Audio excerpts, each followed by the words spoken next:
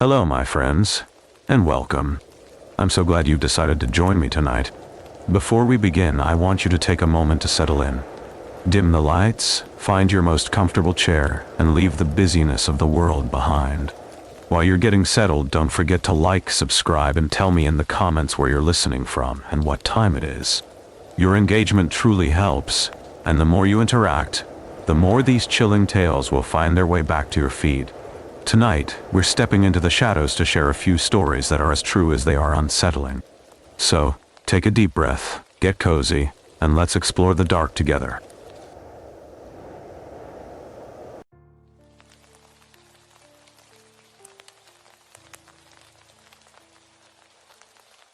What the Light Kept. My name is Daniel Marsh, and I am a marine systems engineer. I have been inside more than 40 decommissioned lighthouses along the Atlantic seaboard. I have spent nights in all of them. I am telling you that so you understand that what happened at Carroll Point Light was not the product of inexperience or nerves, or a man alone in the dark frightening himself at his own imagination. I know what it sounds like from the outside. I knew even while it was happening what it would sound like later. That knowledge did not help me. Nothing helped me. I am going to tell you exactly what I found inside that tower, and I am going to do it precisely, and you can decide what it means. I stopped being able to decide that myself some time ago.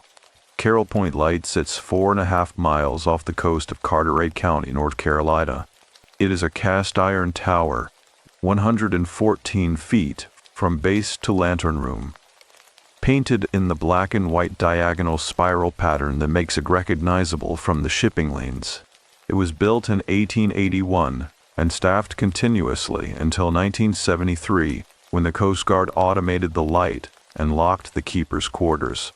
The last keeper, a man named Gerald Voss, had served the station for 11 years before automation made his position obsolete. According to the decommissioned records, Voss departed the station on a Tuesday in April. According to the same records, 2 separate Coast Guard inspection teams in the following decade noted that the keeper's log had been removed from the station and was not recovered. This was flagged as a minor documentation irregularity and filed. Nobody followed up.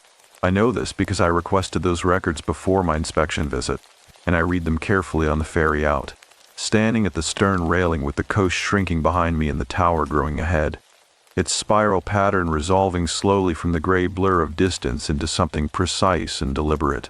The inspection was contracted through the North Carolina Historic Lighthouse Preservation Society. My job was straightforward: assess the structural integrity of the lantern room housing, document any corrosion in the iron plate seams on the lower third of the tower, and photograph the keeper's quarters interior for a restoration proposal. A 3-day job. I would overnight in the keeper's quarters, which had a cot, a propane stove, and a cistern that the ferry operator, a compact and unhurried man named Roy Bledsoe, told me had been tested and was potable. Roy also told me, without particular emphasis, that the last 2 people who had overnighted at Carroll Point had both cut their visit short. One had radioed for pickup after a single night, citing a personal emergency he declined to specify. The other, a graduate student doing acoustic research on offshore structures, had been retrieved after Roy received a distress call that consisted, according to Roy, entirely of silence. Just an open channel, breathing for about 4 minutes, and then nothing. The student was found on the landing dock, sitting with his back against the piling, his equipment untouched inside the tower. He would not say what had happened. He left the island without his notes. Roy told me all of this in the same flat, informational tone he used to tell me about the cistern. I asked him what he thought was going on out there. He looked at me for a moment, then looked back at the tower. He said, "I think that place holds things." He said it the way a man says something he has decided is simply true, past the point of argument or explanation. Then he handed me my pack, told me to radio by 6 each evening, and motored away. The tower was cold inside, not the ambient cold of a stone building on an October afternoon. Something more specific than that, a cold with a directionality to it, as though it was moving from somewhere upward, through the iron stairs rather than simply residing in the air. I made 2 circuits of the lower level, photographed the plate seams, noted the corrosion points on my tablet, and then carried my pack into the keeper's quarters, which occupied a low 2-room structure attached to the tower's base on the landward side. The rooms were stripped to their basics. The cot Roy had mentioned, a wooden table bolted to the wall, the propane stove, shelves that had once held the keeper's books and supplies and now held nothing. The shelves were clean. Someone had dusted them recently, which I noted as odd, and set aside. In the corner of the inner room, on the floor beside the shelf unit, there was a logbook. I want to be accurate about my reaction to it. I did not feel afraid. I felt the specific, focused alertness of someone who has encountered a documentary anomaly, because the logbook should not have been there. The decommissioned records had flagged its absence as unresolved, which meant either the records were wrong and it had been there the entire time, or someone had returned it. I picked it up. It was heavy, cloth-bound, the cover stained with the particular brownish water damage that comes from long exposure to salt air. The pages were stiff at the edges. I opened it to the first entry. The date at the top read, March 14th, 1973, 6 weeks before Harold Voss departed the station. The early entries were unremarkable. Weather observations, equipment checks, shipping traffic noted and logged with the patient, abbreviated efficiency of a professional record keeper. Voss wrote in a clear, upright hand, slightly compressed, the handwriting of a man who had spent years writing in small spaces. The lamp rotation was checked and oiled. The fog signal was tested. The supply boat arrived on schedule. There was a note on March 22nd that the radio had developed an intermittent fault, and that Voss had repaired it with materials from the equipment locker. Everything was exactly what a lighthouse log should be. Then, on April 2nd, the entries changed. Not in handwriting. The hand was the same, upright and compressed. But the content became something else. April 2nd read, "The sound started again last night. Below the waterline. I have checked the iron seams on the lower level twice. There is no structural explanation. The sound is rhythmic. I have been trying to determine if it is biological, some form of marine life, using the tower base as a resonating structure. But it does not behave like any biological sound I am familiar with. It does not vary. It is absolutely consistent. One beat every 2 seconds from approximately midnight until 3 in the morning. I sat down at the table with the logbook and read forward. April 5th. I radioed the station in Beaufort about the sound. They told me it was likely a school of drumfish. I told them the frequency was wrong for drumfish. They did not have another explanation. They asked if I was sleeping adequately. I told them I was. This was not entirely true. April 9th. I have begun to understand that the sound is not below the waterline. It is inside the tower, inside the iron, as though something is moving through the material of the structure itself rather than through the air. I tested this by pressing my ear to each of the lower level plates in sequence. The sound is loudest at plate 7 on the northeast face. I have marked it with chalk. April 14th. I found the chalk mark gone this morning. I had not touched it. The surface of plate 7 was clean. I marked it again. April 16th, gone again. April 18th, I have not slept in 2 days, not because of the sound. The sound, I have come to find, is actually not unpleasant. It is steady. It is the most consistent thing on this island. What is preventing me from sleeping is the question of who is removing the chalk marks. Because I have checked the outer door each night, and the latch is secure, and I am the only person here.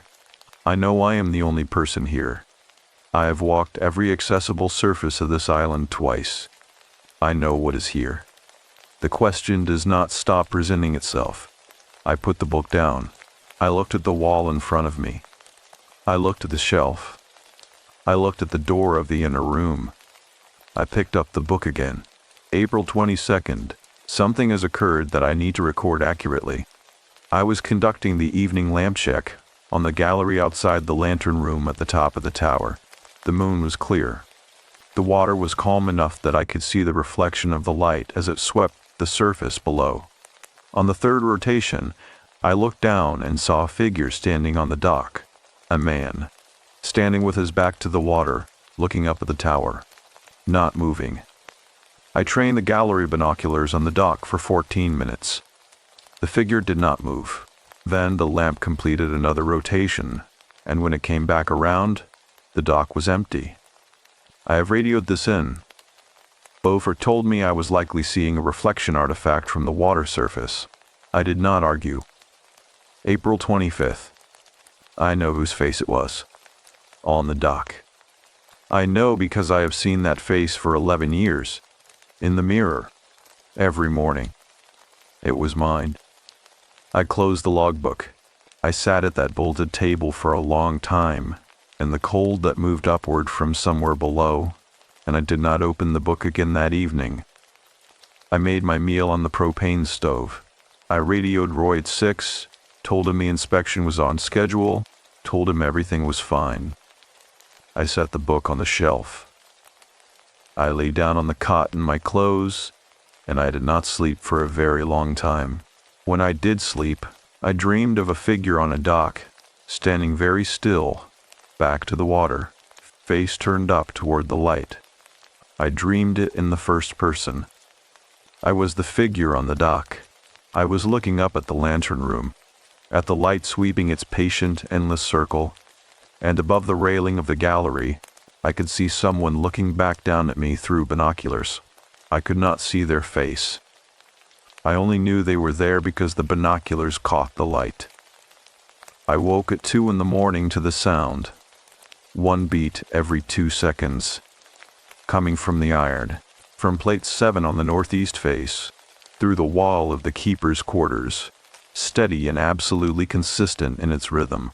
I lay still and I listened to it, and it was, this is the part I find most difficult to explain. It was not frightening. It was the opposite of frightening.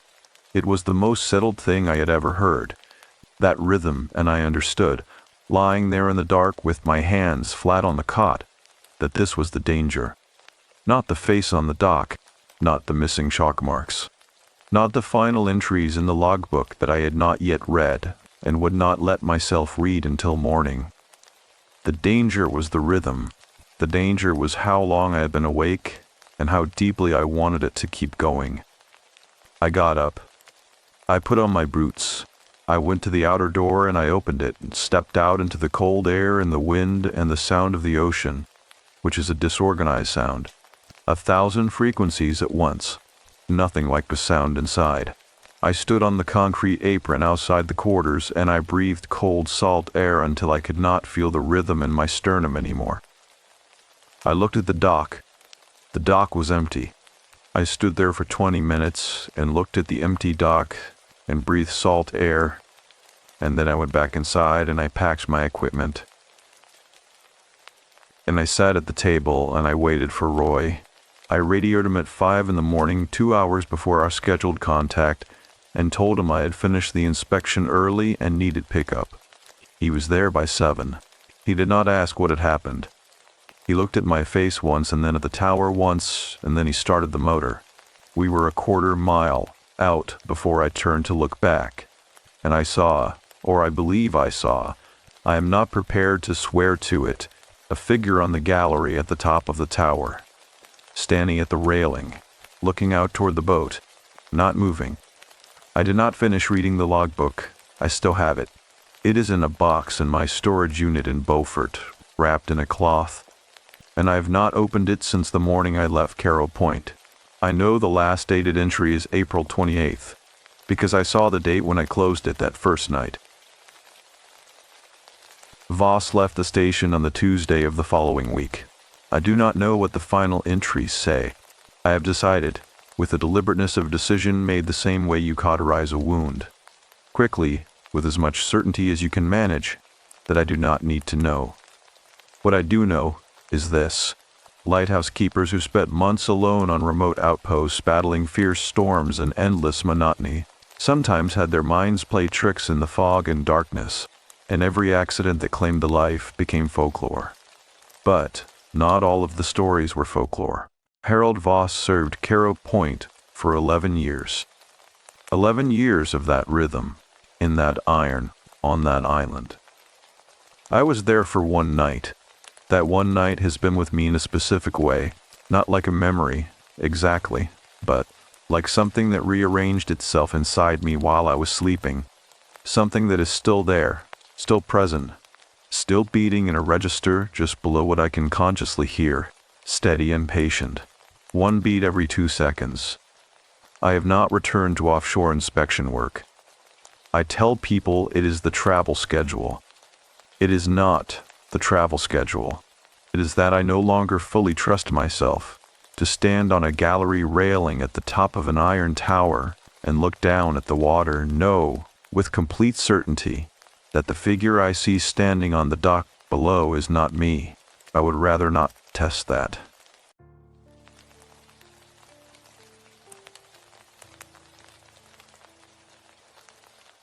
Buried with me. I still do not know whose hand I grabbed in the dark.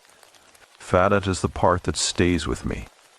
Not the roar, not the cold that pressed in from every direction, dense and absolute, like the world had folded itself shut around me. Not even the silence after, the kind of silence that has weight to it, that sits on your chest like something alive. What stays with me is the hand, because when they finally pulled me out, 3 hours and 11 minutes after the mountain came down, there was nobody there. No one beside me. No one within 12 feet of where I had been buried.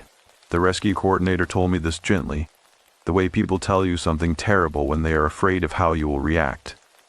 He said, "You were alone in that pocket. There was no one near you." I nodded.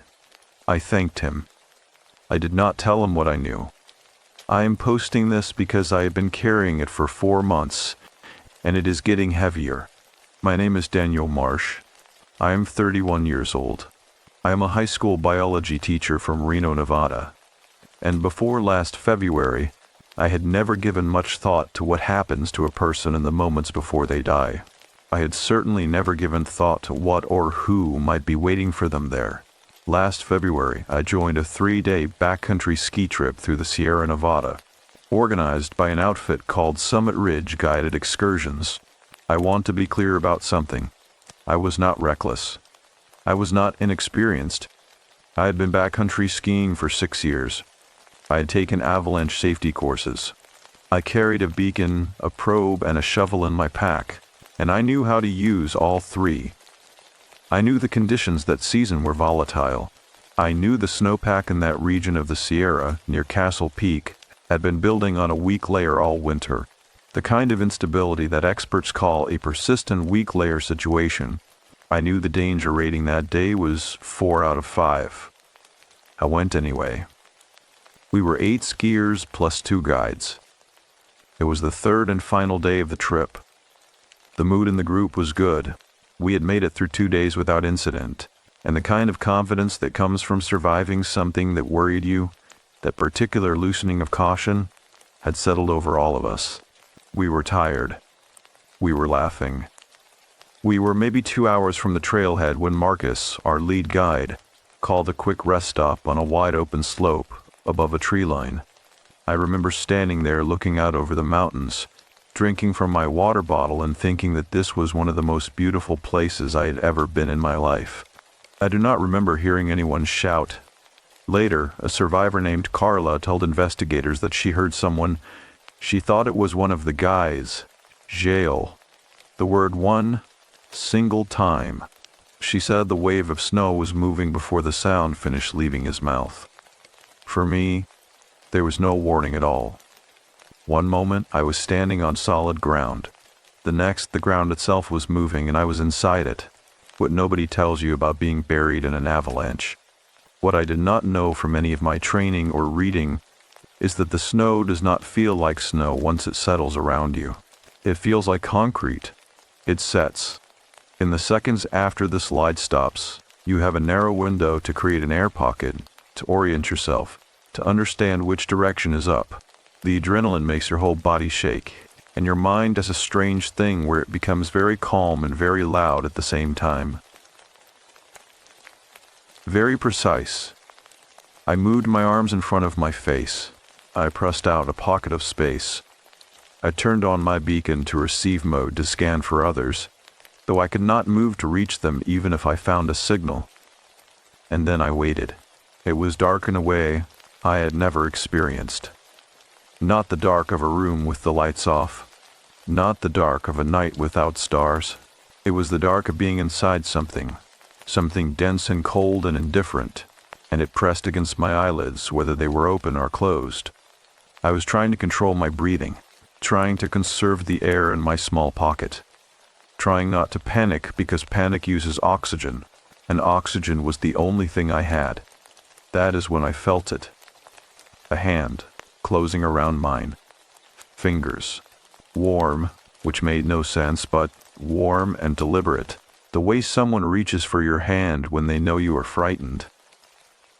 The way someone holds on when they do not want you to let go. I said out loud into the dark, "Who is there?" Nothing answered. But the hand did not let go. I lay there in the dark, 3 feet under the surface of the snow, for 3 hours and 11 minutes, while somewhere above me, rescue teams fought through gale force winds and chest-deep powder to reach the buried members of our group. The whole time something held my hand. I have thought about this every single day since. I have gone through every rational explanation I could construct. Hypoxia causing hallucinations, the dissociative effect of extreme stress, the human mind fabricating sensation when sensation is desperately needed. I am a science teacher. I understand how the brain works under pressure. I believe in evidence. But here is what I cannot explain. When the rescuers pulled me free, and the light hit my face for the first time in over 3 hours, and I gasped in that first enormous breath of cold mountain air, I looked down at my right hand. There were marks on it. Not bruises, not abrasions from the snow. Marks, like fingers, like someone had been holding on very, very tight. The medic who examined me in the field noted them in his report. He describes them as pressure marks of unclear origin. He asked if I had been gripping something during the burial. A pole, a strap, anything. I told him I had not.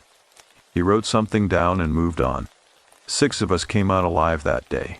2 guides and 8 clients went in. 9 bodies were eventually recovered from the slope. The 10th, a guide named Ryan Calloway, was not recovered at all. Not that day. Not in the weeks of searching that followed. Ryan Calloway was 31 years old, the same age as me. The first time I heard his name, something moved in my chest that I still do not have a word for. It would be another 3 weeks before I understood why. I've not slept a full night since the mountain, and sometimes, in the dark of my apartment in Reno, when it is quiet enough, when the heat has stopped running and the traffic outside is thinned to nothing, I feel something that should not be there, a warmth, around my right hand, like someone is still holding on. I told myself it would fade, that the body, after trauma, plays its tricks, and then the tricks stop. It has not stopped. Last week I woke at 3 in the morning to the sound of someone breathing beside my bed. The apartment was empty, of course. I checked every room, every closet, with my phone's flashlight cutting pale rectangles through the dark. Nothing. No one. Just the soft settling sounds of an old building at night, and the faint smell I had been noticing more and more lately, a smell I could not quite place. Something cold and clean and vast, like the inside of a mountain. As the weeks after the avalanche settled into something that looked like ordinary life, grocery runs, lesson plans, the small mechanical rituals of surviving a normal Tuesday, I kept returning to the breathing I had heard beside my bed, not with fear exactly, with something closer to recognition, like a sound I had been waiting for without knowing I was waiting for it. I want to talk about Ryan Calloway, because once I started looking I could not stop. It began simply enough. 3 weeks after the rescue, I was sitting at my kitchen table at 11 at night with a cup of coffee that had gone cold, and I typed his name into a search bar. I told myself I was looking for closure. That reading about him, a news article, a memorial post, something would help me put a shape around what happened on that mountain. Grief does strange things to the rational mind. It makes you reach for information the way a drowning person reaches for anything solid. What I found was not closure. Ryan Calloway, 31, had been a backcountry guide with Summit Ridge guided excursions for 4 years. Before that, he had done 2 seasons as a ski patroller in Colorado. Before that, he had studied environmental science at the University of Montana and left 1 semester before graduation. No reason given in any of the sources I found. His social media presence was sparse, the kind that belongs to people who prefer the outdoors to screens. A few photographs on an Instagram account that had not been updated in 8 months. Mountain peaks, mostly. The occasional shot of a campfire at altitude, the stars above it so dense and white they looked painted. He had 43 followers. He had no family listed in any of the memorial posts. That struck me. The Nevada County Sheriff's Office had released a statement naming all 9 of the recovered dead and asking for information from anyone with knowledge of Ryan Calloway's next of kin. Weeks passed. No one came forward. No parents, no siblings, no partner. The outfitter told investigators that his emergency contact form listed a woman named Margaret Calloway in Billings, Montana. But when deputies called the number, it had been disconnected. When they drove to the address, the house had been vacant for 2 years. The neighbor told them Margaret Calloway had died in the winter of 2022. Alone, apparently, without much notice. Ryan Calloway had no one. I do not know why that hit me as hard as it did. I am not a particularly sentimental person. I have lived alone since my early 20s by choice. I value quiet, but something about the image of this man. My exact age, my exact build based on the photos, dark-haired where I am light, but otherwise uncannily similar, spending his final months as the only person who would notice he was gone. Something about that sat inside my chest or refused to move. I printed his photograph. I'm not sure why I did that either. I put it on my kitchen table, and I looked at it while my coffee went even colder, and I thought, I do not know you. I have never seen your face before this week, so why do I feel like I am looking at someone I have been missing for a very long time? The next morning I called the Nevada County Sheriff's Office. I told the deputy who answered that I had been a survivor of the Castle Peak avalanche, and that I was hoping to speak with someone about the ongoing search for Ryan Calloway's remains. There was a pause on the line, the kind that tells you someone is deciding how much to say. The search was suspended, the deputy told me. Conditions made continued efforts too hazardous. Is there any plan to resume in the spring? I asked. Another pause. Sir, the area experienced additional snowfall events through February and March. The likelihood of recovery at this point. He stopped himself. Started again, more carefully. We encourage anyone with information relevant to the case to contact our office. I thanked him. I hung up. That night, I dreamed of the dark inside the mountain. It was the first time I had dreamed of it, which surprised me. I had expected the nightmares to start immediately after the rescue, the way people always describe them. But for 3 weeks, my sleep had been blank and colorless. The sleep of someone who has been emptied out. In the dream, I was back in the buried pocket. The same concrete dark, the same compressed silence. But, this time, I was not alone from the beginning. Someone was already there. He was sitting cross-legged in the snow beside me, in a way that made no physical sense for the size of the space. The way things in dreams bend their own geometry without apology. He was wearing a red avalanche beacon on his chest. His hands were resting open on his knees, palms up, and he was looking at me with an expression I had seen on people's faces exactly once before in my life. at my father's bedside, 4 years ago, in the last hour. The expression of someone who has accepted where they are and is now only concerned with the person across from them. He did not speak. I said, "Are you Ryan?" He tilted his head very slightly, the way you tilt your head when someone asks you a question you find both obvious and kind. I woke up at 3:17 in the morning. My right hand was warm, not the ambient warmth of being tucked under blankets. Warm the way it is warm when something is holding it. I lay completely still, my heart loud and steady, and I made myself do what a rational person does. I breathed. I waited. I told myself the dream had led into waking sensation, that the nervous system, under prolonged stress, will manufacture physical stimuli from emotional states. I believe this. I still believe it is possible. But I also, quietly and carefully, moved my fingers, and the warmth moved with them. Accommodating, deliberate, like something adjusting its grip so I would be more comfortable. I sat up. I turned on the lamp. My hand looked exactly as it always does. No marks this time. Nothing visible at all. But the warmth lingered for another 4 minutes. I watched the clock before it faded slowly, the way a handshake fades, the pressure of someone else's palm gradually releasing. The next day I did something I had not done in years. I drove to the public library, and I sat in the quiet section near the back, and I looked up everything I could find about a phenomenon called crisis apparitions.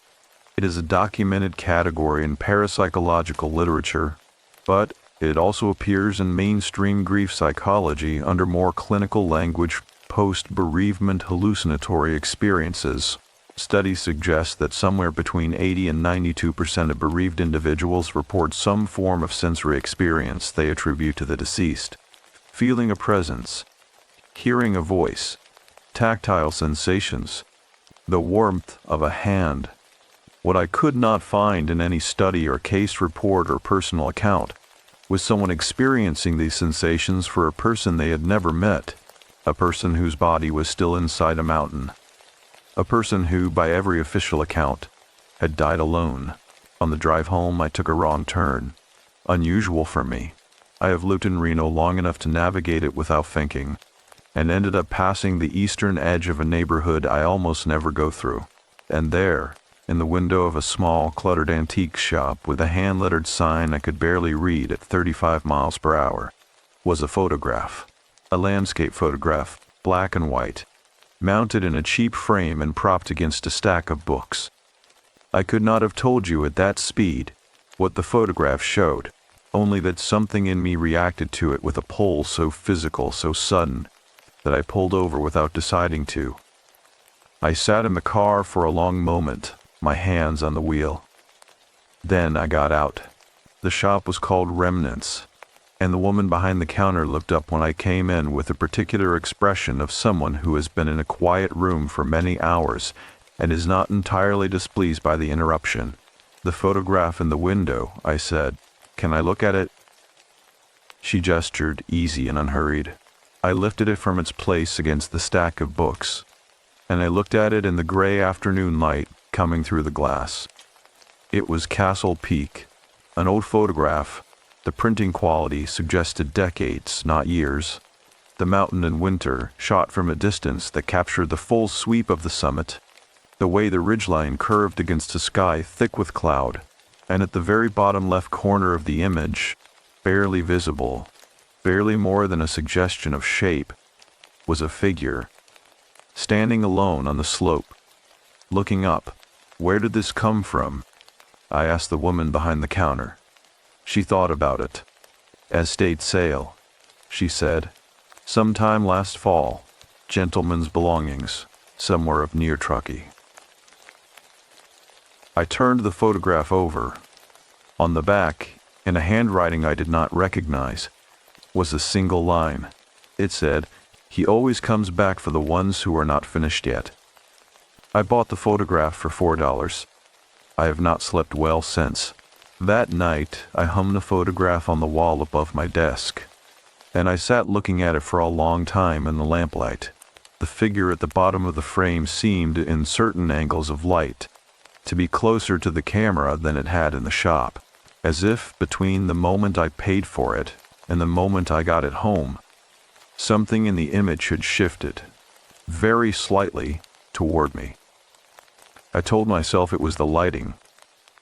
I told myself a lot of things, but when I finally turned off the lamp and lay down, I found myself wondering, for the first time, whether the hand in the dark had not been reaching out to comfort me at all, and whether what I had felt, in that buried pocket under 3 feet of mountain, had not been comfort, but something closer to a claim. Since buying that photograph from the antique shop called Remnants, the figure at the bottom of the frame had become the first thing I saw in the morning and the last thing I looked at, before turning off the lamp. I told myself the slight shift in its position was a trick of light. I was still telling myself that. I was becoming very good at telling myself things, but I had also quietly and without entirely meaning to started building a file. It began as a folder on my laptop, links, screenshots, a PDF of the sheriff's press release, the photograph of Ryan's Instagram account before it was eventually taken down by the platform after months of inactivity. It grew. I printed things and put them in a manila envelope. Then a second envelope. By mid-March, I had a cardboard box sitting on my desk beside the photograph. And every few days I added something to it. The way you add wood to a fire you are not quite ready to let go out. My students noticed something was wrong before my colleagues did. 9th graders are more perceptive than adults give them credit for. They read the emotional weather of a room with a precision that most grown people have long since stopped bothering with. A girl named Petra, quiet and sharp, and sitting in the 3rd row, stayed after class one Tuesday in late March and said, simply, "Mr. Marsh, are you doing okay?"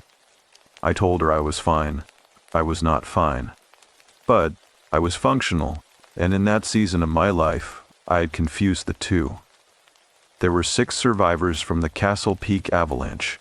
Myself, 4 clients, and 1 guide, a 26-year-old from Bishop, California, named Aaron, who had been at the rear of the group when the slide hit, and had managed to ski partially clear of the main wave before being partially buried and self-extracting within minutes. Aaron had given several interviews in the weeks after. He was young and broad-shouldered and spoke about the experience with the careful articulation of someone who had already started therapy and was committed to processing it publicly. I respected that. I watched his interviews on my laptop at midnight and felt, alongside the respect, a low and persistent envy for his apparent ability to move forward. Carla Wynne was different. I had heard her name first in the field, during the rescue. She had been the one who heard the shout. She had been found huddled with 3 other survivors in a makeshift shelter constructed from emergency bivy sacks and broken ski poles. A shelter they had built and occupied for nearly 4 hours while the storm raged over them, and the rescue teams fought to reach the slope. She had not given any interviews. Her name appeared in official documents and in a single line of a newspaper article.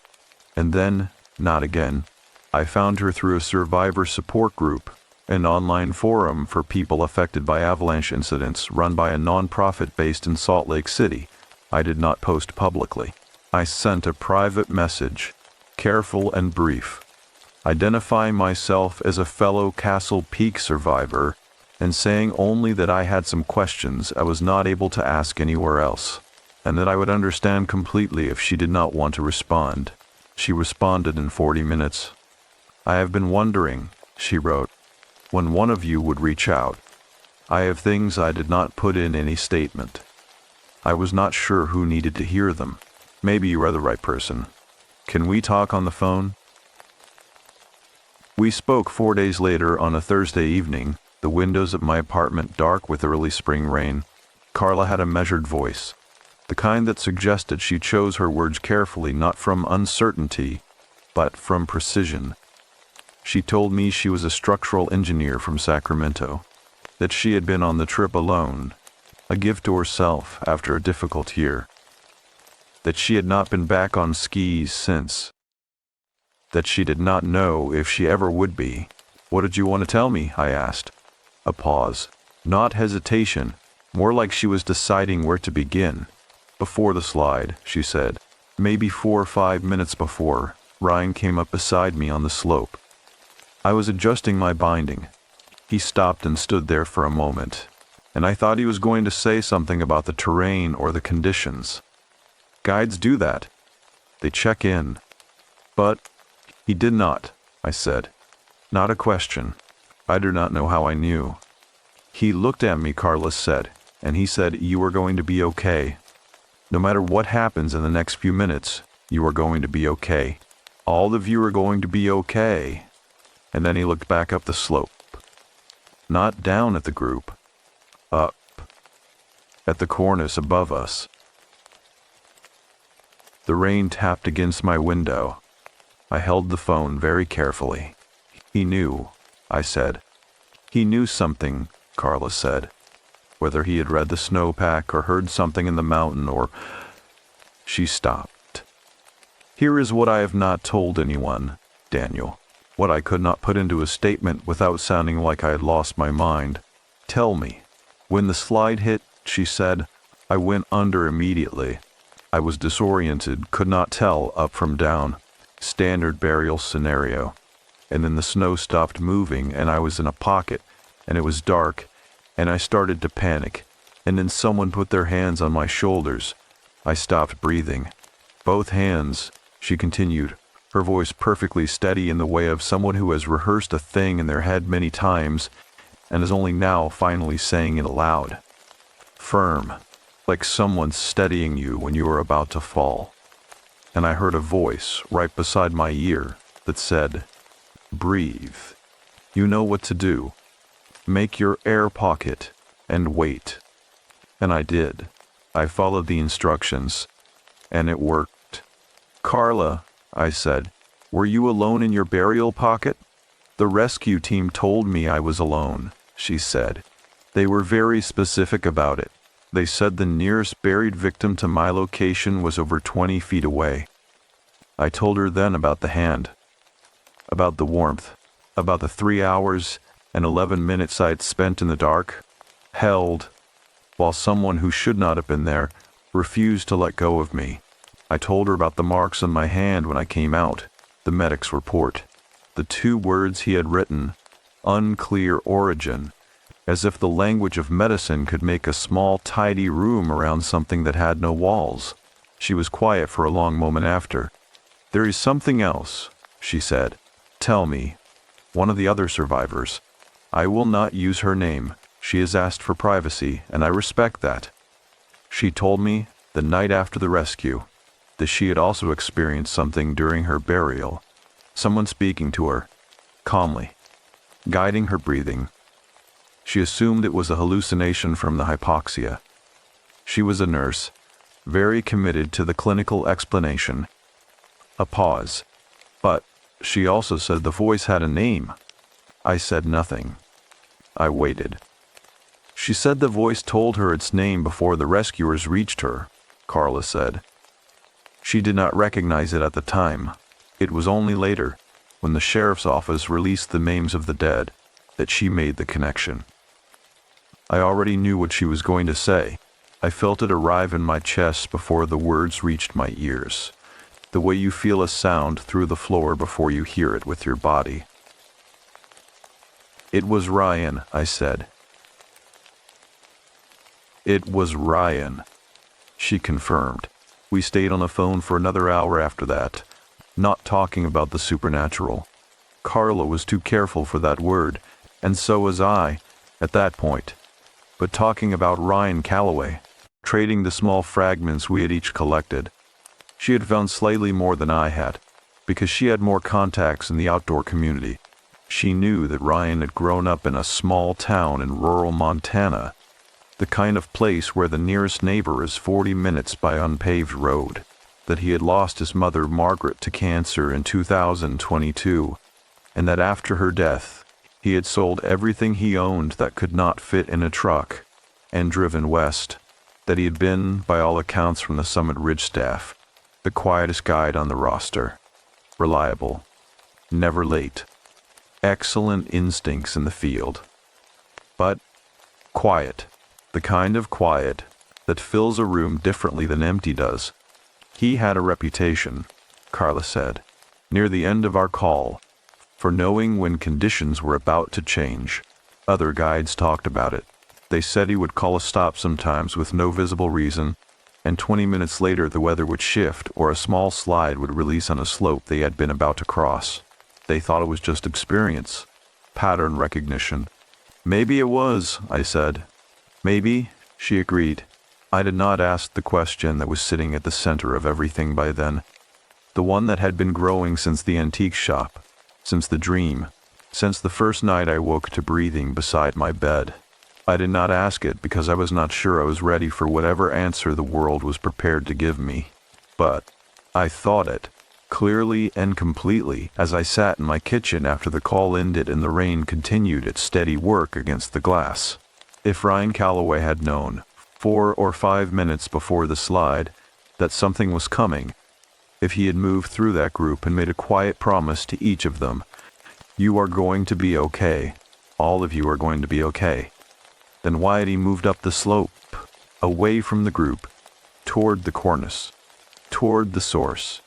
I pulled up a topographic map of the Castle Peak area on my laptop, and I traced the slope with my finger on the screen. The survivors had all been found in a cluster roughly 40 to 60 feet below the point of release. The debris field had been enormous, running nearly a quarter mile before it stopped. The search teams have found Ryan's avalanche pack at the top of the debris field. His beacon, still active, had been recovered 130 feet upslope from where the rest of the group had been standing.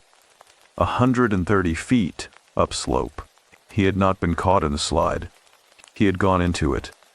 I sat with that for a very long time. Outside, the rain had shifted to something quieter and more deliberate, and the photograph on my wall caught the lamplight at an angle that made the figure at its base look, just for a moment, as though it had taken a single step forward. I did not look away. "What did you do?" I said out loud to the empty room. The lamp flickered.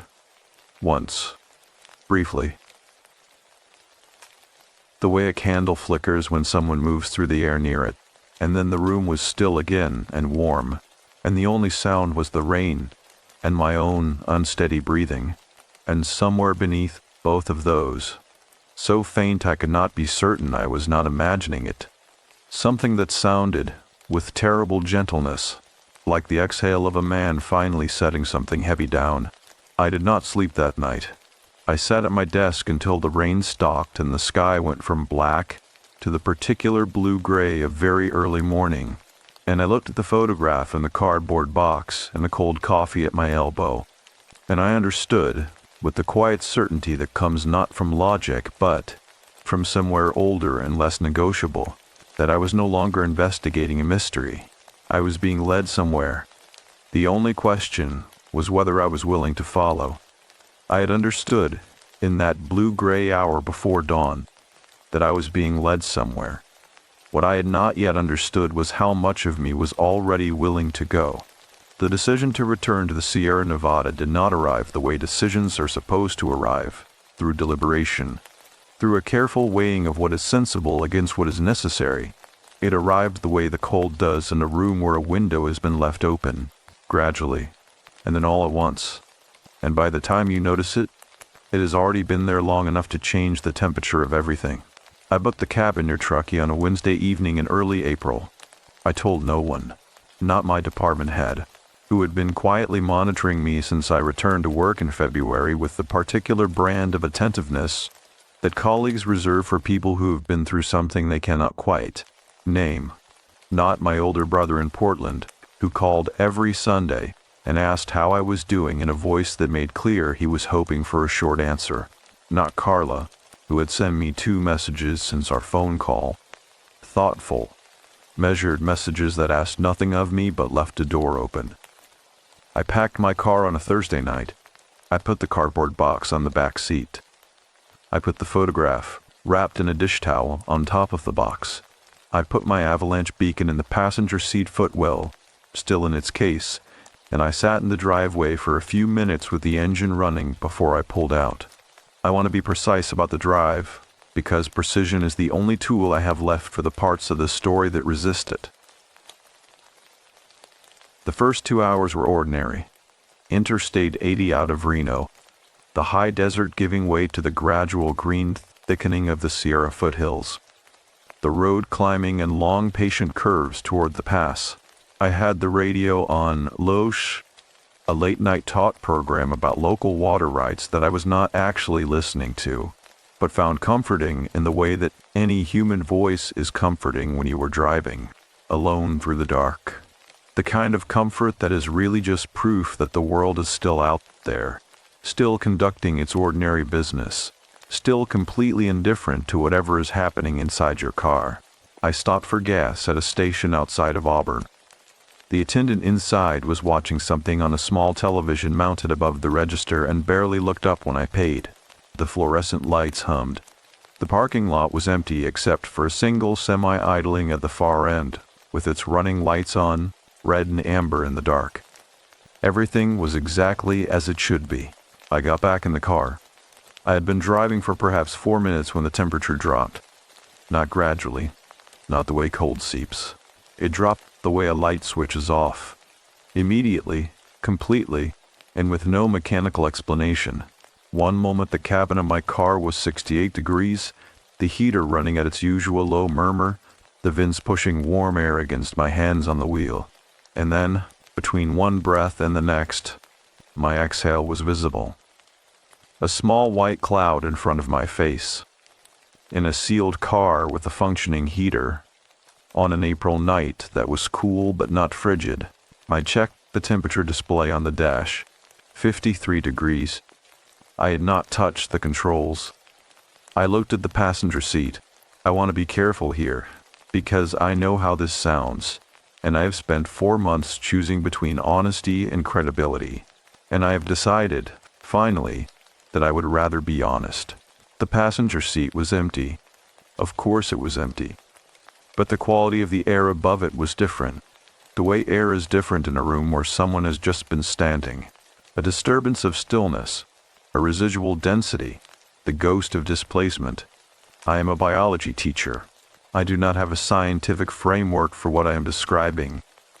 I am only telling you what my senses reported, and my senses have not lied to me about anything else.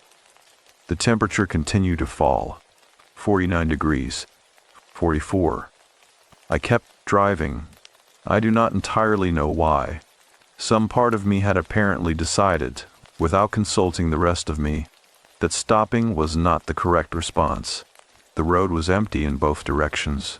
The pines on either side of the highway were black shapes against a sky thick with stars, and the headlights cut a clean white corridor through the dark, and I drove through it with my breath making small clouds in front of my face, and my hands gripping the wheel with a steadiness that surprised me.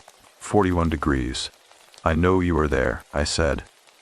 The words surprised me as much as anything else that night. I had not planned them. They simply arrived. The way the decision to make this drive had arrived preformed, already true by the time I became aware of them. The radio cut out. Not a gradual fade of signal, an immediate silence, as though a switch had been thrown. The quiet that replaced it was the particular quiet of something listening. And then from the speaker, faint, buried under static that rose and fell like breathing. Something that was not quite music, and not quite voice, but carried the shape and cadence of both. A low sound, rhythmic, patient, like someone humming a melody just below the threshold where melody becomes identifiable. I reached for the radio dial with a hand that was not entirely steady. The sound stopped the moment my fingers made contact. The static held for 2 more seconds. Then the talk program came back. A man explaining reservoir levels in San Joaquin County, and the temperature on the dash were at 66 degrees, and the warmth came back to the car's cabin as suddenly as it had left. I drove the rest of the way to Truckee with the radio turned off, and the heater turned up, and both hands on the wheel. The cabin I had rented sat at the end of a dirt road behind a stand of lodgepole pines, close enough to hear on quiet nights the low movement of the Truckee River. It was small and clean and smelled of pine resin and the particular dusty warmth of a space heater that had been running for a few hours before my arrival. The owner had left a key under a ceramic frog on the front step, which I found by phone flashlight and which struck me, in my heightened state, as an absurdly cheerful detail. A ceramic frog, as though the world were insisting gently on its own continuity. I brought the box and the photograph inside. I set them on the table near the window. I stood in the small kitchen for a moment and listened to the night outside, the wind in the pines, the distant river, nothing else, and felt, for the first time since February, something that was not quite peace but was in the same family, an absence of the particular dread of not knowing what is in the room with you. Because now I was in its room. Whatever it was, I had come to it, and there was a simplicity to that which I had not expected. I slept better that night than I had in 2 months. No dreams, no warmth on my hand, no breathing beside the bed. Just the clean dark of a small cabin in the mountains and the sound of wind moving through pine trees in the hour before dawn. I woke with the sun, made coffee on a small propane stove, and spread the contents of my cardboard box across the table in the pale morning light. Documents, photographs, printouts, the notes from my conversation with Carla. I had also, in the days before the drive, managed to find something I had not expected to find. A journal, not Ryan's journal. Nothing so direct as that. What I have found, through a combination of the Survivor Forum and a message forwarded to me by Carla from another member of the outdoor community, was a contact, a man named Gerald Stokes, 63 years old, retired now, who had spent 22 years as a backcountry guide in the Sierra Nevada, and who had, it turned out, worked one season with Ryan Calloway. Gerald Stokes had agreed to meet me for coffee at a diner in Truckee at 8 in the morning. He was already there when I arrived, sitting in a corner booth with his hands wrapped around a mug. A man built like someone the mountains had compressed and hardened over decades, with a white beard and the kind of eyes that have spent too long looking at distances to be entirely comfortable with the short range of indoor conversation. He looked at me when I sat down with an expression that was not sympathy exactly, and not curiosity, but something between them. "You are the one who was buried," he said. Not a question. "I am," I said. He nodded slowly. "Ryan told me about you." I set my coffee cup down, carefully. The diner was warm and smelled of bacon and maple syrup, and the comfortable noise of an ordinary morning was all around us, and I sat very still in the middle of it. "That is not possible," I said. "Ryan died in February. I had never met him before that trip." Gerald Stokes looked at me steadily over the rim of his mug. "I know," he said. "He told me about you 3 years ago." The booth was very quiet for a moment, the way a space goes quiet when something has been said inside it that changes the shape of everything else. 3 years ago, I repeated. 2022, Gerald said, after his mother died. We had not spoken in a while, but he called me one evening in November, and we talked for a long time. About the mountains, about the season, about Margaret, and near the end of the call, he said something that I wrote down because Ryan was not a man who said things carelessly, and when he said something that did not make immediate sense, the right thing to do was write it down and wait for the sense to arrive. He reached into the breast pocket of his flannel shirt and produced a small notebook, the kind with a soft cover and a rubber band around it, worn at the corners. He opened it to a page near the middle and set it flat on the table between us. I leaned forward and read. The handwriting was small and even. The entry was dated November 14, 2022. At the bottom of the entry, separated from the rest by a blank line, were 2 sentences. Ryan says, "There is a man I am going to meet on the mountain. He is going to need someone to hold on to. I just want to make sure I am ready when the time comes." I read it twice. I read it a third time. Outside the diner window, the morning was very blue and very clear, and the peaks of the Sierra were white against it, enormous and patient, and entirely indifferent to the fact that the world I had constructed around the word coincidence was no longer large enough to contain what was being asked of it. "He described you," Gerald said quietly, "not in detail, but enough. Dark coat, light eyes, the kind of person who would try to understand something before they would allow themselves to feel it." I said nothing. I was, at that moment, failing at both. Gerald closed the notebook and slid it back into his pocket. "I do not know what Ryan was," he said. "I guided with him for one season, and I never could get a clear line on it. He was not mystical about it. He did not talk about it in those terms. It was more like he had access to information that arrived through channels the rest of us do not have open." He wrapped both hands around his mug again. "What I do know is that he was not afraid of the mountain. In 22 years, I met 2 guides who were not afraid of it. The other one died on Rainier in 2008. Was Ryan afraid of dying?" I asked. Gerald considered this for a long moment. "I think," he said, choosing carefully, "that Ryan had made a kind of peace with the idea that dying and finishing are not always the same thing." He paid for his own coffee before I could offer. He shook my hand at the door with a grip that was warm and firm and brief, the handshake of someone who means exactly what they say and nothing more. "Be careful up there," he said, without specifying where he thought I was going. He said it the way Ryan had said it to Carl on the slope, as if he already knew. I sat in my rented car in the diner parking lot for a long time after Gerald left, his words still hanging in the dry morning air. Dying and finishing are not always the same thing. I reached across and rested my hand on the passenger seat. The Viney was warm beneath my palm, warmer than the morning air in the car could account for, and faint, so faint, it was almost only the idea of a sound I heard it again.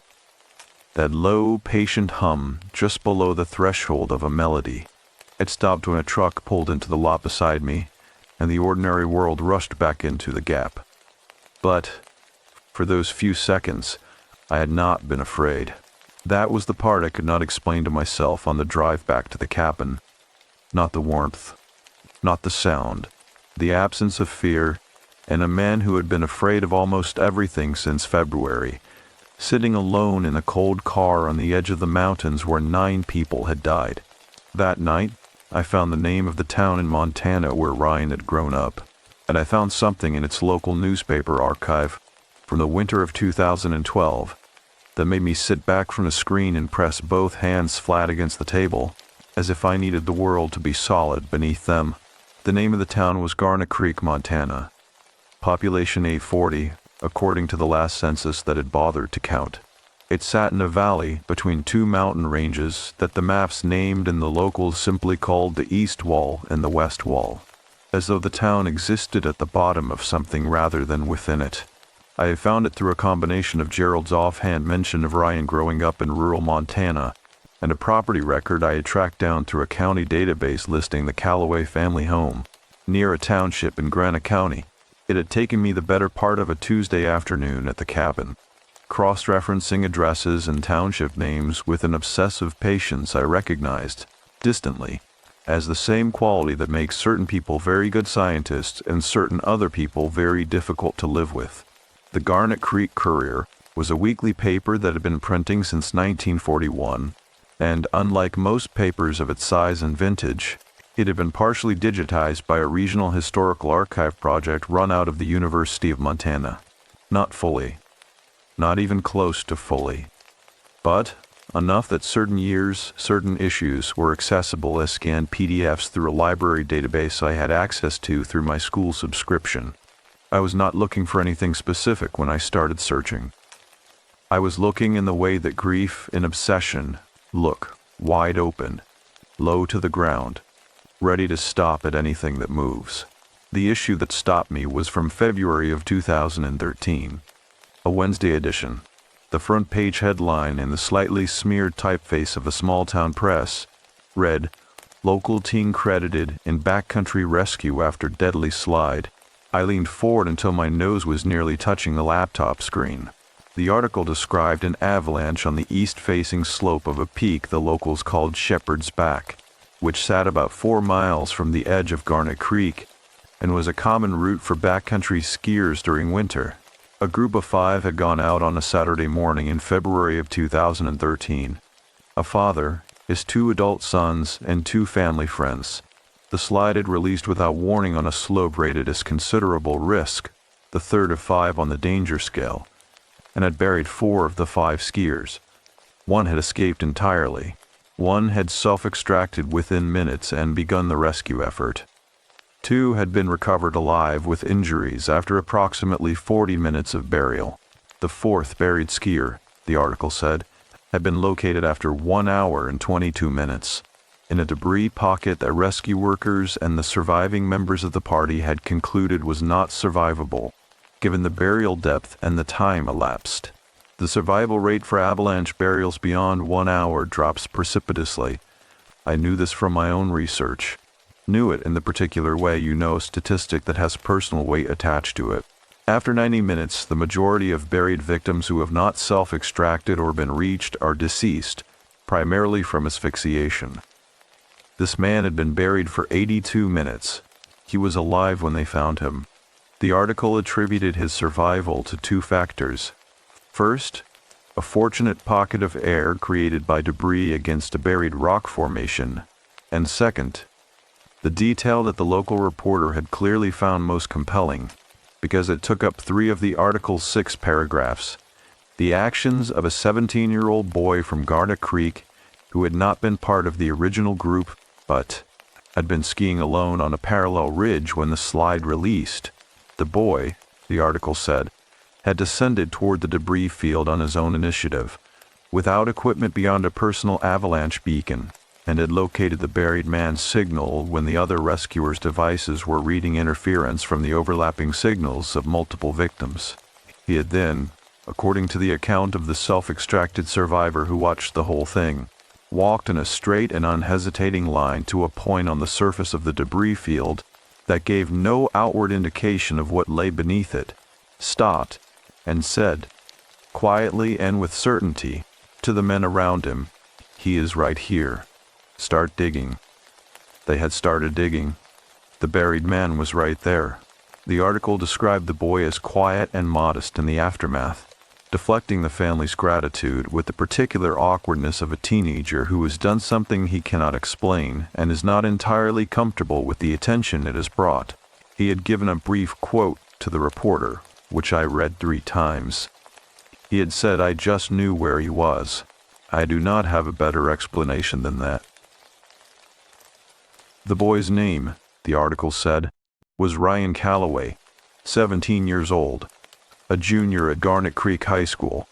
I pushed back from the table and walked to the window and stood there for a minute with my hand pressed against the cold glass, looking out at the pines in the late afternoon light. The sun was dropping behind the western ridge, and the shadows were going long and blue across the snow that still lingered in patches between the trees at this elevation. And everything outside was exactly as it had been an hour ago, and nothing inside the cabin was the same at all. Ryan had been doing this for over a decade. Not the dying, the finding, the knowing, the arriving at the right place with the right certainty and refusing to explain how, because the explanation was not available in any language that would satisfy the people asking for it. I went back to the laptop. I spent the next 2 hours searching the archive for any further mention of Ryan Calloway in the Garnet Creek Courier. I found 4.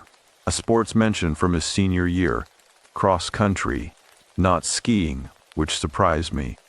A graduation announcement in 2014. A brief note in the local section from 2016, when Margaret Calloway had organized a community fundraiser for a family whose house had burned in a grass fire, with Ryan listed as having volunteered.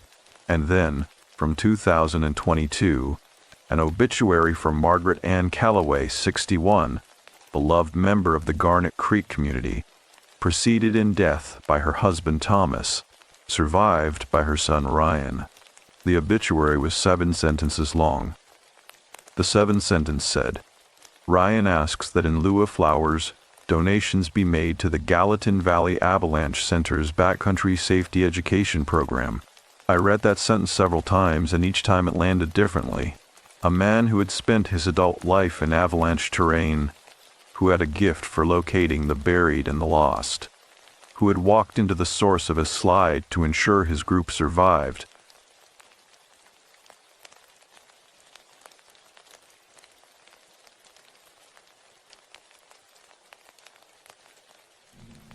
In his grief to avalanche education, not as an irony, as a continuation, as if the thing he knew and the thing he feared and the thing he was called to do were all the same thing, threaded through each other so tightly that separating them would have undone him entirely. I closed the laptop and sat in the quiet cabin for a long time. Outside, a wind had come up through the pines, the low needled sawing that is one of the most specific sounds in the world. Not like any other wind in any other trees, but the particular voice of high Sierra pines in a spring evening, dry and resinous and vast. I had grown up in Nevada. I knew this sound the way you know the sound of your own house settling at night. It was ordinary, and it was beautiful, and it was doing nothing to help me with what I was feeling. What I was feeling was something I am going to try to name precisely, because imprecision would be a disservice to it. It was not fear. Fear had been my primary companion since February, in varying intensities, and I knew its texture well by now. The shallow chest, the hyper-vigilant scan of every room, the flinching at sounds that should not require flinching. This was not that. What I was feeling was closer to sorrow, a deep and specific sorrow, the kind that comes not from losing something but from understanding, too late and too completely, what something was. Ryan Calloway had spent 17 years being the person who showed up when a mountain took someone it was not supposed to keep. He had done it without framework, without explanation, without the comfort of a community or a tradition or a language that could hold what he was. His mother had known, I suspected. The obituary note to the Avalanche Center had the feel of something they had discussed. A quiet inheritance of purpose. When she died, the last person who understood what he was died with her. And he had kept going anyway. Up into the mountains, season after season, with his beacon and his shovel and his inexplicable certainty, and nobody to tell. I picked up my phone and called Carla. She answered on the second ring, which told me she had been awake, which told me she had been thinking about things she could not stop thinking about, which told me we were in the same place whether we were in the same state or not. I found something, I said. I told her about Garnet Creek, about the 2013 article, about Ryan at 17, walking in a straight line across a debris field to a point that gave no outward indication of what lay beneath it, and stopping and saying with absolute certainty, "He is right here." Carla was quiet for a moment after I finished. "How many times do you think he did it?" she asked. Not rhetorically. She genuinely wanted to know the way an engineer wants to know the load-bearing capacity of something before she puts her weight on it. "At minimum, twice that I can document," I said. "Once in Montana in 2013. Once in California in February of this year." But Gerald implied it was a pattern, and Ryan had been guiding in the Sierra for 4 years before this happened. 4 winters of backcountry seasons in one of the most avalanche-prone ranges in the Western Hemisphere. "So potentially many times," Carla said. "Potentially many times," I agreed. She was quiet again. I could hear, faintly, what sounded like rain against a window on her end. Sacramento in April. "Daniel," she said, "can I ask you something personal?" "Yes." "Do you believe he saved you specifically?" "That he..." "Yes." She paused, choosing the architecture of the question carefully. "That whatever he did on that slope, he did it knowing you were there? That you were the reason?" I had been sitting with this question for weeks without allowing myself to fully form it. The way you avoid looking directly at a light source that you already know is too bright. "I think," I said slowly, "that Ryan did not go up that slope because of me specifically. I think he went up because it was what he was, And I think what he had been building toward that moment for a long time. Maybe since Garnet Creek in 2013, maybe longer. I think the mountain was always going to take him eventually, because the thing that made him able to do what he did was also the thing that kept putting him in its path. That is not an answer, Carla said, gently. No, I admitted, it is not. Because the honest answer, the one I had been orbiting without landing on, was yes. Yes, I believed he had known I was there.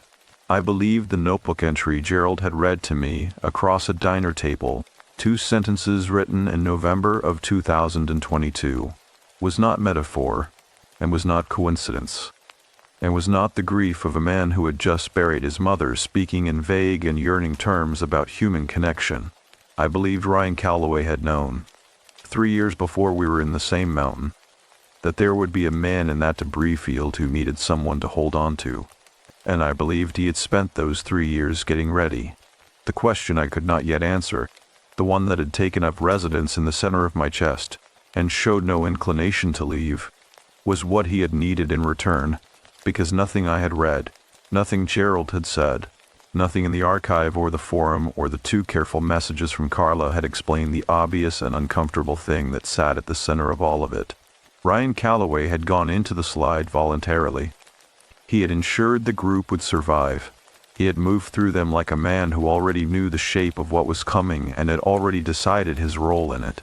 He had positioned himself at the source, absorbed the impact that would otherwise have taken more of them, and he had not come out. But he had not left either. Whatever Ryan Calloway was, he was still in that mountain. And something, some remaining thread of him, some residue of purpose that had not yet released, was still here too, in my apartment in Reno, in the warmth of my right hand at 3 a.m, in the temperature of an empty passenger seat on a highway in the dark. I got off the phone with Carla after midnight and lay down on the narrow cabin bed and stared at the ceiling and let myself ask the question I had been avoiding for 4 months. What does he need from me? I did not get an answer that night. But I got something else. At some point in the deepest part of the night, the window above the desk lit up with a brief, pale illumination.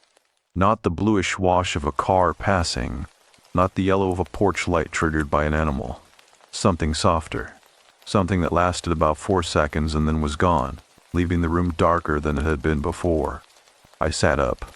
The photograph, still unwrapped from its dish towel on the table beside the cardboard box, was facing me in the residual dark, and the figure at the bottom of the image, the small, solitary figure that I had been watching shift and settle in different lights since I bought the photograph for $4 in a Reno antique shop, was no longer looking up at the mountain. It was facing the room. I know what I saw. I know how it sounds.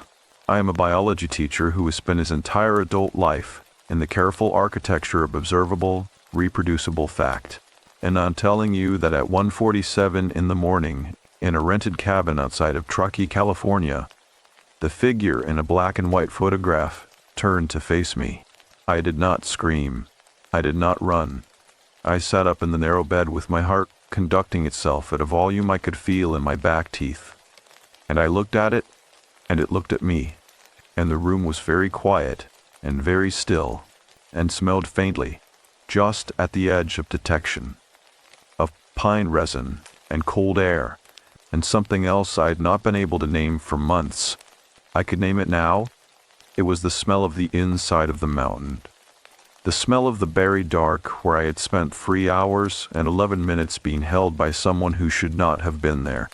It was the smell of wherever Ryan Calloway was, and for the first time since February, sitting in that dark cabin with that photograph facing me across the room, I spoke to him not as a question or a test or a careful scientific hypothesis, but simply as one person speaks to another when there is no distance left between them that requires polite navigation. I said, "Tell me what you need. Tell me what is keeping you here, and I will do whatever I can to help you finish it." The room held its breath. The photograph did not change again. The figure did not move. The smell faded within a minute, replaced by the ordinary scent of pine resin, and the faint mustiness of an infrequently used cabin, and the window showed only the star-thick dark of the Sierra Nevada in April, and everything was still. But, in my right hand, beginning gently and building slowly to something undeniable, the warmth returned. Not desperate this time. Not holding on. More like the warmth of an answer. I did not sleep again after that. I watched the window brighten from black to gray to the pale gold of early morning, and I lay still with the warmth in my hand, and I thought about what it means to be finished. My father, in his last hour, had held my hand with a grip that had gradually, over the course of about 40 minutes, simply loosened. Not dramatically, not all at once, just a slow and patient release, the way you let go of something you have been carrying long enough. I had been there for it, and it had been the saddest and most complete thing I had ever witnessed. I understood, in that pale April morning in the cabin, that whatever Ryan needed from me was not complicated. It was not a ritual or a mission or a confrontation with anything dark. It was the same thing my father had needed. The same thing anyone needs at the end of something that has gone on long enough. A witness. Someone present. Someone who understood what it had cost. Someone willing to go up the mountain and stand in the place where it happened and say out loud, "I know what you did. I know what it meant. And you can let go now." I had understood, in the pale gold of that April morning in the cabin, that what Ryan needed from me was witness. What I had not yet understood was how much it was going to cost me to provide it. Let me be clear about the conditions, because clarity matters here, in a way that goes beyond honesty, and into something closer to accountability. I am not going to tell you that what I did next was wise. I am not going to frame it as bravery or purpose, or the inevitable conclusion of a 4-month investigation. What I did next was the decision of a man who had stopped sleeping properly in February and had been quietly coming apart ever since, who had driven 3 hours through the Sierra Nevada in the dark following a temperature drop in an empty car, who had sat in a cabin staring at a photograph that had rearranged itself in the night, and who had, somewhere in all of that, lost the particular internal voice that says, "Stop here. This is as far as a reasonable person goes." I drove to Castle Peak alone. I left the cabin at 6:45 in the morning with a pack I had assembled carefully and with full awareness of its inadequacies. My avalanche beacon charged and tested, my probe, a collapsible shovel, 2 liters of water, energy bars, a first aid kit, a space blanket, my phone in a waterproof case, and a handheld GPS unit I had borrowed from a sporting goods store in Truckee that opened at 6. And whose proprietor had looked at me with a long and measuring expression when I explained what I was planning. Solo backcountry travel in April at Castle Peak, the man had said. He was perhaps 55, with the specific leanness of someone who has spent decades at altitude. And he said those words the way you repeat something back to someone when you want them to hear what they just said. "The snowpack is stable," I told him. "The danger rating this week is low. The weather window is clear through Saturday." "The snowpack is considerably more stable than it was in February," he agreed. "That is a low bar." I thanked him. I took the GPS unit. I drove out of Truckee on the interstate and turned south on a road that climbed steeply through pine forest and ski resort infrastructure, and the skeletal remains of a winter season that had been more brutal than anyone had planned for. The lift still and the parking lots empty at this hour, the mountain wearing its spring coat of heavy, wet snow that had none of the light, dry beauty of midwinter and all of its danger. I parked at the trailhead at 7:38. I sat in the car for a while. The morning was very clear, the kind of clarity that the Sierra Nevada produces in spring, after a storm system moves through and the air has been scoured clean by wind and cold, where the sky is a blue so deep and specific it looks painted, where the peaks seem closer than their actual distance, because every edge is sharp, and nothing is softened by haze. I could see Castle Peak from the trailhead. I could see the ridgeline where we had been standing on that last morning in February, where Marcus had called a rest stop and the mood had been good, and I had been thinking that this was one of the most beautiful places I had ever been. I put on my pack. I turned on my beacon in transmit mode. I started walking. The approach trail had been partially broken by other early season visitors. I could see older tracks in the refrozen crust, the shuffling evidence of snowshoes and the narrower impressions of ski boots, all of them softened and rehardened by the cycle of April days that warm above freezing and nights that drop back below. My own steps broke through the crust with a sound like paper tearing, rhythmic and constant, and I settled into the particular meditative state of Stokes country travel, where the body takes over the mechanics of forward motion, and the mind is left to do whatever it needs to do with the silence and the altitude and the cold air moving in and out of the lungs in long, steady exchanges. I had been walking for 40 minutes when I first felt it, not the warmth on my hand. It was too cold for that distinction. My fingers numb inside their gloves and my body working hard enough that all of its warmth was directed inward. What I felt was a directional pull, subtle and persistent, like the way a slight crosswind affects your course without your conscious awareness. You only notice it when you stop and see that you have drifted. I had drifted off the trail, not dramatically, perhaps 30 feet to the left of the skin track I'd been following, into unbroken snow, toward a line of trees that curved around the base of a steepening slope. I stopped. I looked at where my feet had taken me. Then I looked up. The slope above me was the lower margin of the February debris field. I could see it clearly in the morning light. The terrain still bore the marks of what had happened here. The way a landscape holds the memory of catastrophic force and the irregular surface of its snow, the subtle depressions and mounded ridges that speak of something enormous having moved through. The slide had run approximately a quarter mile. I was standing at its lower edge, looking up at the full length of it, and the scale of it hit me in a way that photographs and maps and the careful clinical language of incident reports had not managed to convey. It was enormous. I had been inside that. I stood at the bottom of it for a long moment, breathing carefully and looking up at the ridgeline where the cornice had released, that pale, curved lip of overloaded snow that had finally surrendered to gravity on a Tuesday morning in February. And I felt something pass through me that was not entirely grief, and not entirely gratitude, and not entirely either of the things I might have named it in a different season of my life. It was more primitive than any of those words, more structural. The feeling of a body recognizing the specific geography of its own near ending. I started up the slope. I want to be clear that I was not being reckless in the manner of someone who has stopped caring about their own safety. I tested the surface as I climbed, reading the snow the way my avalanche training had taught me to read it, checking for the hollow whumping sound that indicates a weak layer beneath the surface, watching for shooting cracks, monitoring the angle of the terrain and my exposure to anything above me. The snowpack was what the danger forecast had said it was, dense and consolidated, the weak layer of February having long since settled and bonded under the weight of subsequent storms.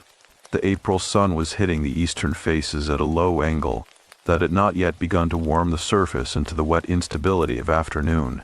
I was as safe as a person can be, alone on a mountain slope in spring. I was also being guided. There's no other word for it that I am willing to use. The directional pull I had felt at the trailhead was stronger now, more specific, the way a signal sharpens as you move toward its source. I was not choosing my route so much as following one, reading something in the terrain or in myself. I still cannot cleanly distinguish between the two. That told me where to place my feet, 40 yards up the slope, angled left, past a small cluster of wind-broken lodgepole pines that had survived the slide by being far enough to the side that the main wave had missed them, though the snow line on their trunks showed how close it had come. The light was changing as I climbed, the sun cresting the eastern ridge and hitting the slope in full now, and the snow surface lit up with a brilliance that should have been beautiful, and instead had a quality I can only describe as solemn, like a lit church, empty and waiting. I stopped on a small flat bench in the terrain. a natural depression where the slope eased briefly before steepening again toward the upper reaches of the debris field. I was breathing hard from the climb, and I stood with my hands on my knees for a moment, looking at the snow around me. At this elevation, the surface was still cold and firm, the crystals catching the low sun and throwing it back in a scatter of small, cold lights. And the world was very quiet in the way that the high Sierra is quiet in early morning. Not the absence of sound, but the presence of a silence that has depth to it, that has been accumulating since long before any human being arrived to notice it. And then I saw it. Half buried in the compacted snow of the debris field, at the edge of the flat bench where the slope steepened again, was a piece of equipment. Red, a rectangular object roughly the size and shape of a paperback book. Its face turned downward into the snow so that only its back and the edge of its harness attachment showed above the surface. The harness was frayed and partially buried, the nylon faded and abraded by months of wind and freeze and thaw cycle. I already knew what it was before I crossed the distance between us and crouched down beside it. I already knew, because I had seen its twin clipped to the chest of a figure sitting cross-legged in the dark of a dream, his hands open on his knees, his expression the expression of someone who has accepted where they are. It was Ryan's avalanche beacon. I pulled off my right glove and reached down and touched it with my bare hand, and the cold of it was the deep cold of something that has been under snow for months, far beyond the ambient cold of the morning air. I worked it free of the packed snow carefully, as though I were handling something fragile, which in a sense I was, though not in a material sense. The beacon was physically intact, the harness was damaged, but the unit itself was uncracked, the face clean once I brushed the ice crystals away with my sleeve. I turned it over. The display was dark. The battery had died months ago, sometime in the weeks or months after the slide, after it had kept transmitting its signal into the empty mountain and no one had come. But, on the back of the unit, in the black permanent marker that backcountry travelers use to label their equipment, was a name. Ryan Calloway. And beneath the name in smaller letters that I had to angle the beacon toward the light to read clearly, something else, something that had not been required by any equipment labeling convention I had ever heard of, something that Ryan had written on the back of his beacon at some point before February, perhaps recently, perhaps years ago, and that had been waiting in the mountain ever since for someone to come and find it. It said, "For whoever finds this, you were not here by accident. Thank you for coming. You can go home now." I read it twice. Then I sat down in the snow on the flat bench of that slope, in the full morning light of an April day in the Sierra Nevada, with Ryan Calloway's beacon in my bare hands and the entire mountain silent and enormous around me. And I did something I had not done since my father's bedside 4 years ago. I wept, not the contained, functional grief that I had been managing since February, the kind you fold away neatly so that it does not inconvenience your students or alarm your colleagues or require your brother to fly down from Portland, full and uncontained and completely unself-conscious, because there was no one there to see it except the mountain, and the mountain had seen considerably worse. I wept for Ryan, who had spent 17 years knowing something that no one around him could share, and doing what it required of him anyway. Quietly and without complaint and without even the comfort of being understood, I wept for his mother, dead in a house in Montana, the last person who had known what her son was. I wept for the 9 people who had not made it off the slope in February, and for the 6 who had, and for all of us carrying the weight of what survival costs when others did not share it. And underneath all of it, I wept for myself. For the 3 hours and 11 minutes in the dark, for the hand that had held mine through it, for 4 months of waking at 3 in the morning and lying in the dark of my apartment feeling something in the room with me that should not have been there, and that I had not, until this morning on this slope, understood how to release. I do not know how long I sat there. The sun moved. The light on the snow changed from the sharp, cold brilliance of morning to the softer gold of mid-morning, and the surface began its slow daily transition from firm to soft. And somewhere far below me beyond the tree line, I could faintly hear the sound of the highway. When I was finished, I wiped my face with the back of my glove and looked around at the slope in the sky and the distant white peaks and the small, clean, flat bench of terrain where I was sitting, and I noticed that the smell was here, not overwhelming, not sudden, just present, the way a person is present when they have been in a room long enough to make it theirs.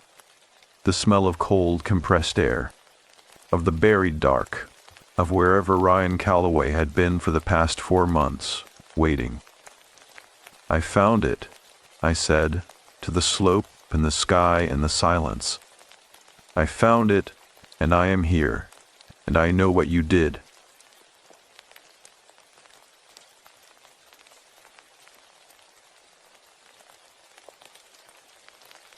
They paused.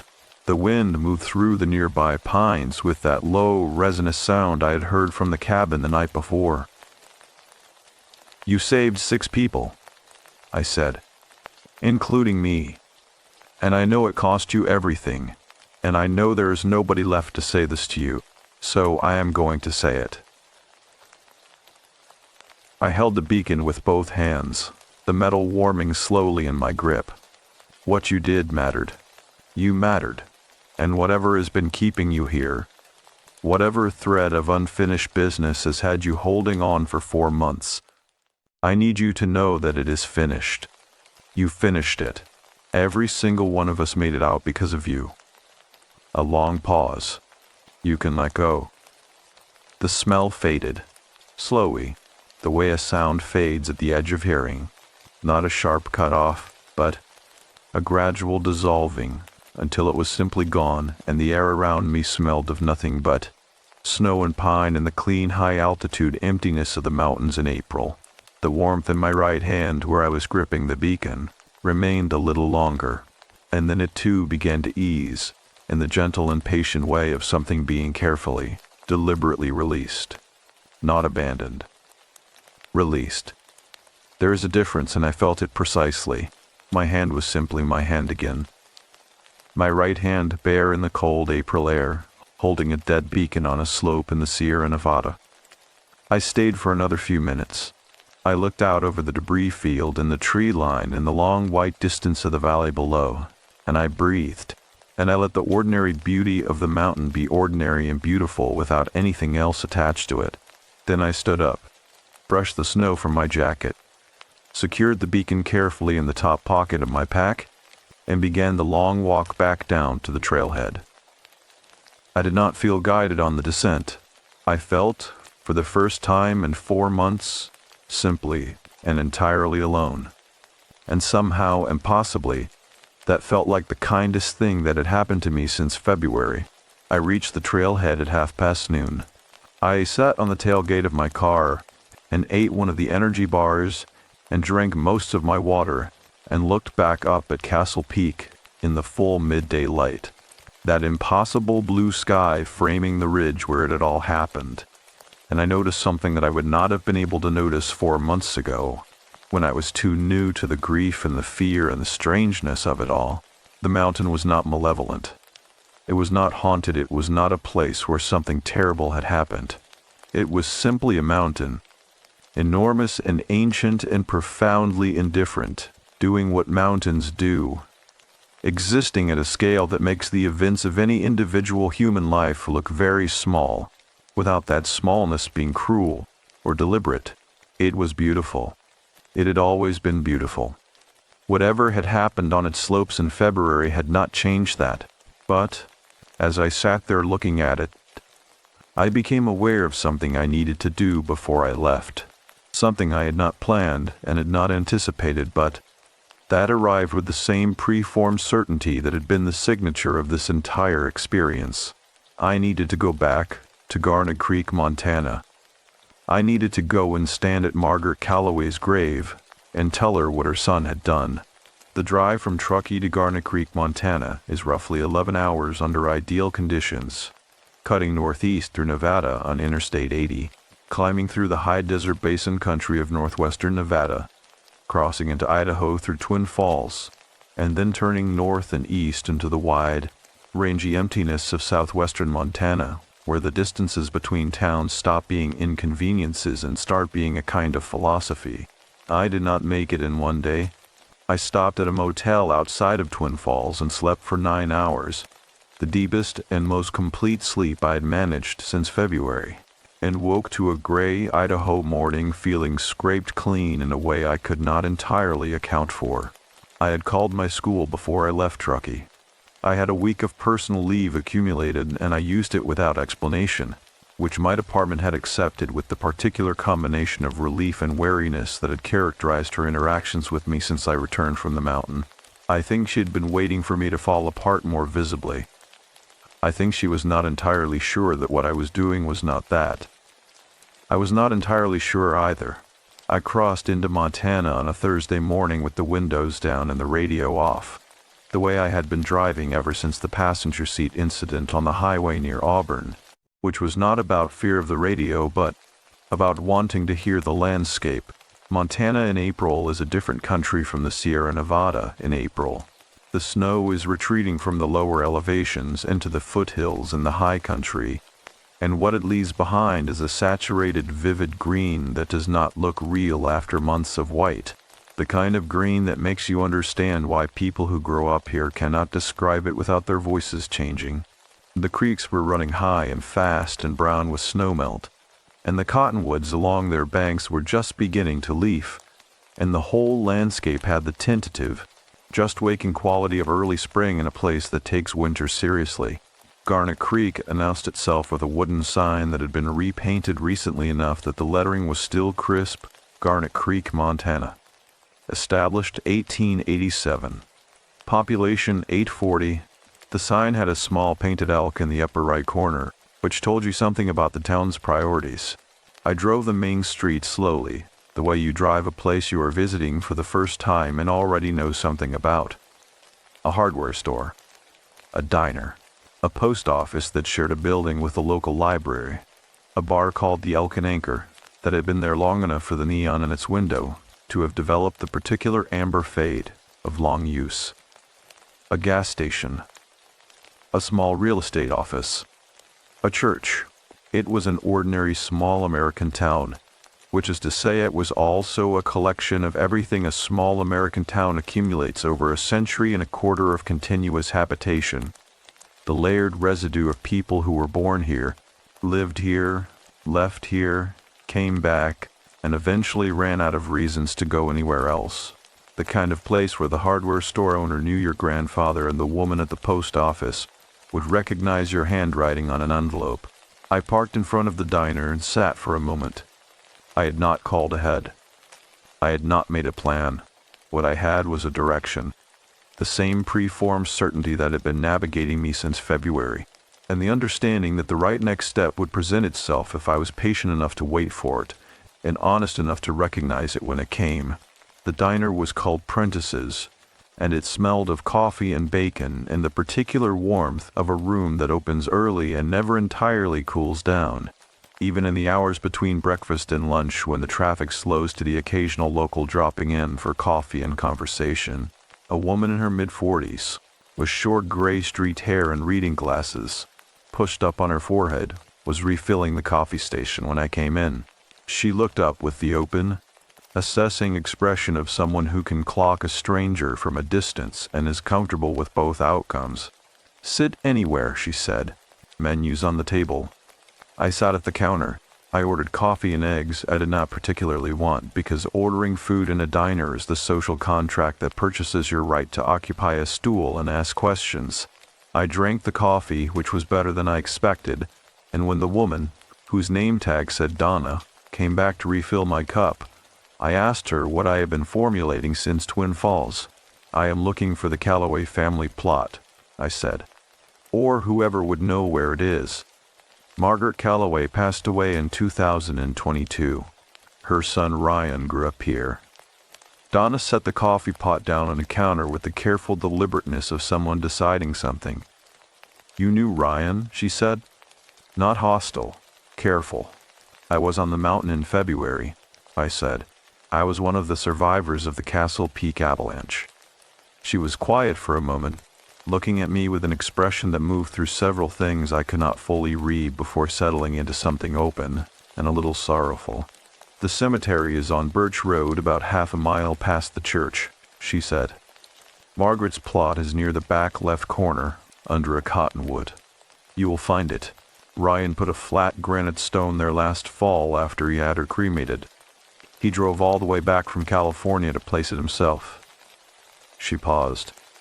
"That was the last time most of us saw him. October, I think. Did he seem—" I started. "He seemed like himself," she said, in a way that made clear that the answer to the question I was actually asking was already embedded in those 5 words, if I knew enough about Ryan Calloway to hear it. I paid for my breakfast and thanked her. At the door, she called after me. "There is a woman you should talk to before you go to the cemetery," she said. "Her name is Eleanor Voss. She taught at the high school for 30 years. She was Ryan's English teacher his junior and senior years. She is retired now and she lives in the blue house on Alder Street, the one with the window boxes. She'll want to know you came." She said it with a certainty that I had stopped questioning in other people. I was beginning to understand that the kind of knowing Ryan had possessed was not, perhaps, as solitary or as inexplicable as it had seemed from the outside. Eleanor Voss was 71 years old, and she answered her door on the second knock, as though she had heard the first and taken one moment to decide. She was a small woman with white hair cut practically short and dark eyes that had the quality of having read enough books to have stopped being surprised by the range of human experience, which is perhaps the most useful thing 30 years of teaching high school English can give you. She looked at me on her doorstep with those eyes for a long moment. "You are on a mountain," she said. Not a question. Not the careful assessment of Donna at the diner, working from context clues. Something more direct than that. Something that reminded me, forcibly, of Gerald Stokes looking at me across a diner table in Truckee and saying, "Ryan told me about you." "Come in," Eleanor said. I have been expecting someone would come eventually. I'm glad it was sooner rather than later. Her living room was what you might expect of a retired English teacher in a small Montana town. Books on every wall, organized in a system that made sense to her and would have been impenetrable to anyone else. A chair by the window with a reading lamp positioned precisely over it. A cat of indeterminate age and profound self-possession arranged on the radiator. She poured tea without asking if I wanted it, which was correct, and set a plate of shortbread on the low table between us, and sat in her reading chair and looked at me with her hands folded in her lap. "Tell me what you know," she said, "and then I will tell you what you are missing." I told her, all of it. The hand in the dark, the marks on my palm, the months of accumulating presents in my apartment, the photograph, Gerald Stokes and his notebook entry, Carla and the voice in the snow, the newspaper archive from 2013, the drive to the mountain, the beacon in the snow with its impossible inscription. I told her the way I had told no one else the whole of it, because I had never before sat across from someone who was listening without the particular tension of a person deciding whether to be concerned about the mental health of the narrator. Eleanor Voss listened the way she had probably listened to 30 years of students telling her about their lives, completely, without interruption, with the focused attention of someone who understands that the telling of a thing is itself part of the thing, and that interrupting it damages both. When I finished, she was quiet for a moment. Then she leaned forward and picked up her teacup. "Ryan came to me the spring of his junior year," she said. "He was 16. He had been in my class since September, and he was a good student. Not brilliant in the way that gets noticed, but the kind of reader who goes slowly because he is actually thinking about what he reads, which is rarer and more valuable. He stayed after class one afternoon in April, and he stood by my desk for a moment, and then he said, 'Miss Voss, can I ask you something about a short story?' She smiled slightly at the memory. I said, of course. He said, in the Shirley Jackson story, the one about the lottery, 'Do you think the village knows it is wrong? Or do they just do it because it has always been done?' And I told him that was the central question of the story, and that Jackson leaves it deliberately ambiguous, and that the horror of it is precisely in that ambiguity. And he thought about that for a moment, and then he said, "What if someone in the village knew it was wrong, but also knew that stopping it would cost them more than they had? What would you call that person?" Eleanor set her teacup down. "I said I would call them someone bearing a burden they had not chosen." And he looked at me with those very steady eyes he had, and he said quietly, "Yes, that is the right word for it. A burden." She folded her hands again. I did not fully understand what he meant until the following winter, when the Shepherd's Back incident happened, and everyone in Garnet Creek was talking about what Ryan had done. But, even then, I do not think the town understood it the way Ryan understood it. They called it a gift, a talent, an instinct, the kind of words people use for things they want to celebrate without examining. "But you knew it was different," I said. "I knew it was a burden," Eleanor said. "The way he had named it, he did not experience it as a gift. He experienced it as an obligation, a calling in the original, very serious sense of that word, something that requires a response whether or not the person called has any say in the matter." She paused for a moment, looking at the window. The April light was coming through it sideways, warm and particular, and the cat on the radiator stretched one leg and folded it back. "He came back to see me twice after graduation," Eleanor continued. "Once in 2017 when he was passing through on his way back from a guiding season, and once in the fall of 2022. After Margaret died, he sat in that chair where you were sitting, and he drank tea, and he told me that he had been thinking about what it meant to be finished with something. I went very still. He said he had spent 10 years trying to understand whether the thing he could do was something that would eventually resolve itself, or whether it was something that would keep requiring him until there was nothing left of him to give." She looked at me directly. I told him that in my experience, callings of that kind do not resolve themselves, that the only way through them is through.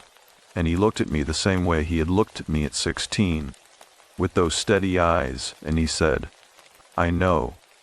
I'm just trying to make sure I am ready." The room was very quiet. The cat on the radiator blinked slowly. "Did he tell you specifically what he was preparing for?" I asked. "Not in those words," Eleanor said. "But he did tell me one thing. He said he had been given a clear sense, not a vision, not a dream. He was very precise about what it was not. But a clear sense that there was one more time, one more person who would need him in the dark. And that after that the thing he had been carrying since he was old enough to feel its weight would be finished." She looked at me for a long moment. "He said he did not know the person yet, but he said the person would come looking for him afterward, and when they did, he hoped someone in Garnet Creek would tell them that he had not been afraid." She paused. "He was very specific about that part, that the person should know he had not been afraid." I felt the back of my throat tighten in a way that I had to breathe through carefully. "He was not afraid," I said. "I can tell you that. Everything about what he did on that slope was deliberate, calm. He moved through the group, and he said something to each of them, and then he went where he needed to go. There was no fear in any of it." Eleanor nodded once, the nod of someone checking off something that has been on a long and serious list. "Good," she said softly. "Good." We sat for a while after that without talking, and the afternoon light moved across the floorboards, and the cat rearranged itself on the radiator, and outside the window, the cottonwood on Alder Street was putting out its first small leaves, pale and tentative and alive. I thought about Ryan Calloway at 16, standing at his English teacher's desk and naming the thing inside him with the word "a burden," because it was the most honest word he had. I thought about him in that same chair in the fall of 2022, 1 month after his mother's death, already making his peace with what was coming. I thought about what it means to spend your entire life in preparation for a moment you can sense but cannot see, and to arrive at that moment without flinching. Before I left, Eleanor walked me to the door and stood on her small porch in the April afternoon and pointed me toward Birch Road. "The cottonwood at the back left," she said. "You cannot miss it. It is the oldest tree in the cemetery by a considerable margin. Margaret always said it was there before the town was." I thanked her. She put a hand briefly on my arm. The precise and meaningful touch of someone who does not use touch carelessly. "Tell her he did it," Eleanor said. "She will know what you mean." I found the cemetery on Birch Road without difficulty. It was small and well kept, bordered by a low iron fence with a gate that stood open. The kind of gate that has probably not been closed in decades, and has no intention of starting now.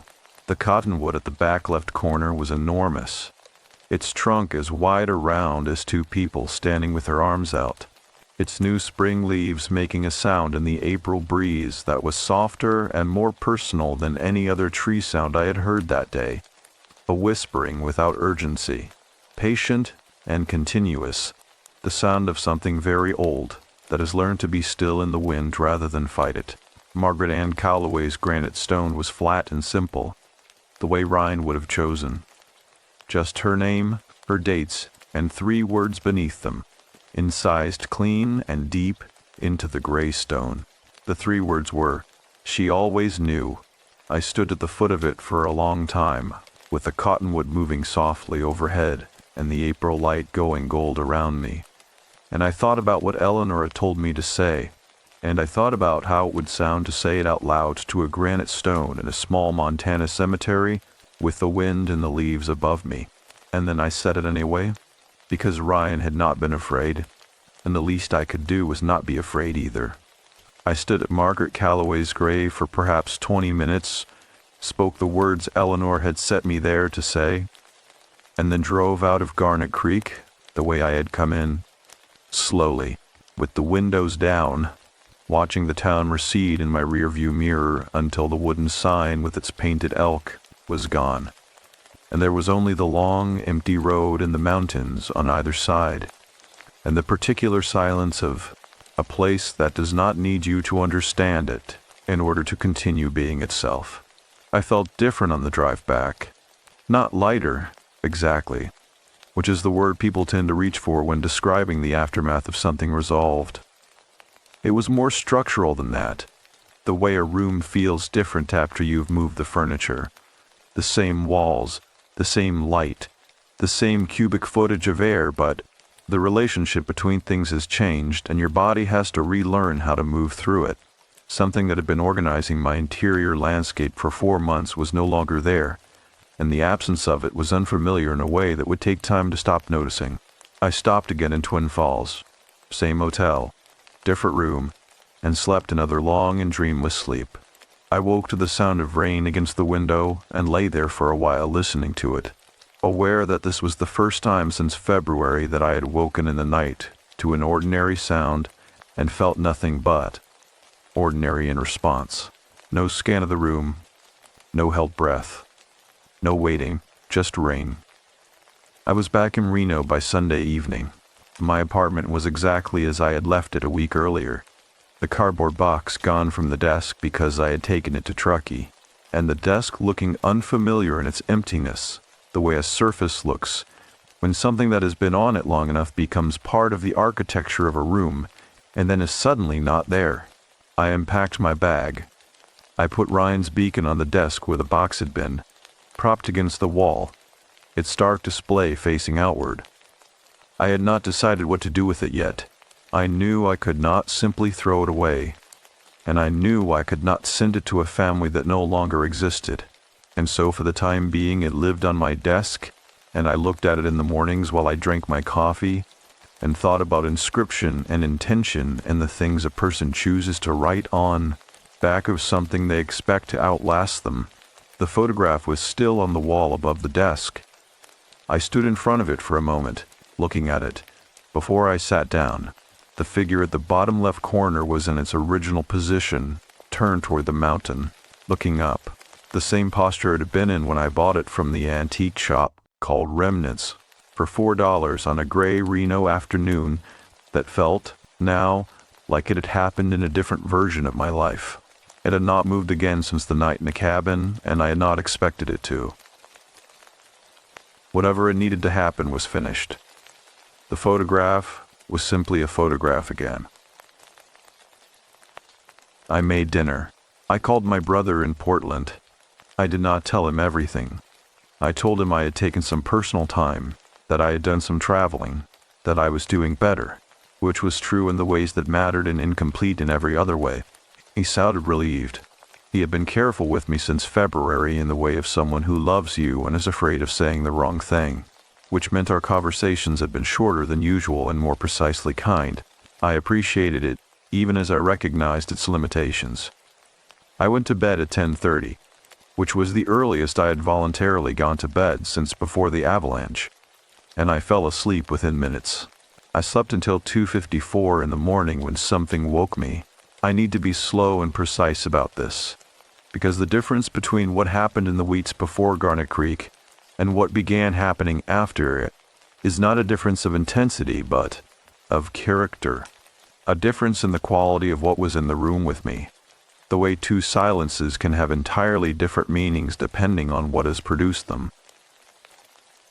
What woke me was not warmth, not the sound of measured breathing beside the bed, patient and known, not the smell of the buried dark that had become over months almost familiar. What woke me was cold, a cold that was specific and directional, the way cold is when a window is open, not the ambient chill of a room that has lost its heat, but a cold with a source, coming from one location and spreading outward. I was awake before I was fully conscious, my body making its assessments before my mind had caught up. And the first coherent thought I had was, the temperature in this room is wrong. I lay still for a moment, listening.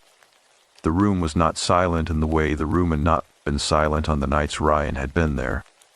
This was different. The silence before had been inhabited, dense with the particular density of a presence that was trying to take up as little space as possible. Considerate, restrained. This silence was empty, hollow. The silence of a space from which something necessary has been removed and something else has begun to notice the vacancy. I sat up slowly and turned on the bedside lamp. The room looked exactly as it should. Furniture in its correct positions.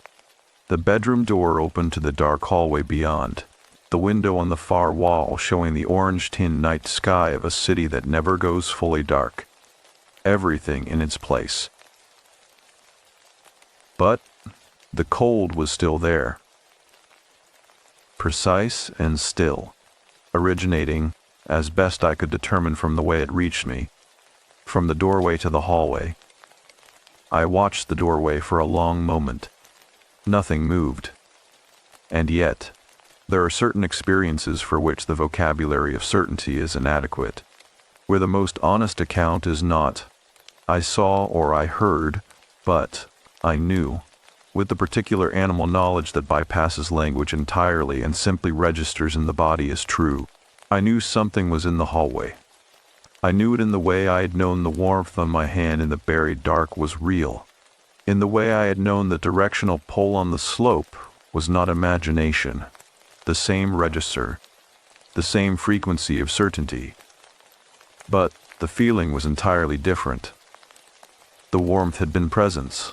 What was in the hallway was absence, a hole in the air shaped roughly like contention, cold at its edges, hollow at its center, interested in me in a way that had none of the patience or the care of what I had lived with for 4 months.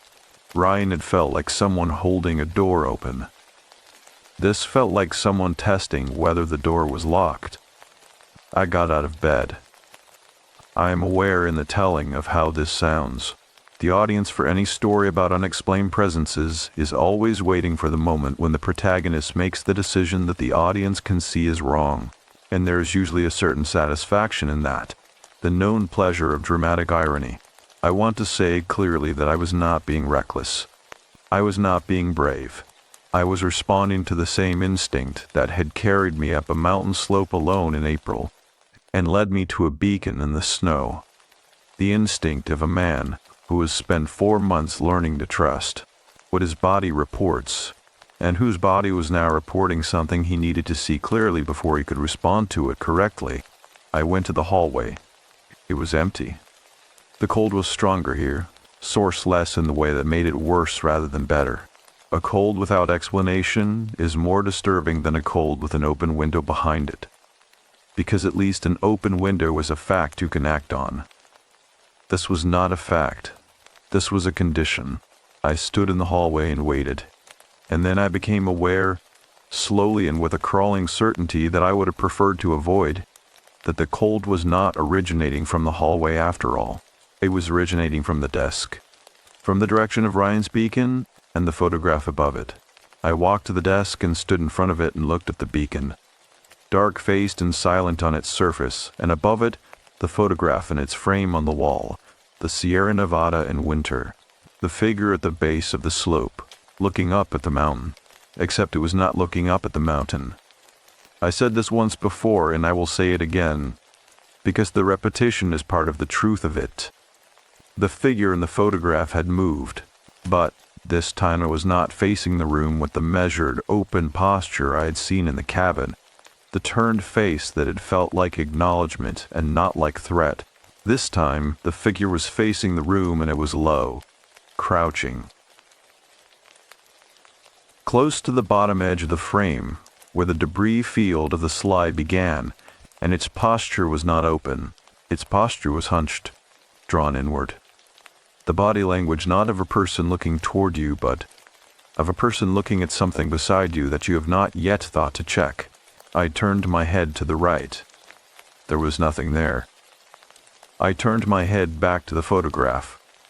The figure was not crouching anymore. It was gone. Not relocated to another part of the image, not repositioned somewhere along the ridgeline or among the trees at the left margin. Gone. The slope in the photograph was empty of any human presence at all, exactly as it would have been in any ordinary landscape photograph taken in the Sierra Nevada in winter, and the sky above the ridge was white and heavy with cloud, and the mountain was simply a mountain, and there was nothing at the bottom left corner of the frame where a figure had been standing since the day I bought it. The cold in the room dropped another several degrees in the space of about 4 seconds. I could see my breath. I have a rule about fear, which is that it is data and not instruction. What I was feeling was very clearly fear, the specific and atavistic variety that does not require a visible threat to operate at full capacity, that works entirely on the body's older and less verbal systems. My hands were cold and my chest was tight, and the back of my neck was doing the thing it does when something is behind you that you have not yet confirmed is there. I turned around slowly. The hallway was empty. The bedroom door was open, the bedside lamp still on, its warm light making a yellow rectangle on the floor of the hallway. Everything as it had been, but the smell in the room had changed, not the smell of cold compressed air that I come to associate with Ryan. That particular scent of altitude and buried dark that had been part of my atmosphere for months. This smell was older and less clean. Mold and standing water in the close, flat damp of a space that has been sealed for a long time. Like opening a trunk that has been in a basement for decades. Like the inside of something that has been shut and not aired. Like something that had been waiting in the dark for a long time and had recently noticed that the lock had changed. I went back to bed. I turned all the lights on in the apartment, which is something I have not done since I was a child, and am not embarrassed to admit. I sat up against the headboard with the bedside lamp on and the ceiling light on, and the hallway light on and Ryan's beacon on my lap, and I did not sleep again until dawn began to gray the window, and even then it was the shallow and reluctant sleep of someone keeping one foot on the floor. In the morning I called Carla. She answered before the second ring. "Something changed," I said without preamble. A pause. "When?" "Sunday night, when I got back from Montana." "Changed how?" I told her about the cold, the figure's posture in the photograph, the smell, the absence of everything that had characterized the preceding 4 months, and the presence of something that shared none of its qualities. I told her that it felt like the difference between a familiar dog and an unfamiliar dog that has found its way through a gap in the fence you did not know was there. Carla was quiet for a moment. When she spoke, her voice had the measured precision of someone running structural calculations. "When you were on the mountain," she said, "and you spoke to him, and the smell faded, and the warmth left your hand, did it feel complete to you, or did it feel like an opening?" I considered that. An opening. I had used the word release in my own mind consistently since the slope. The warmth releasing. Ryan releasing. The burden he had named at 16 finally and fully set down. I had experienced it as a completion, the closing of something that had been held open for a long time. But Carla was an engineer. She was asking me whether the door had shut or simply swung. "I do not know," I said. And then, more honestly, I did not think to check. "Here is what I think," Carla said slowly and carefully. "I think that what Ryan was doing, the thing that made him able to find people in the dark, to know where they were, to reach through whatever separates the living from something else, and hold on to someone who needed holding. I think that thing left a mark, not on you, not on the apartment, on the space itself, on the position he occupied for 4 months. And something else found it," I said. "Something else found it," she agreed. "The way mold finds a damp corner. The way water finds the lowest point. Not because it followed you or chose you, because the conditions were right and the space was open, and it moved in the only direction available to it." The morning light was coming through my kitchen window at the angle that hit the desk, and I looked at the beacon sitting on its surface and the photograph above it with its empty lower left corner, and I felt something I had not felt in this apartment since February, since the very beginning of all of this, when I was a different version of myself lying in the dark listening to breathing beside the bed. I felt unsafe. Not the productive uncertainty of a man investigating a mystery with a shape he was gradually understanding. Unsafe in the way that is simple and physical and very old, the way a body knows before the mind has finished its argument that the room it is in has changed its nature, and the correct response is to leave. "Carla," I said, "what do I do?" She did not answer immediately. I listened to her breathe on the other end of the line, deliberate and unhurried, the way she had breathed in the buried dark while a voice she could not explain talked her through her own survival. "I think," she said finally, "that you have to understand what it is before you can answer that. And I think the only person in a position to tell you what it is someone who has been doing this kind of work long enough to recognize it without needing it explained." "Do you know someone like that?" I asked. Another pause, shorter this time. "I know someone who knows someone," she said. "Give me 24 hours. I gave her 24 hours. I spent those hours doing something that would have been, 4 months ago, completely foreign to my sense of myself. I went through my apartment with a kind of deliberate, practical attention that had nothing to do with cleaning and everything to do with trying to understand the geography of what I was dealing with, where the cold was strongest, where the smell originated, whether it moved. It moved, not dramatically, not in a way that announced itself, but between the morning and the evening, the epicenter shifted from the desk and the photograph, along the hallway, to the threshold of my bedroom door, where it sat like something learning the floor plan. At 11:47 that night, the beacon on my desk turned on. I was in the kitchen when it happened, making tea. I did not need at an hour when I should have been sleeping, and I saw it from across the apartment, the green display of Ryan's beacon flickering to life, its battery dead since some time in the winter, its circuitry cold and damp from months under Sierra Nevada snow. A dead beacon does not turn on. A dead beacon does not scroll text across its display. But for approximately 6 seconds before the display went dark again, Ryan's beacon showed me a reading, not the transmit frequency of an active device, not a system message or an error code, a proximity alert, the kind that means a second beacon has been detected nearby, the kind that means something else in the room is broadcasting. I set my tea down on the counter with a steadiness that surprised me. Then I picked up my phone and took a photograph of the beacon's dark display, because the evidence had gone and I needed to confirm that I had not imagined it. And the photograph showed nothing but a dark screen which told me only that the display had already extinguished and nothing about whether what I had seen on it was real. I sat on the kitchen floor with my back against the cabinet and my phone in my hand, and Ryan's beacon on the counter above me, and I thought about what Carla had said, about spaces and conditions, about things that move in the only direction available to them, and I thought about the 6 seconds of green light in the dark of my apartment, and the reading it had shown, and what it meant that whatever was now in the space Ryan had left behind was not merely cold and empty and old. It was transmitting. It wanted to be found. The beacon's display had been dark for 11 hours by the time Carla called back. I had not moved it from the counter. I had not touched it. I had spent those 11 hours in a state of sustained, low-frequency alertness that I now recognized as a specific and chronic condition, the hypervigilance of a person whose environment has become unreliable, whose nervous system has stopped distinguishing between resting and watching because the distinction has ceased to feel meaningful.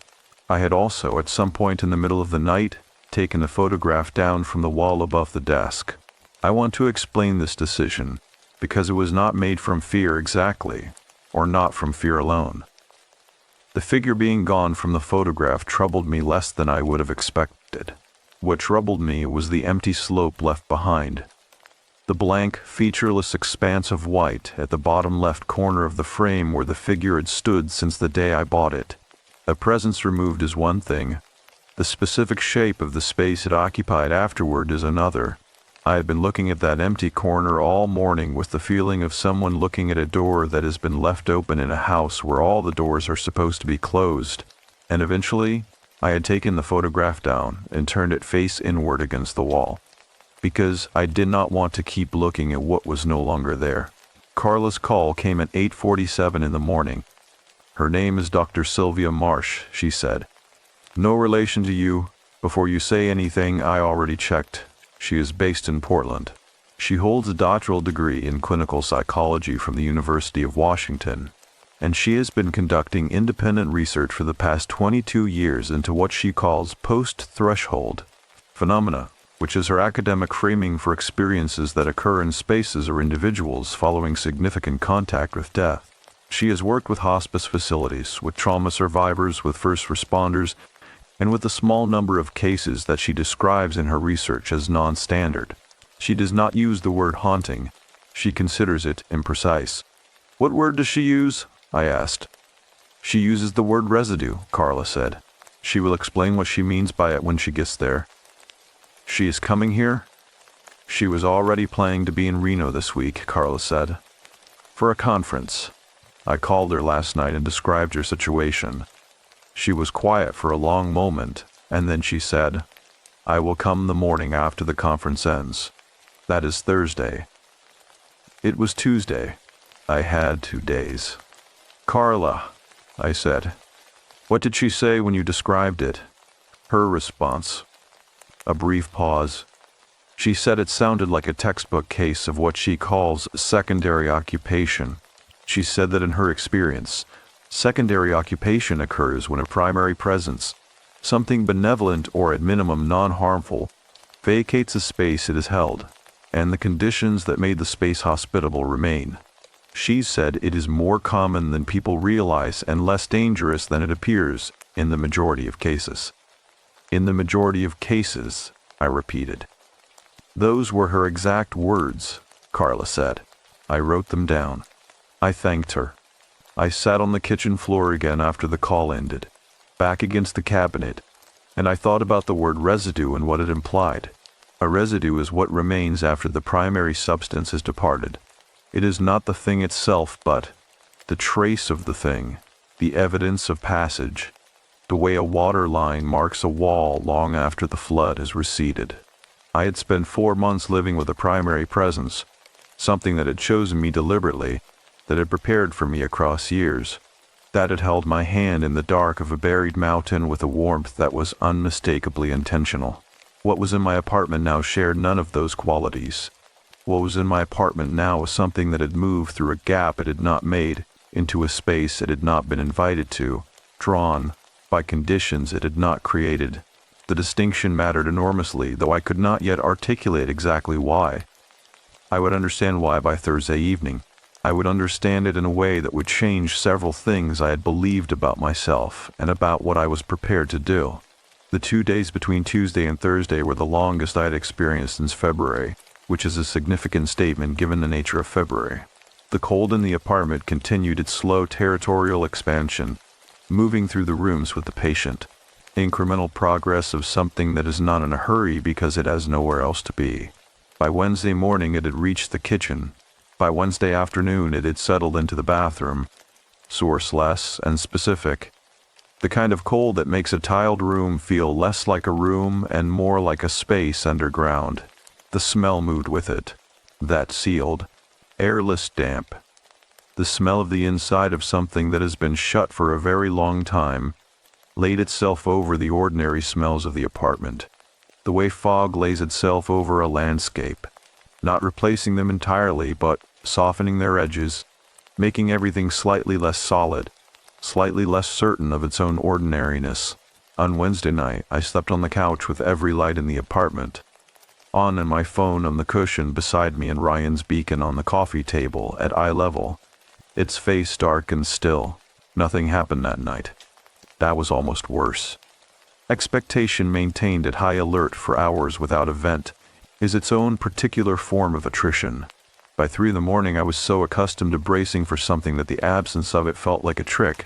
By 4 I had started to wonder whether I had imagined the proximity alert on the beacon's display, whether the mold and basement smell was a maintenance issue in the building I had not noticed before, whether the cold had a mechanical explanation involving the building's aging HVAC system that I'd simply been too preoccupied to investigate.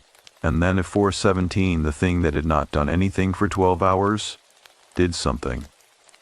The couch I was lying on moved, not dramatically, not the kind of movement that throws you to the floor or announces itself with noise, the kind of movement a couch makes when someone sits down at the far end. A slow compression of the cushion, a subtle shift in the piece of furniture's relationship to the floor, the way any weighted object redistributes itself when weight is added to one side. I was lying with my face toward the back of the couch, and the movement was at my feet, at the opposite end from my head, and I lay completely still for approximately 4 seconds before I turned over. The couch was empty, but the cushion at the far end was depressed. Visibly, measurably depressed, in the specific oval shape that a person leaves when they have been sitting. And the cold at that end of the couch was acute enough that my foot, which had been resting near it under the blanket, had gone numb. I sat up. I pulled my knees to my chest. I looked at the depression in the cushion. "You are not welcome here," I said. My voice came out steadier than I felt, which surprised me. I had spoken into empty rooms before, to the photograph, to the slope at Castle Peak, to Margaret Calloway's granite stone under its enormous cottonwood. But those words had been offered in the spirit of connection, of witness, of one person addressing another across a distance that was difficult, but not impassable. These words were different. These were a boundary, and I felt the difference in the saying of them all the way down into my chest. The depression in the cushion did not ease. The cold did not retreat, but something shifted, very slightly, in the quality of the air. The way a room shifts when a person in it becomes still in response to something, when they stop moving and start listening. A reorientation of attention. It had heard me. I did not know what hearing meant to it, or what response it was capable of, but the sense of being listened to was unmistakable. It was the only thing it had in common with Ryan, and that commonality made it worse rather than better. Dr. Holshaweep, Sylvia Marsh, arrived at my apartment at 9:45 on Thursday morning, and she was not what I had been constructing in my mind during the 2-day wait. I had been anticipating someone who dressed or presented in a way that flagged an interest in the non-ordinary, the aesthetic of someone who has spent 20 years in the margins of academic respectability and has made certain choices about how to occupy that position. What arrived at my door was a compact, composed woman of perhaps 55 with short natural hair and the bearing of someone who has spent decades being the most credible person in rooms full of skeptics and has learned to let that credibility do its work silently. She wore a dark blazer and carried a leather briefcase and looked, if anything, like a senior partner at a law firm who had stopped needing to prove anything to anyone some years back. She shook my hand at the door and stepped into the apartment and stopped. 3 seconds. Maybe 4. Her eyes moved through the space with the focused, systematic quality of a professional assessment, left to right, floor to ceiling, pausing briefly at the hallway, at the desk with the beacon on it, at the face in photograph propped against the wall. "How long has the smell been present?" she asked without preamble. "Since Sunday," I said, "when I returned from Montana." She nodded as though this confirmed something she had already suspected. "And the cold. Is it consistent, or does it have focal points?" "Focal points," I said. "It moves." She set her briefcase on the kitchen table and opened it and removed a notebook, a digital thermometer, and a small handheld device I did not immediately recognize, roughly the size of a television remote, with a display and several input dials. She saw me looking at it. "Electromagnetic field detector," she said. "Not because I believe electromagnetic anomalies cause paranormal phenomena, because anomalous EMF readings in conjunction with other reported experiences are a useful corroborating data point. I'm a scientist, Mr. Marsh. I simply study things that most scientists have decided are beneath their dignity to study, which is a methodological choice they are welcome to make." She spent 40 minutes moving through the apartment with the thermometer and the EMF detector, recording readings in her notebook, with the quiet thoroughness of someone conducting a site survey. She did not speak much during this process, and I did not interrupt it. I sat at the kitchen table and drank cold coffee, and watched her work, and thought about the word residue, and what she was going to tell me. She sat down across from me at the kitchen table when she was finished, and opened her notebook to the page of readings. "Your apartment has 3 focal points of significant temperature differential," she said. "The desk in the main room, the threshold of your bedroom door, and the far end of your couch. In each of these locations, the temperature is between 11 and 14 degrees Fahrenheit below the ambient room temperature, with no mechanical source I can identify. The EMF readings at the desk and the bedroom threshold are elevated beyond the range I would attribute to standard electrical wiring or appliance interference." She looked at me directly. "I want to ask you something before I tell you what I think is happening, and I need you to answer it as precisely as you can." "All right," I said. "The presence you lived with for 4 months prior to your trip to Montana, the one you have described to Carla in considerable detail, when it was at its most active, when the warmth was on your hand, or the smell was strong, or the photograph had changed, did you ever feel that it was drawing energy from you? That you were tired afterward in a way that was disproportionate to what you had done? That it left you less than it found you?" I thought about this carefully because it deserved care. "No," I said. "If anything, the opposite. The nights when it was most present were the nights I slept most soundly afterward. The morning after the worst of it, in the cabin in Truckee. I woke up rested for the first time in months." She wrote something in her notebook. "And what you have been experiencing since Sunday?" I thought about the couch, the numbered hours of sleeplessness, the 4 in the morning bracing without a vent that was somehow more exhausting than the event itself. "The opposite of that," I said. She nodded. She closed the notebook. "What I am going to tell you is based on 22 years of field work and several hundred documented cases," she said. "It does not map cleanly onto any existing religious or cultural framework, and it does not require you to adopt any belief system to be useful. What I have observed consistently is this: certain individuals in certain circumstances function as what I call anchors. They hold a space staple. They are, by some quality of their character or their history or something I cannot fully measure, capable of maintaining conditions in which things that are not fully departed can continue to exist without causing harm. Ryan Calloway was an anchor of an unusually powerful variety. He held that space in your apartment for 4 months without disruption, and during that time, nothing else could access it. She paused. When he left, the anchor was removed, and the conditions he had maintained, the warmth, the stability, the sense of intentional presence, those conditions do not disappear immediately. They fade, and in the time between his departure and their full dissipation, the space is what I call permeable, open to whatever is in the immediate vicinity with the capacity and the inclination to fill it. And what filled mine, I said, is something that is not Ryan. Correct, she said. What filled yours is what I have documented in 11 other cases, following the departure of a strong anchor presence. I call it a shadow tenant. It is not evil in any meaningful sense of that word. It is not intelligent in the way that Ryan appears to have been intelligent.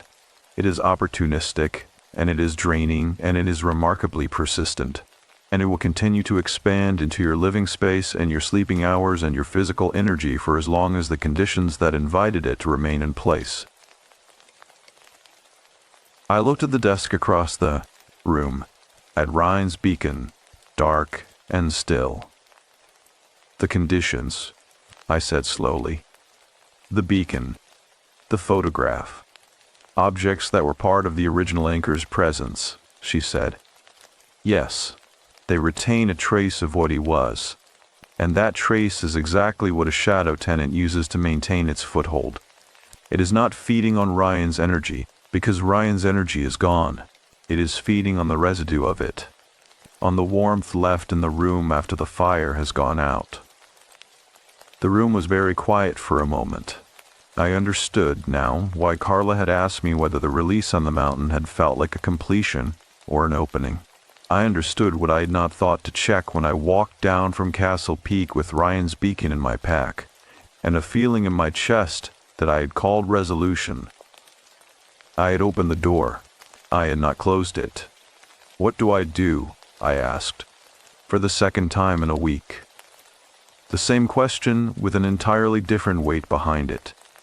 Doctor, Marsh looked at me with the measured expression of someone who is about to ask something significant, and is giving the other person a moment to brace.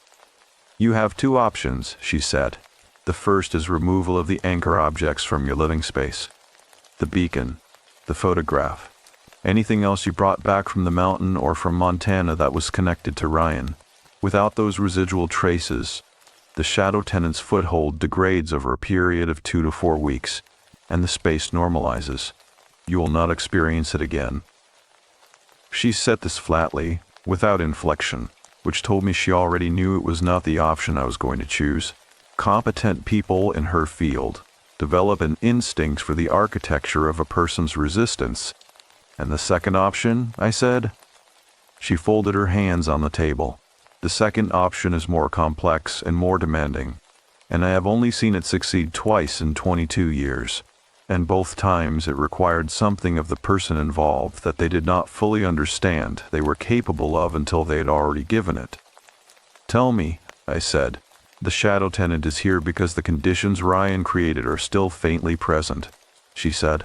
If those conditions could be fully restored, not the residue of them but the thing itself, the tenant would be displaced. It cannot coexist with a strong anchor presence. It never could. That is why your apartment was stable for 4 months.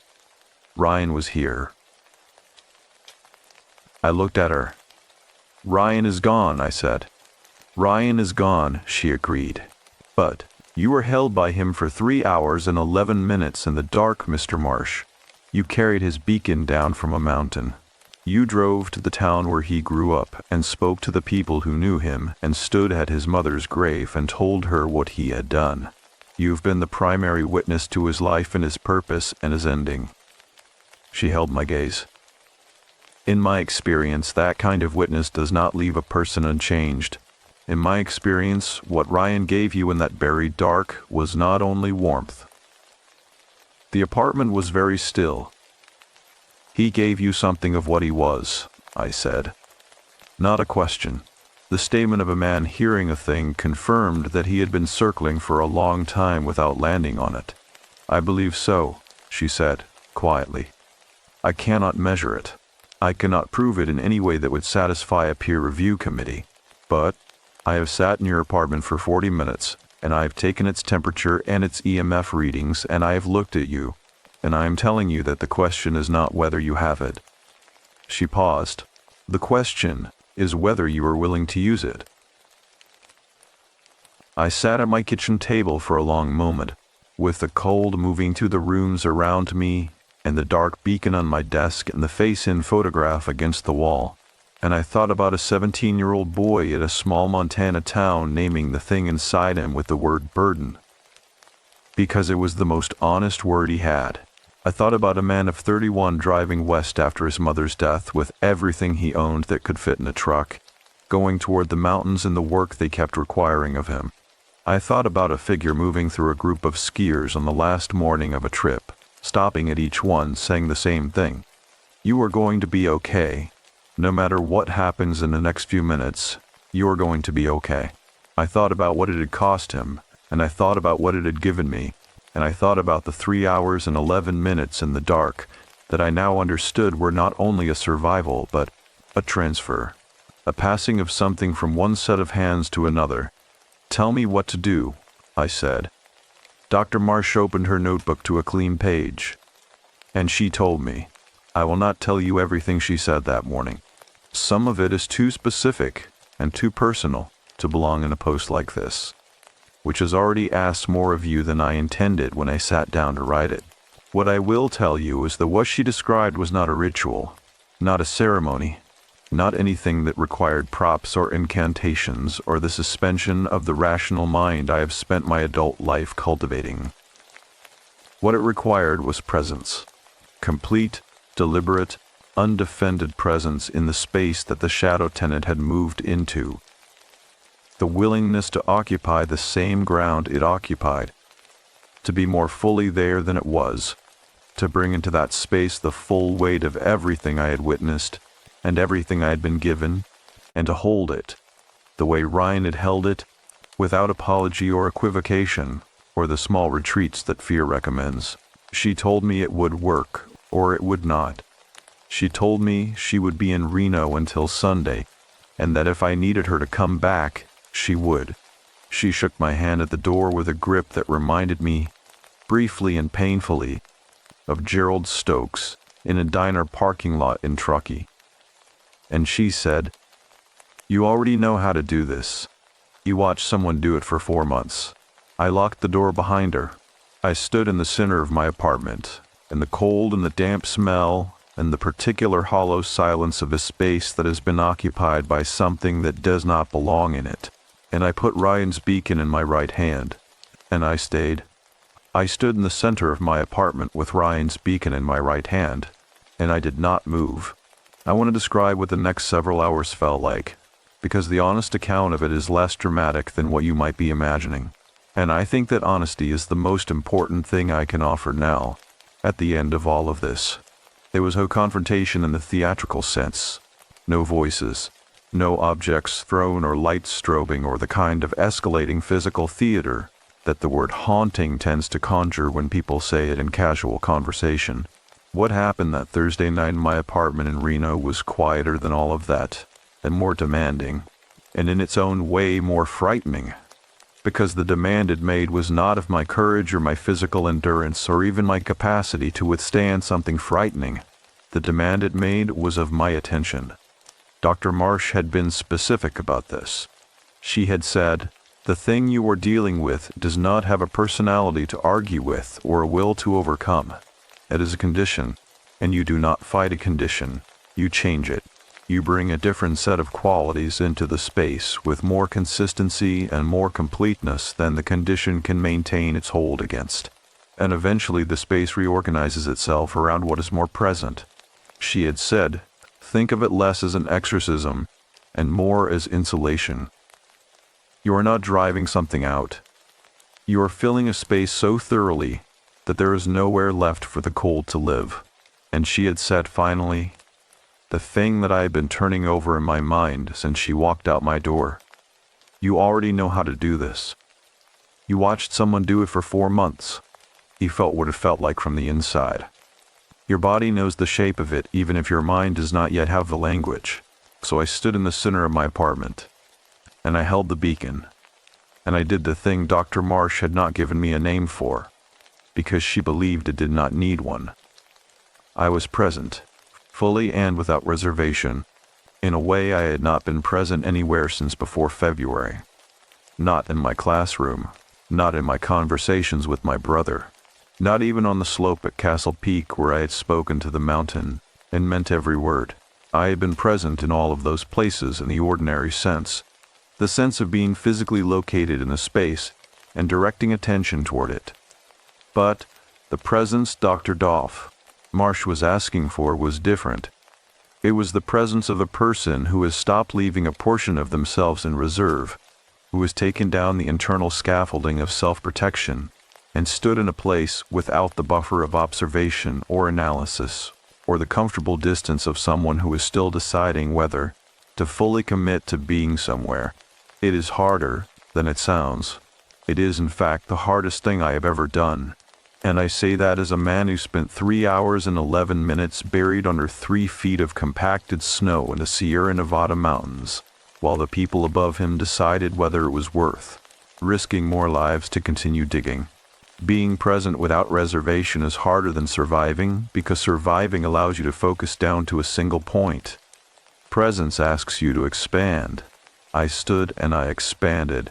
If that word can do the work I am asking of it, I let the apartment be exactly what it was, cold and damp smelling and hollow in a way that had been accumulating for days, and I did not contract against it or wall myself off from it or run. The mental commentary that the rational mind produces in order to maintain its sense of authority over things it does not understand. I let it be present, and I was more present, and I held Ryan's beacon, and I thought about everything I knew. I thought about a 17-year-old boy on a debris field in Montana, walking in a straight line to a point in the snow that gave no outward indication of what lay beneath it, and stopping, and saying with absolute certainty, he is right here. Start digging. I thought about a man of 31 leaving his mother's house in Montana with everything he owned that could fit in a truck, and driving west into the mountains that were going to keep requiring things of him until there was nothing left to give, and going anyway because the thing inside him was not something he had chosen and was therefore not something he had the option of declining.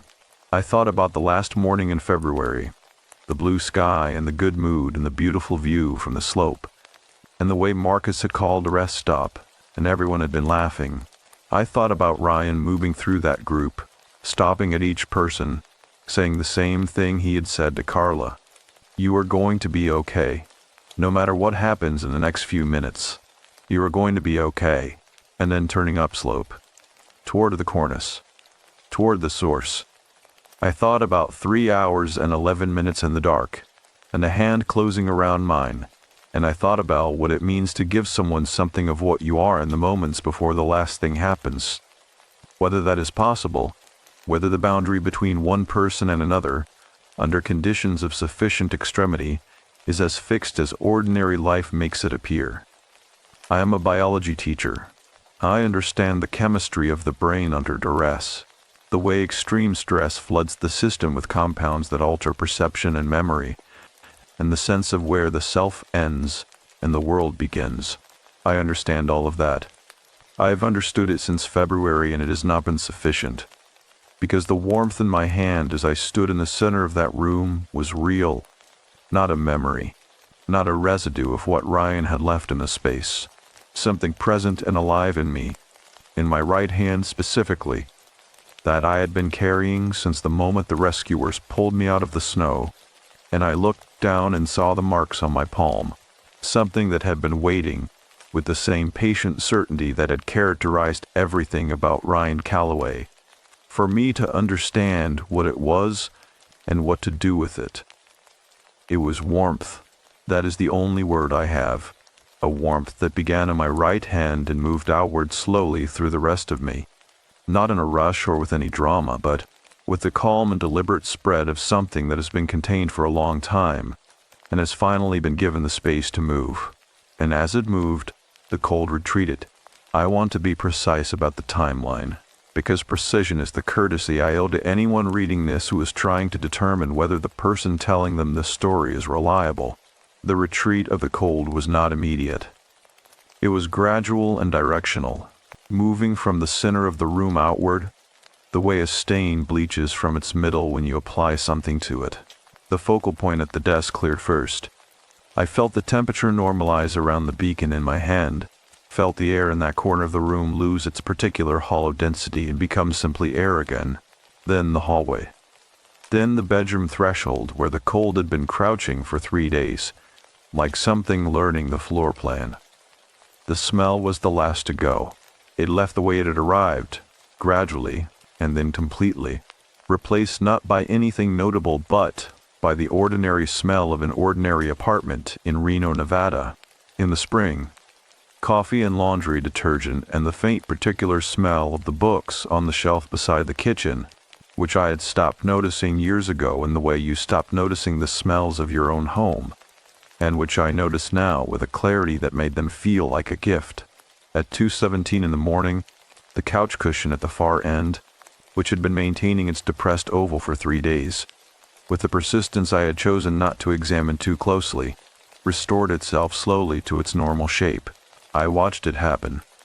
It took perhaps 40 seconds, the foam expanding incrementally back to its original volume, the way foam does when pressure is removed from it.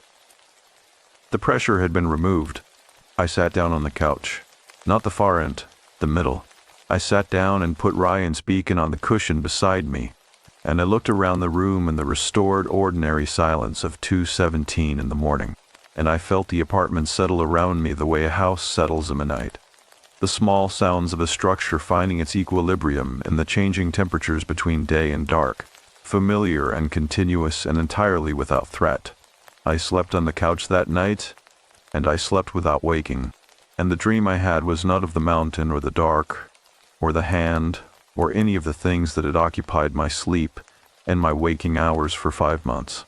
The dream I had was of a long, empty road in Montana in early spring, cottonwoods along a creek just beginning to leaf, the sky enormous and pale blue and full of light, and the sense, not a sight, not a sound, just a sense of someone walking ahead of me on the road who was going somewhere they had been trying to reach for a very long time, and getting there.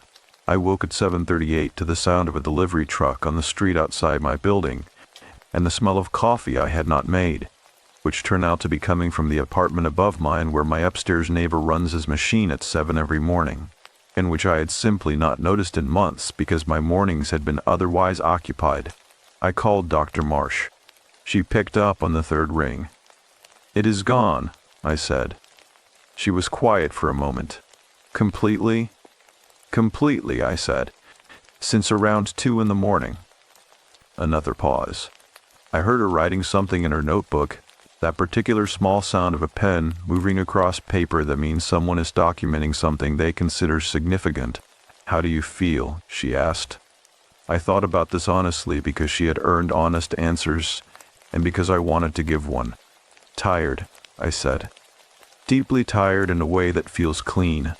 The way you are tired after you have done something that required everything you had. Not the tired of someone who has been worn down.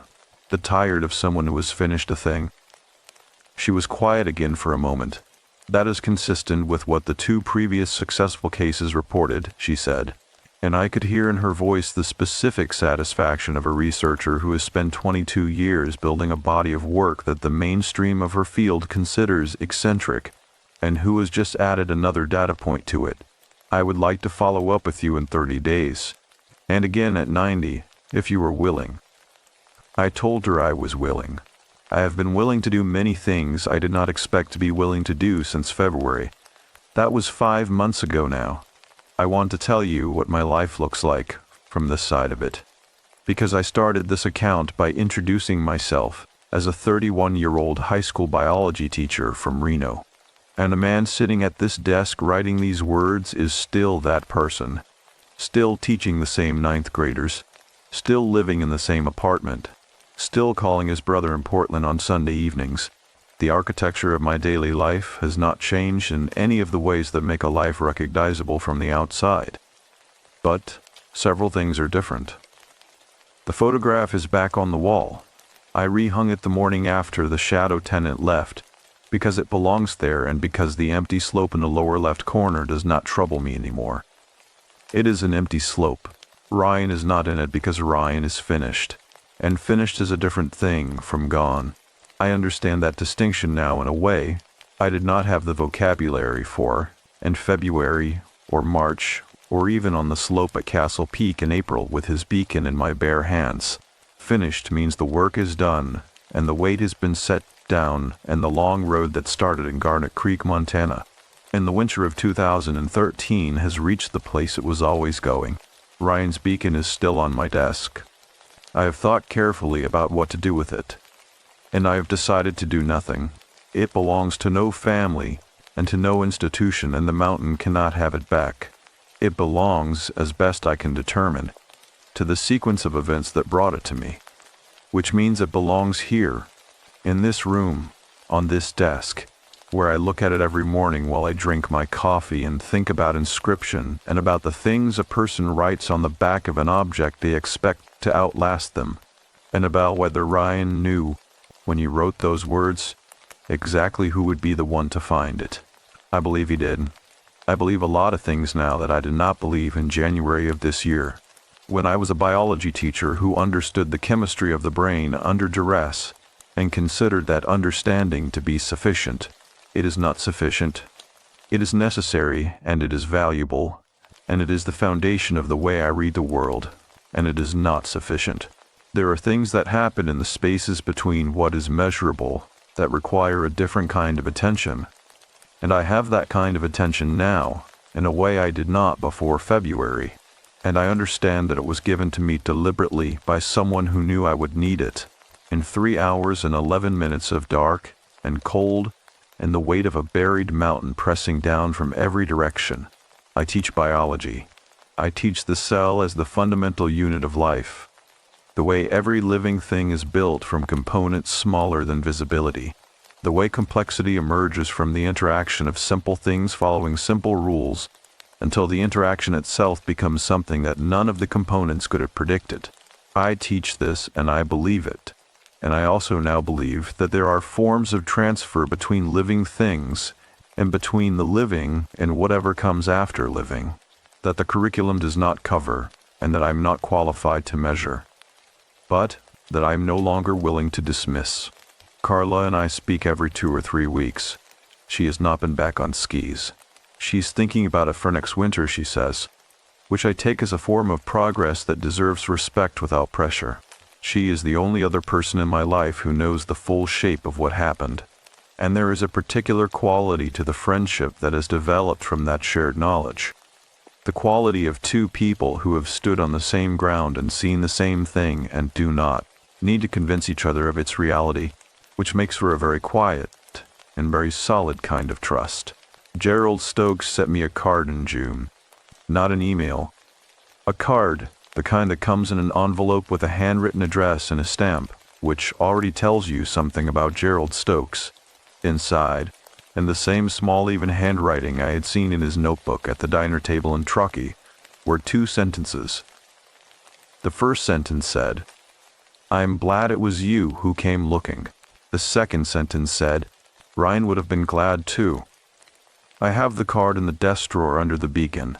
I take it out sometimes when the school year is long and the days are grinding and the particular exhaustion of standing in front of teenagers for 6 hours and trying to make cellular respiration feel relevant to their lives has used up most of what I have. I take it out and I read it and I put it back, and it does what I need it to do, which is remind me that the world contains more than is visible from the position of any one person standing in it, and that sometimes the most important things that happen to a person are the things they did not plan for, and could not have imagined, and would not, if you ask them honestly, choose to undo. There is one more thing I want to tell you. In the first week of September, I was hiking alone in the mountains north of Reno, on a trail I have been walking for years. A quiet ridge route that gains about 1,500 feet over 4 miles, and ends at a small glacial lake that sits in a bowl of granite above the tree line. I go there to think, or to stop thinking, which are sometimes the same thing. It was a Saturday morning, early, the kind of September morning in the Sierra Nevada that is the best argument the year makes for its own continuation, clear and cool, the air carrying the first suggestion of autumn without yet committing to it. The sky, the particular shade of blue that exists only at altitude on a morning without a cloud anywhere in it. I was on the upper section of the trail, above the tree line, picking my way across a field of talus in the early light, when I heard it. A sound, faint and directionless. The way a sound can be in open terrain where the rock faces catch it and multiply it until you cannot locate its source. A rhythm I recognized. Someone was calling for help, not loudly, not the shout of a person who has just been hurt. The low, repeated call of a person who has been calling for a while and is beginning to wonder whether anyone is going to hear them. The sound of someone who has not yet stopped believing in rescue, but is becoming aware of the distance between where they are and where that rescue might be coming from. I stopped on the talus field and I stood very still and I listened. And then I did not choose a direction. I let something else choose it. I moved across the talus field with a certainty I did not examine, because examining it would have taken time that someone did not have, and I crested a small rise of granite, and looked down into a shallow depression on the other side. And there was a woman of perhaps 60 sitting with her back against a boulder, her right ankle at an angle that told a clear and painful story, her face turned up toward the sound of my footsteps with an expression that moved, in the space of about 2 seconds, from the concentrated effort of endurance to something that was not quite relief and was not quite tears, but lived very close to both of them. "I heard you," I said. "I have got you. You are going to be okay." I had a first aid kit in my pack. I had my phone, with a signal strong enough for a call. I had, it turned out, everything she needed and more time than either of us had feared. The rescue coordination took 40 minutes and went without complication, and she went down the mountain on a litter with 2 volunteers from a local search and rescue team, and she waved at me from the litter as they carried her past, and I waved back. I stood on the trail after they were gone, and looked out over the mountains in the September morning, and the air was clean and cold and the light was going gold on the granite, and I held my right hand loosely at my side, and I felt, faint and familiar and entirely without weight, the briefest warmth, not a grip, not the sustained, determined hold of 3 hours and 11 minutes in the buried dark, just a warmth, a contact so light it was barely distinguishable from the morning air. A hand opened and then released, the way you release something you have been carrying long enough, the way you let go of something you can finally trust in other hands. I stood there for a long time after it faded, looking at the mountains, and I thought about finished and gone, and the distance between them, and I thought about a quiet man from Garnet Creek, Montana, who had spent 17 years walking in straight lines toward people who needed someone to find them, and who had, in the end, found exactly the right person to pass the torch to. I am still a biology teacher. I am still 31 years old, though that will change in November. I still live alone in Reno, still call my brother on Sundays, still make coffee in the mornings and look at a dark beacon on my desk while I drink it. My life, from the outside, looks almost exactly like the life I had in January. But when I walk into a room now, I pay attention to it in a way I did not before.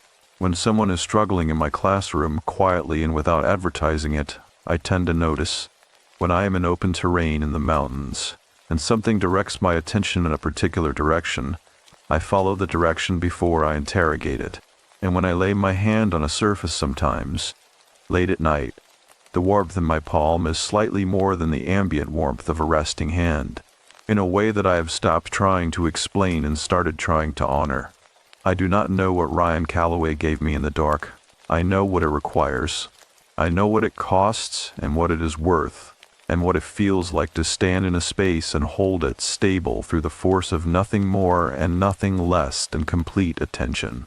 I know what it means to be the person who shows up. I know what it means to be found. I am still learning what it means to be the one who does the finding. But I am learning. And somewhere on a long empty road in early spring, with cottonwoods going green along a creek in Montana, and the sky vast and full of light, I think the man who taught me is not entirely finished with the teaching. I do not think he minds.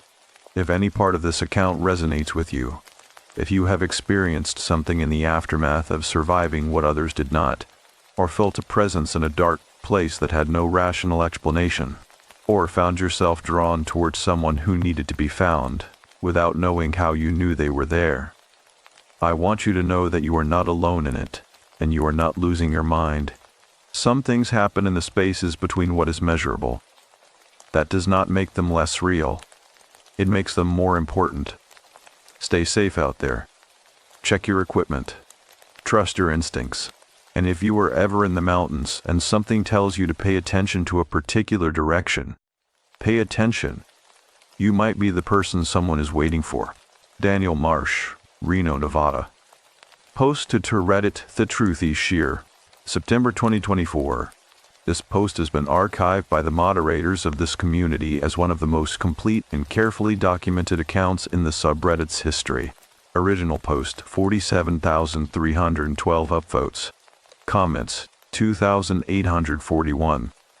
Awards 14. Pinned moderator note: we have been in contact with the poster. He is real. He is well. He asked us to add one thing to the archive entry. The note says, "Tell them Ryan was not afraid."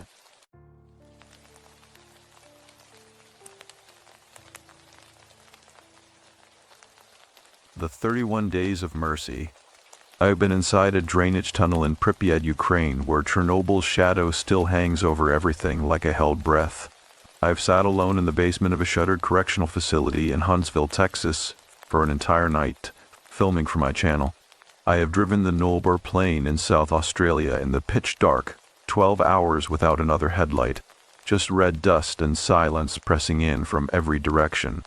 I do not say this to impress you. I say it so that you understand the weight of what I am about to tell you.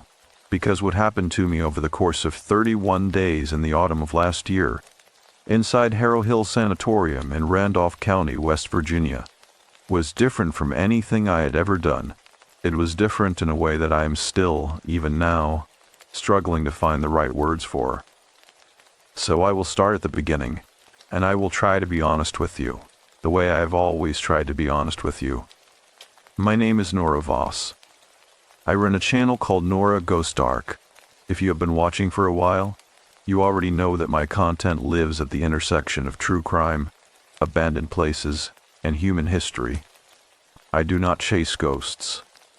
I chase stories, and the story of Harrow Hill Sanatorium had been following me, in one form or another, for my entire life. I was born there, not metaphorically, not in some poetic sense. I was literally born inside those walls, in the autumn of 1996, in the third-floor ward of what was, by then, a failing psychiatric facility. My biological mother was a patient. She was 22 years old, and she had been committed the previous spring, and she died of complications 3 days after I was delivered. I was placed into the county foster system, and I was adopted by a family in Morgantown, and I grew up knowing almost nothing about the place or the woman who had given me life inside it. Harrow Hill closed for good in 2001. The roof had been failing for years, and a state inspection flagged the wiring as a fire hazard, and the county simply could not justify the cost of repairs. They locked the doors, they filed the paperwork, and they left. Whatever was inside, they left with it. I had driven past the gate twice before. Both times I kept going. This time, I stopped. The idea for the series came to me after I read about a South Korean YouTuber named Ha Jun, who ran a horror channel called Horror Times. In 2018, he and a crew of 6 entered the abandoned Gonjiam Psychiatric Hospital outside Seoul, South Korea, for a live broadcast. Gonjiam had a documented history of deaths and disappearances stretching back decades, and Room 402, the former intensive care unit, had a reputation that made even seasoned investigators uneasy. During the live stream, one by one, the crew members stopped responding. The feed went dark inside that room. The South Korean incident was never conclusively explained, and I had followed it closely. I was not Ha Jun. I was not going in for shock value or subscriber counts, though I will not pretend those things do not matter when the rent is due. I was going in because Harrow Hill was the one place in the world that had a claim on me that I had never answered. 31 days. One for each year since the building closed.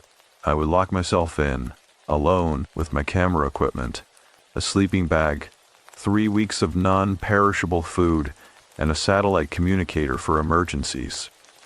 I would film everything.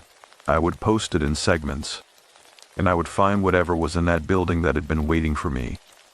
I arranged it all over the course of 6 weeks. A county permit, obtained through a small historical preservation nonprofit, that agreed to list me as a contracted documenter. A waiver, signed in the presence of a notary. A wellness check scheduled for every 72 hours with my friend and editor Callie, who would be the only person on the outside with my exact location. The gate to Harrow Hill opened onto a gravel road that curved uphill through a stand of old-growth oak and sycamore. It was the first week of October, and the leaves were turning, amber and rust, and a deep, bruised red, and they fell in slow drifts across the windshield as I drove up. The building itself did not appear until I came around the last bend, and when it did, I stopped the car without meaning to. It was enormous. 5 stories of pale limestone, darkened by decades of moisture and weather, with long rows of narrow windows staring outward like the eyes of something that had been waiting for a very long time.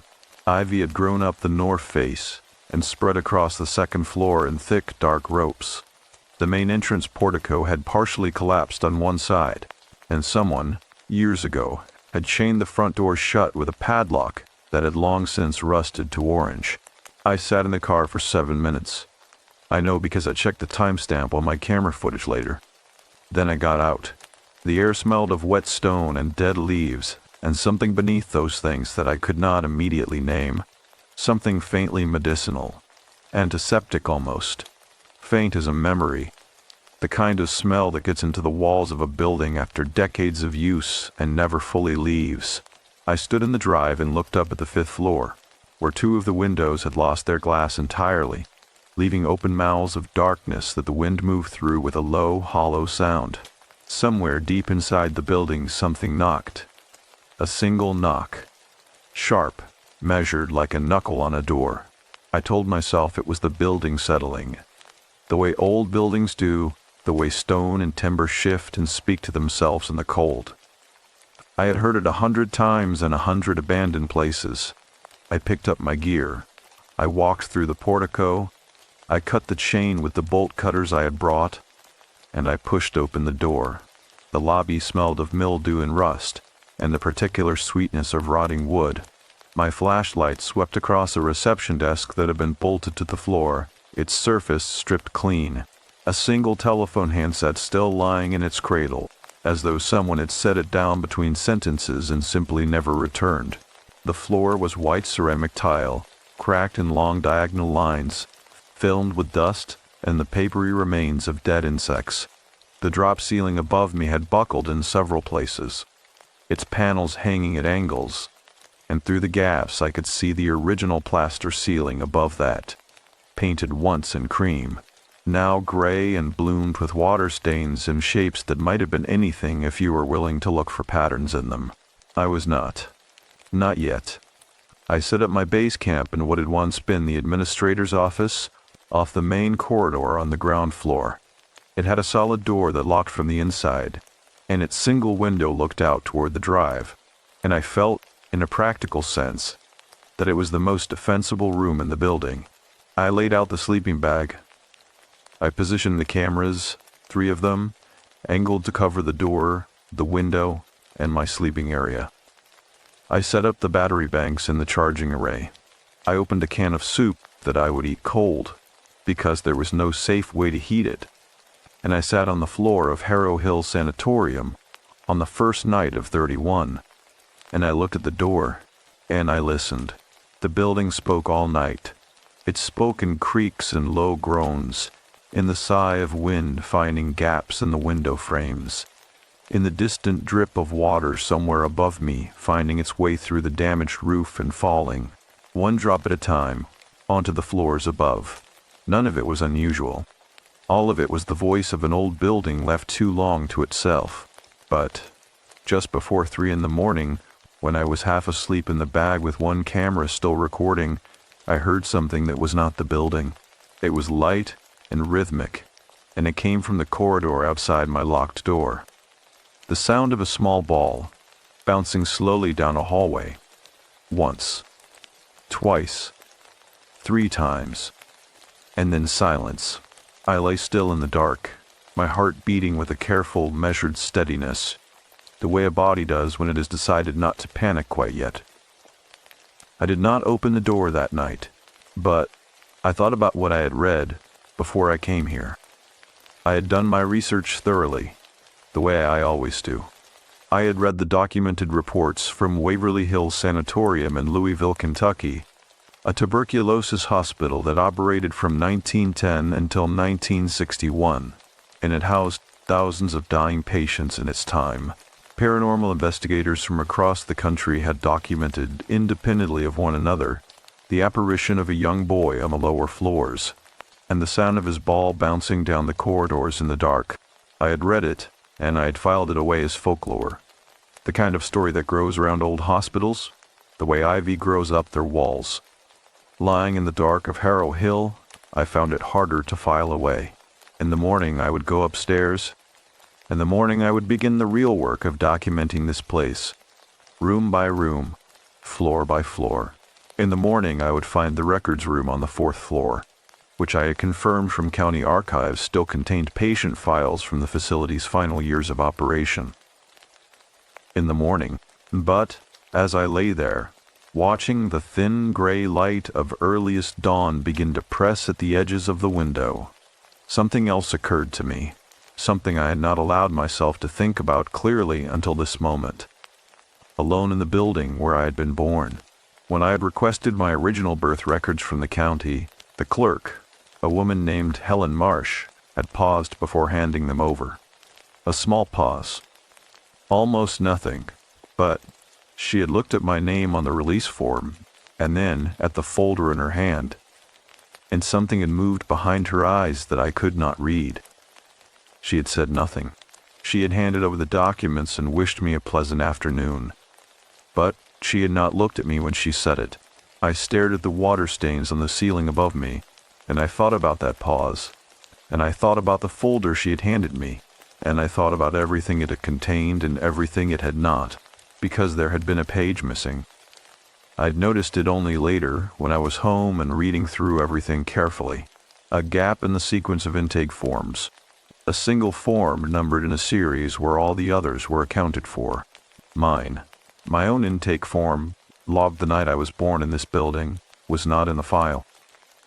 I fell asleep before I could think further about what that meant, and when I woke, gray October light filling the room, the corridor outside was silent and still, and perfectly ordinary, but, near the base of my locked door, pushed partway beneath it from the other side as though slid through while I slept, was a single yellow children's ball, small and rubber and very old, and in the dust on its surface, 2 small handprints pressed flat, as though a child had been holding it for a very long time.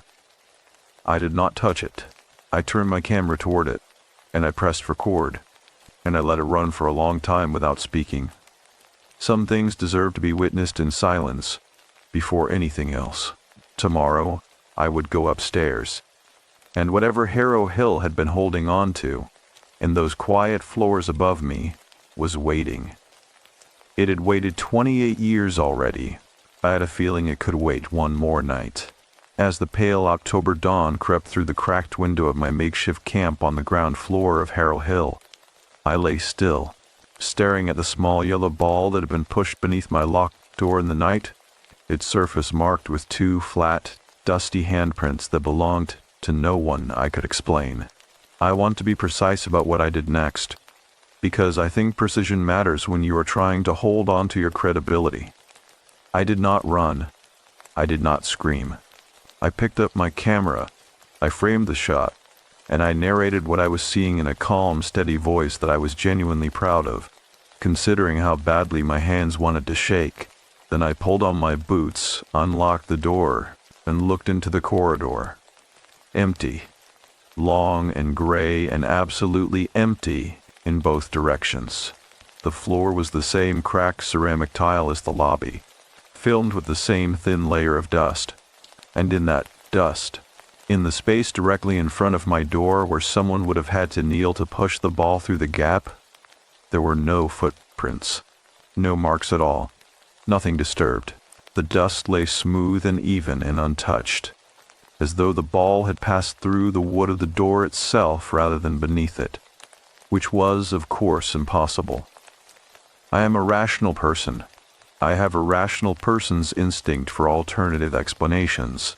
I told my camera, and therefore told the 240,000 subscribers who would eventually watch this footage, that the ball had most likely been there before I arrived, that I had simply not noticed it in the dark, that it had rolled, perhaps, nudged by a draft, and come to rest against my door during the night, and that the handprints were old, left by some child who had held it years ago, and meant nothing at all.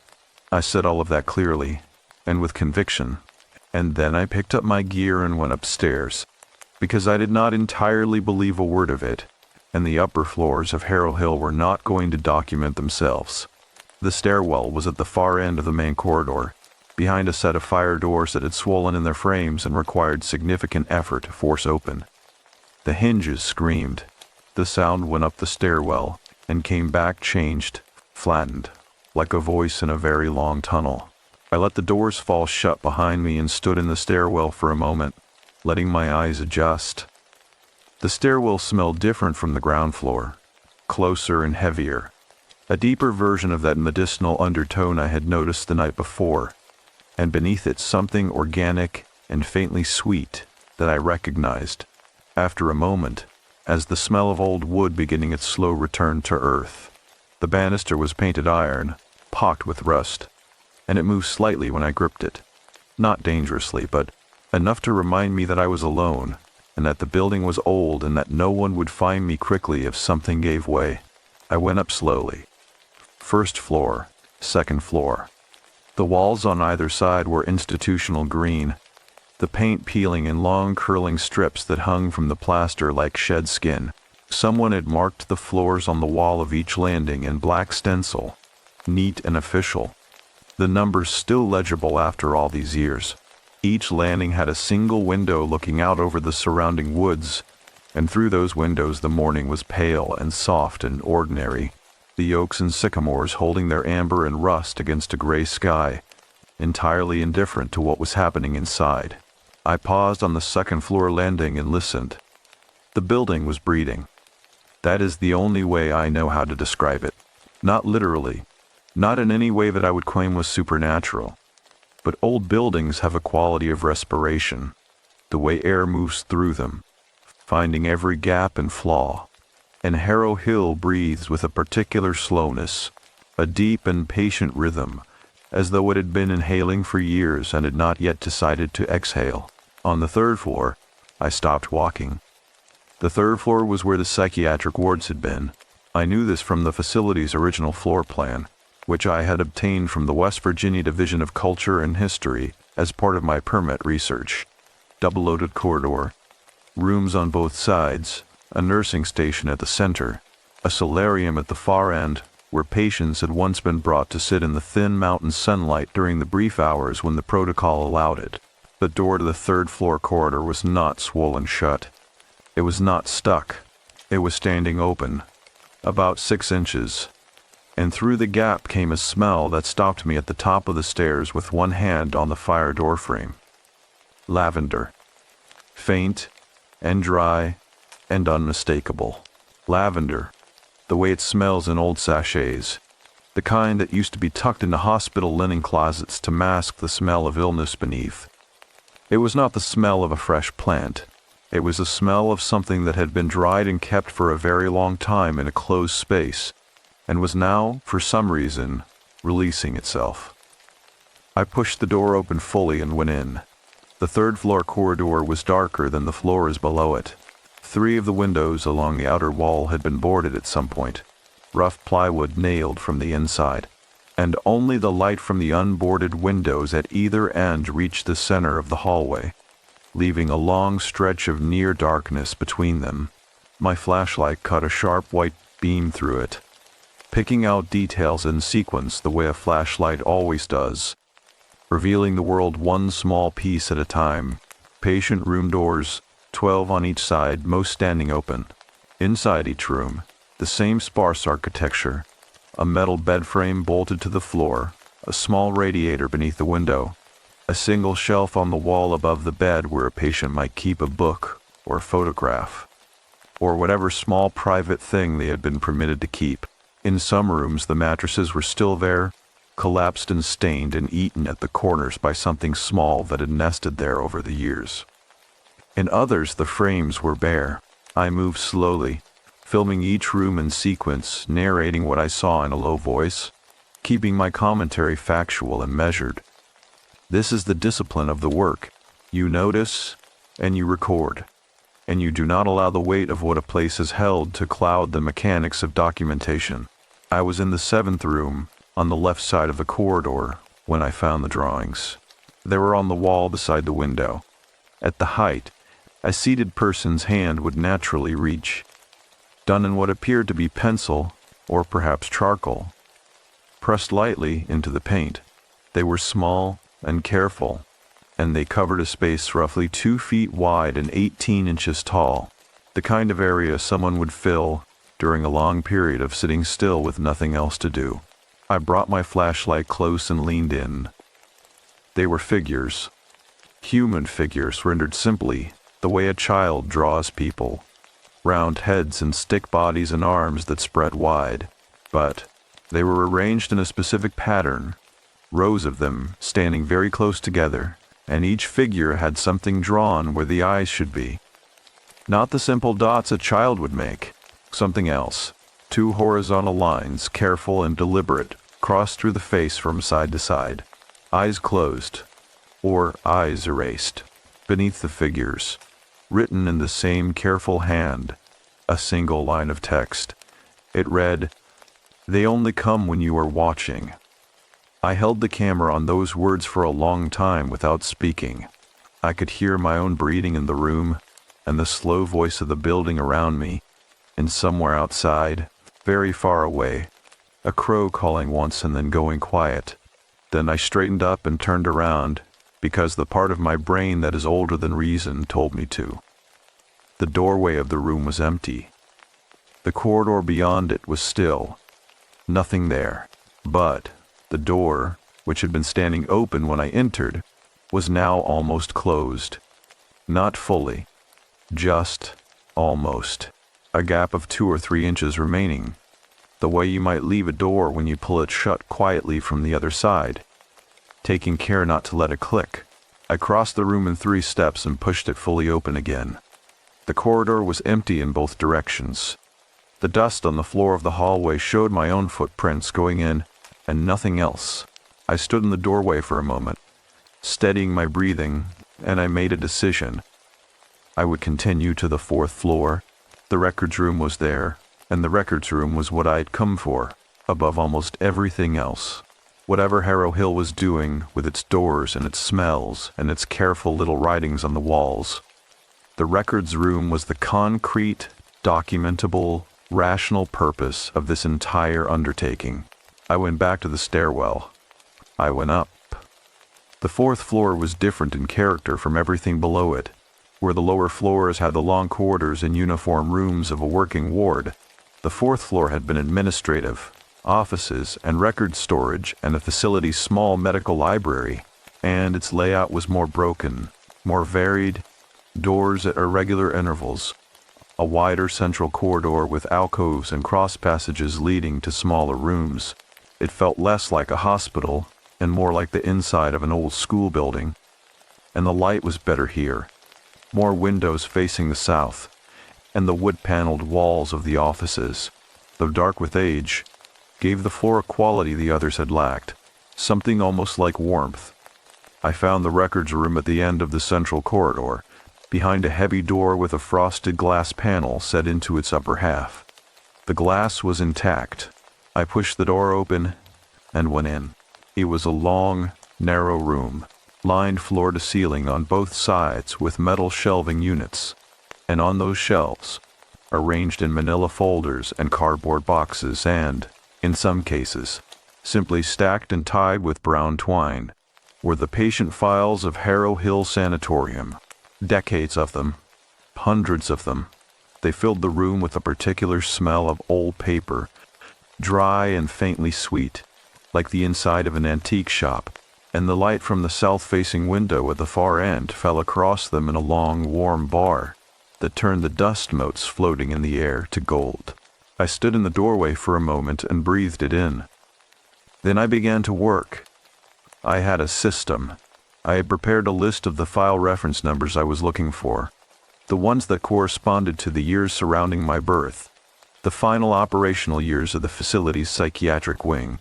I moved along the shelves methodically, reading box labels and folder tabs, pulling out anything relevant and setting it aside on the small table in the center of the room. I worked for nearly 2 hours. The morning passed. The light shifted. Outside, the wind moved through the oaks and the leaves fell in slow, curling drifts past the window, and I found, over the course of those 2 hours, a great deal that I had not expected to find. Patient files for the year 1996. Dozens of them, and within those files, buried between 2 thicker folders that someone, at some point, had used to sandwich it deliberately, a single manila folder with a handwritten label on its tab. The handwriting on the tab was neat and careful, and the name written there was not mine. It was a name I did not recognize at all. A woman's name, 2 words, first and last. But beneath the name, in smaller writing, and a different hand, someone had added a notation. See also cross-reference Ward C, Room 7. Restricted. I opened the folder. Inside was a single sheet of paper. Not a patient intake form. Not a medical record. A letter, handwritten, dated October the 4th, 1996, 3 days after my birth. It was addressed to no one. It began without salutation, and it said, in part, in the careful, slightly formal handwriting of someone who had been educated in an earlier era, that the child had been born healthy, and that the arrangements had been made, and that what had happened in Room 7 of Ward C was not to be discussed further, and that the record had been amended accordingly. It was signed with a single initial, C. I stared at that letter for a long time. The light moved across the floor of the records room. The building breathed around me, and then from somewhere below me, from the direction of the 3rd floor, from the direction of the corridor with the boarded windows and the patient rooms and the 7th room on the left side where the drawings were, came a sound, not the building settling, not the wind. The sound of a door being pulled quietly shut, the click of a latch, precise and deliberate, in the particular way you close a door when you want to be careful about the noise. And then footsteps, slow and even and unhurried, moving away down the corridor below. I stood in the records room with the letter in my hand, and I listened to those footsteps until they faded, and then I stood in the silence that followed them for a long time. Day 2 of 31. I had not been this frightened since the first day I drove past this gate 3 years ago and kept going. I understood now, in a way I had not fully understood before, why I had kept going those first 2 times, and I understood equally clearly that I was not going to keep going this time. Whatever initial C had signed their name to, whatever had happened in room 7 of Ward C, whatever was walking the 3rd floor corridor of this building in the middle of a Tuesday morning, pulling doors shut behind itself with the deliberate care of something that did not want to be heard. It knew I was here, and I had 29 days left. The records room held its warm, papery silence around me, and outside, one more oak leaf turned loose from its branch and fell slowly past the window. And somewhere in this building, something was waiting to see what I would do next. I folded the letter carefully and put it in my jacket pocket. And I started to think very seriously about what was in room 7 of Ward C. As the folded letter rested in my jacket pocket, heavy as a stone against my ribs, I stood in the 4th floor records room of Harrow Hill Sanatorium and listened to the last echo of those deliberate footsteps fade into the silence of the floor below me. And I made myself a promise that I intended to keep. I was going to open the door to room 7 of Ward C before the day was done. I want to tell you what I knew about Ward C before I went in. Not much. That is the honest answer. In the floor plan I had obtained from the State Historical Division, Ward C was listed simply as a secondary psychiatric unit, occupying the eastern half of the 3rd floor, separated from the main corridor by a set of internal fire doors. In the county summary records, the ones that had been made publicly available when Harrow Hill closed in 2001, Ward C appeared twice, once in a maintenance log for 1993, noting that the ward's radiator system required replacement and had been temporarily decommissioned, and once in a staffing document from 1998, where its designation had been quietly changed from Ward C to simply Observation Unit with no further explanation. That was all. 2 mentions in 20 years of records. For a ward that, according to the original floor plan, contained 14 patient rooms and a private nursing station. 14 rooms, and in the decades of public documentation surrounding Harrow Hill's operation and closure, almost total silence about what had happened inside them. I thought about that as I made my way back down the stairwell from the 4th floor, moving slowly, one hand on the iron banister, my flashlight cutting its careful white beam ahead of me. The stairwell was cold, colder than the floors above, colder than made straightforward sense, and the cold had a quality to it that I noticed but did not dwell on, the kind of cold that settles into old stone and stays there, patient and permanent. The cold of a place that the sun has not reached properly in a very long time. I pushed through the 3rd floor fire doors and stopped in the corridor. The door to the 7th room on the left, the room where I had found the drawings, was now fully closed. I had left it open. I was certain of that, with the particular certainty that comes from having filmed your own movements, from knowing that somewhere on my camera's memory card was footage of me stepping out of that room into the corridor, leaving the door standing open behind me, fully closed. The frosted glass panel in its upper half, a detail I had not consciously registered on my first pass-through, catching the flat gray light from the corridor windows and giving nothing back. I walked to it slowly, and I pressed my palm flat against the wood before I touched the handle, the way you might touch the surface of something to test its temperature before committing your grip. The wood was cool, ordinary. I wrapped my hand around the handle, and I pushed. The door did not move. I pushed again, harder, and it gave perhaps half an inch and then stopped, with the particular resistance of something braced against the other side. Not locked, not swollen, braced, the way you brace a door with your foot when you do not want it to open. I stood very still in the corridor of Ward C, and breathed, and I listened, and I heard nothing from the other side of that door, except the slow voice of the building and the distant sound of wind in the trees outside. I stepped back. I looked at the door. I looked at the frosted glass panel, and I saw through the glass, indistinct and blurred the way everything is blurred through frosted glass, the shape of something standing very close on the other side. Still, upright, at the height of a standing adult. I did not move. It did not move.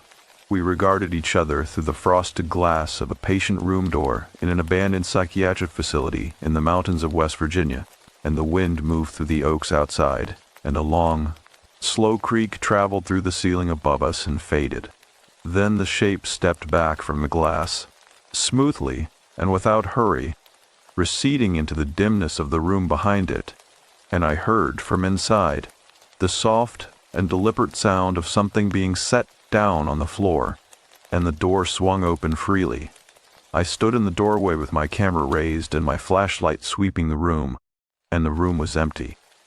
Bed frame, radiator, shelf, the drawings on the wall exactly as I had left them, the rows of eyeless figures standing close together, the line of text beneath them that I did not look at directly this time, the way you learn not to look directly at certain things. On the floor in the center of the room, where nothing had been before, was a single object. A patient file folder. Manila, with a hand-labeled tab, and on that tab, in the same neat, careful handwriting I had seen on the letter in the records room above, was a name. My name. Not my adoptive name. Not Nora Voss. My birth name. The name that appeared on no document I had ever been given access to. The name that the county records clerk had not offered. The name that was not in the file Helen Marsh had handed me across the counter 3 months ago.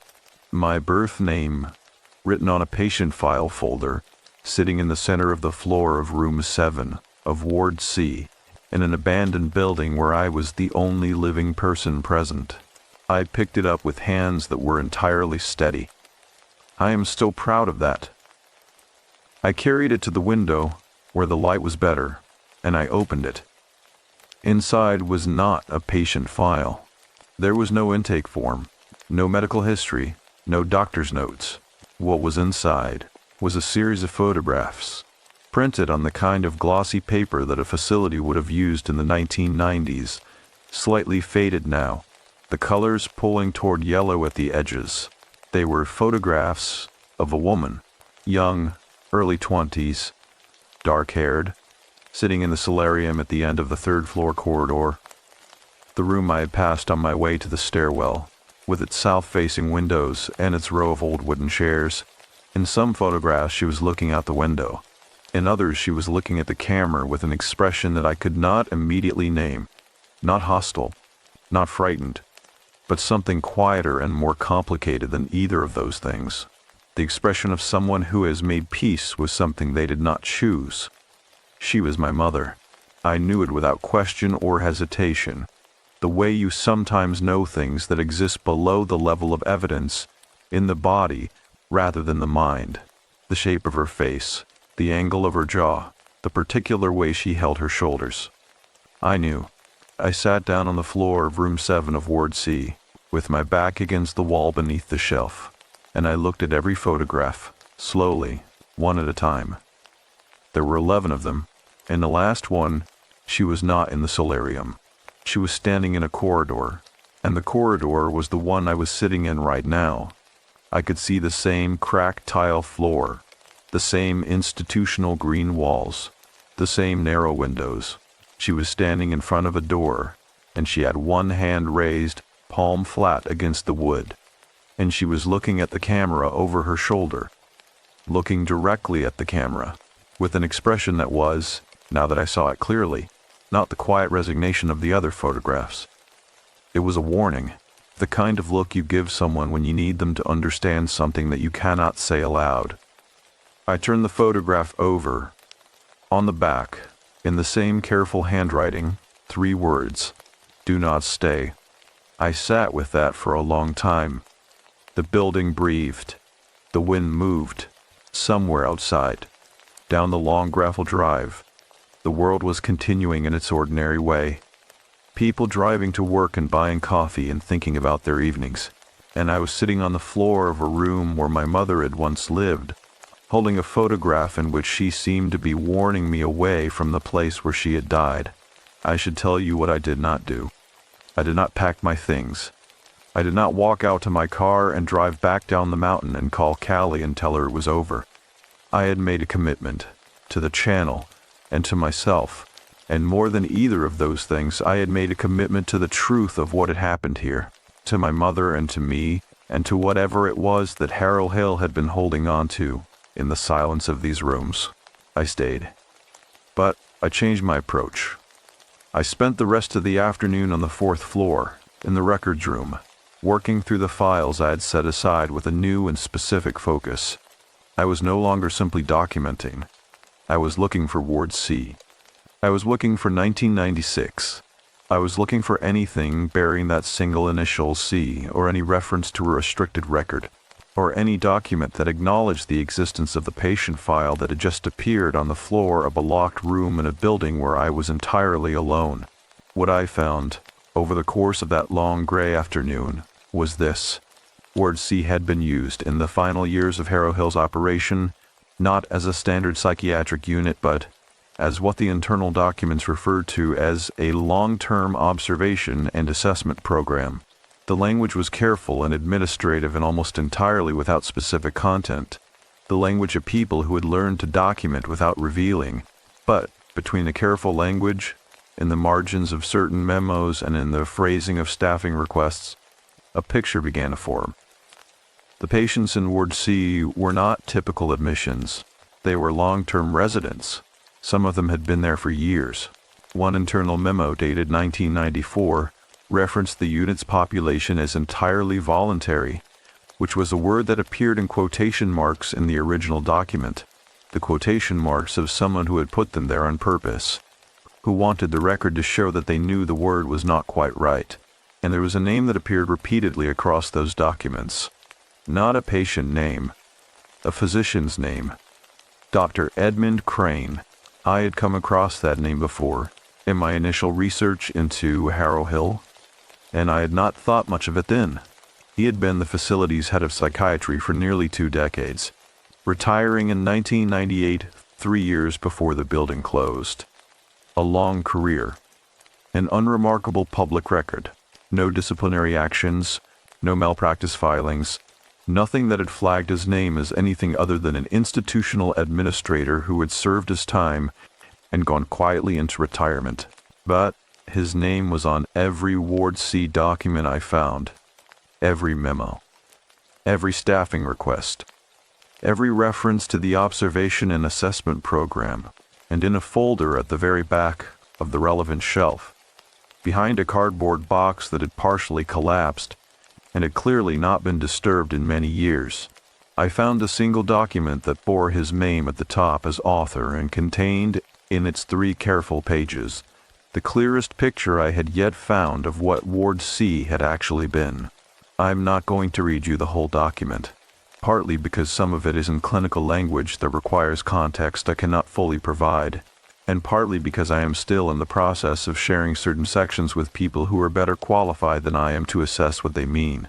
But I will tell you what I understood from reading it in that 4th floor records room as the October afternoon faded outside and the light turned amber and then gray. Dr. Edmund Crane had believed something specific and elaborate and documented in that quiet, administrative language that made it all the more unsettling for its carefulness. He had believed that certain patients, under certain conditions, in a state of prolonged psychological distress, became capable of perception that ordinary people were not, that they could, as he put it, attend to frequencies of experience that the healthy mind filters out as noise. He had designed Ward C to study this.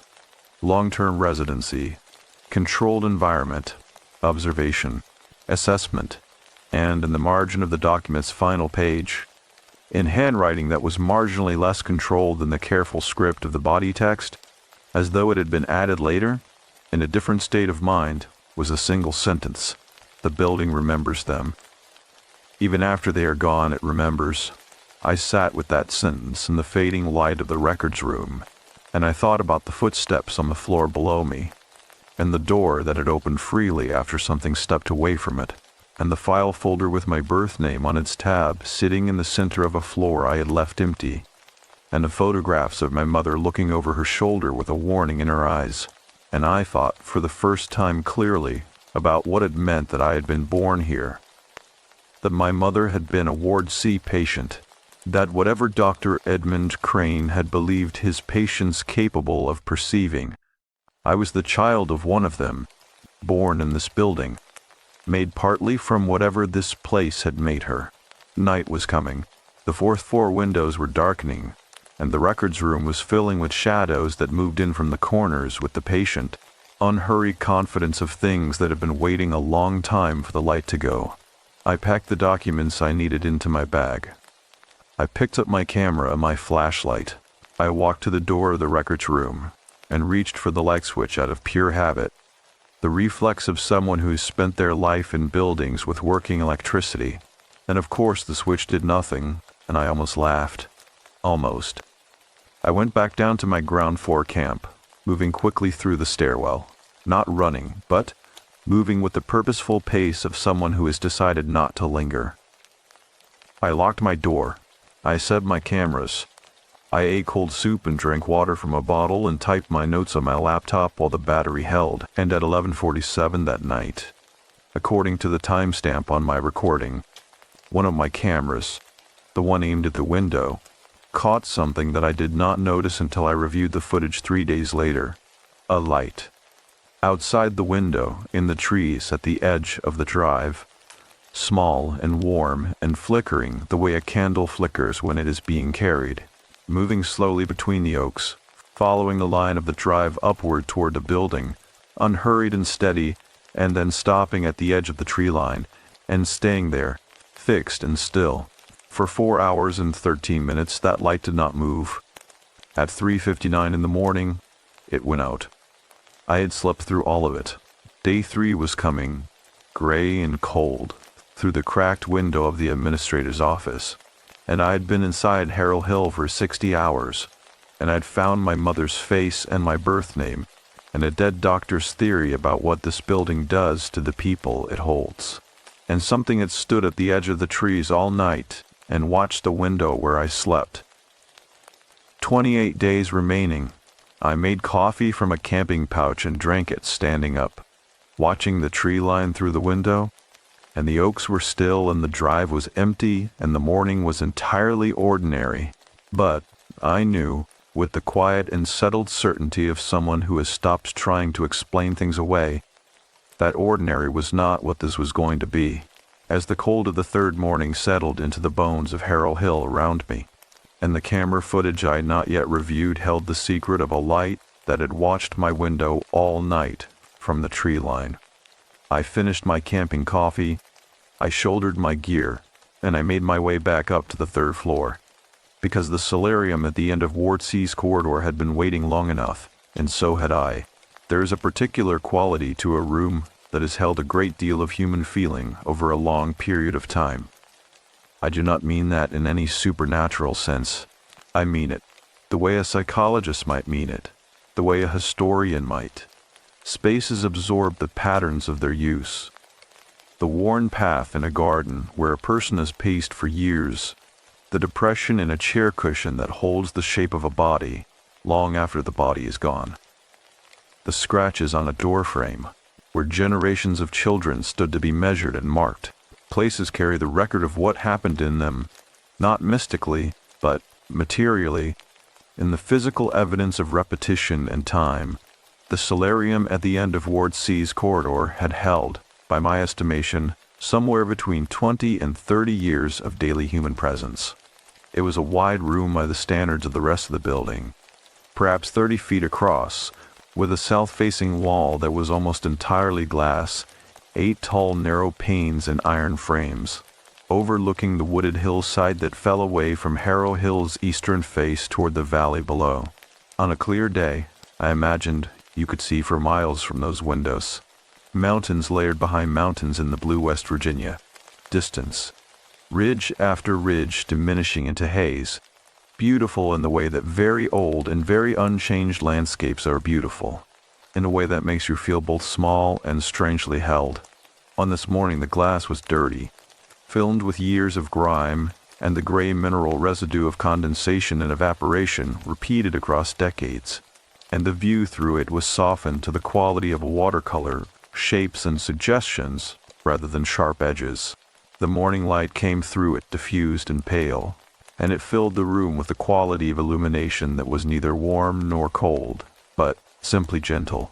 The way light is in a room where someone has spent a long time being quietly unhappy.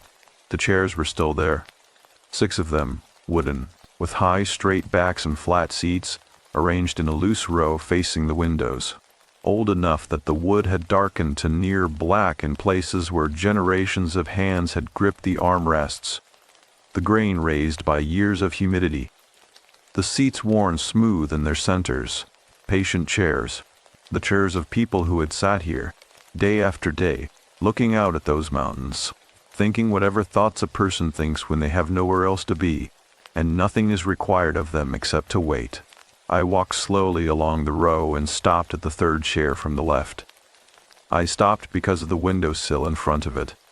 Someone had scratched marks into the paint of the sill, not drawings, not the deliberate rendering of the figures in room 7. These were tally marks. The kind you make when you are counting days, groups of 4 vertical lines crossed by a diagonal 5th, the universal notation of someone keeping time by hand. They covered the entire width of the sill in front of that chair, line after careful line, and I crouched down and counted them. 219 days, 7 months and a handful of days beyond that, give or take. 7 months of sitting in this chair at this window, watching those mountains, making 1 small mark per day on the sill in front of her. I did not need to check the photographs in my jacket pocket to know whose chair this was. I already knew. I sat down in it, carefully, the way you sit in something that has held another person's long sorrow, with the particular care you would give to something fragile, even if it is only fragile in meaning rather than in structure. The wood held my weight easily. The view through the dirty glass was the mountains, and the gray sky, and the amber-leaved oaks on the hillside, and I sat there for a while and said nothing, and filmed nothing, and simply occupied the same space she had occupied, looking at the same view in the same building, on an October morning 28 years after she had made her last mark on that sill, and been taken away to deliver me into the world, and not come back. I have made my name on my channel by being honest about what I feel in the places I go. I have cried on camera in a decommissioned prison in Louisiana. I have sat on the floor of an empty children's ward in a closed hospital in rural Ohio, and been unable to speak for several minutes. I do not perform emotion for the lens, but I also do not hide it when it comes. It comes in places like this, in the presence of evidence of human lives quietly and privately endured. And it came now, sitting in my mother's chair in the solarium of Ward C, and I let it, and after a while it passed, the way things do, and I got back to work, because something else was in that room, and it had nothing to do with sentiment. On the windowsill to the right of my mother's chair, in the space in front of the 4th chair from the left, the paint had been scratched as well. Not tally marks, something different. I had not noticed it at first because the scratching was finer, lighter, requiring closer examination, the work of something smaller than an adult fingernail. I brought my flashlight close, and I angled the beam low across the surface to throw the scratches into relief, the way you angle a light to read an inscription in stone. It was text, careful, very small, written in a tight cursive that had been scratched into the paint 1 thin letter at a time with, I suspected, the point of something like a bobby pin or a straightened staple. The writing of someone who had very little to work with and a great deal of patience. The writing of someone for whom leaving this mark was important enough to do slowly and with great care over what must have been many sessions of quiet, deliberate work. I read it twice before I was sure I had it right. And even then, I read it a 3rd time. It said, "She was not the only one who had a child here. We were 4. The children were taken. C knows where they went." Asked the door at the end of the hall. I sat back on my heels and let that land. She was not the only one. 4 mothers, 4 children, and a door at the end of the hall, which I now turned to look at, because I had not, in my first pass through this corridor, registered that there was a door at the end of the hall. The corridor had terminated, I had thought, at the solarium, But, looking now from inside the room, with the context of what I had just read pressing my attention into sharper focus, I could see that the solarium was not, in fact, the end of the corridor. It was nearly the end. Beyond the solarium's far wall, partially concealed by the angle of the room and the darkness of the unlit corridor beyond the doorway I had entered through, was another door, small, set low in the wall, lower than a standard door, the kind of door that might lead to a utility room or a storage space, painted the same institutional green as everything else on this floor, so thoroughly integrated into the wall that in poor light and with no particular reason to look for it, you would simply not see it. Across the room, the door had no handle, only a small iron ring set into the wood at the center, the kind of pull you see on old cellar doors and root cellars, and the service entrances of buildings that were designed in an era before the aesthetics of utility were considered worth attending to. I wrapped my fingers around the ring and pulled. The door opened on a space barely larger than a closet. Stone walls, not the plastered walls of the rest of the building, but bare gray stone, the original foundation material of the building's oldest section, a low ceiling, perhaps 5.5 feet, that even I had to duck to enter, and in that small stone space, on a shelf that had been fixed to the far wall with iron brackets, a row of objects that I stared at for a long moment without speaking. 4 items, arranged with the careful spacing of things that someone had placed deliberately and, with intention, not abandoned, not forgotten. Placed, a small glass bottle, stoppered with a cork, containing what appeared to be a folded slip of paper, a child's shoe, a single shoe, white leather, the kind worn by very young children, perhaps 2 or 3 years old, the sole barely worn.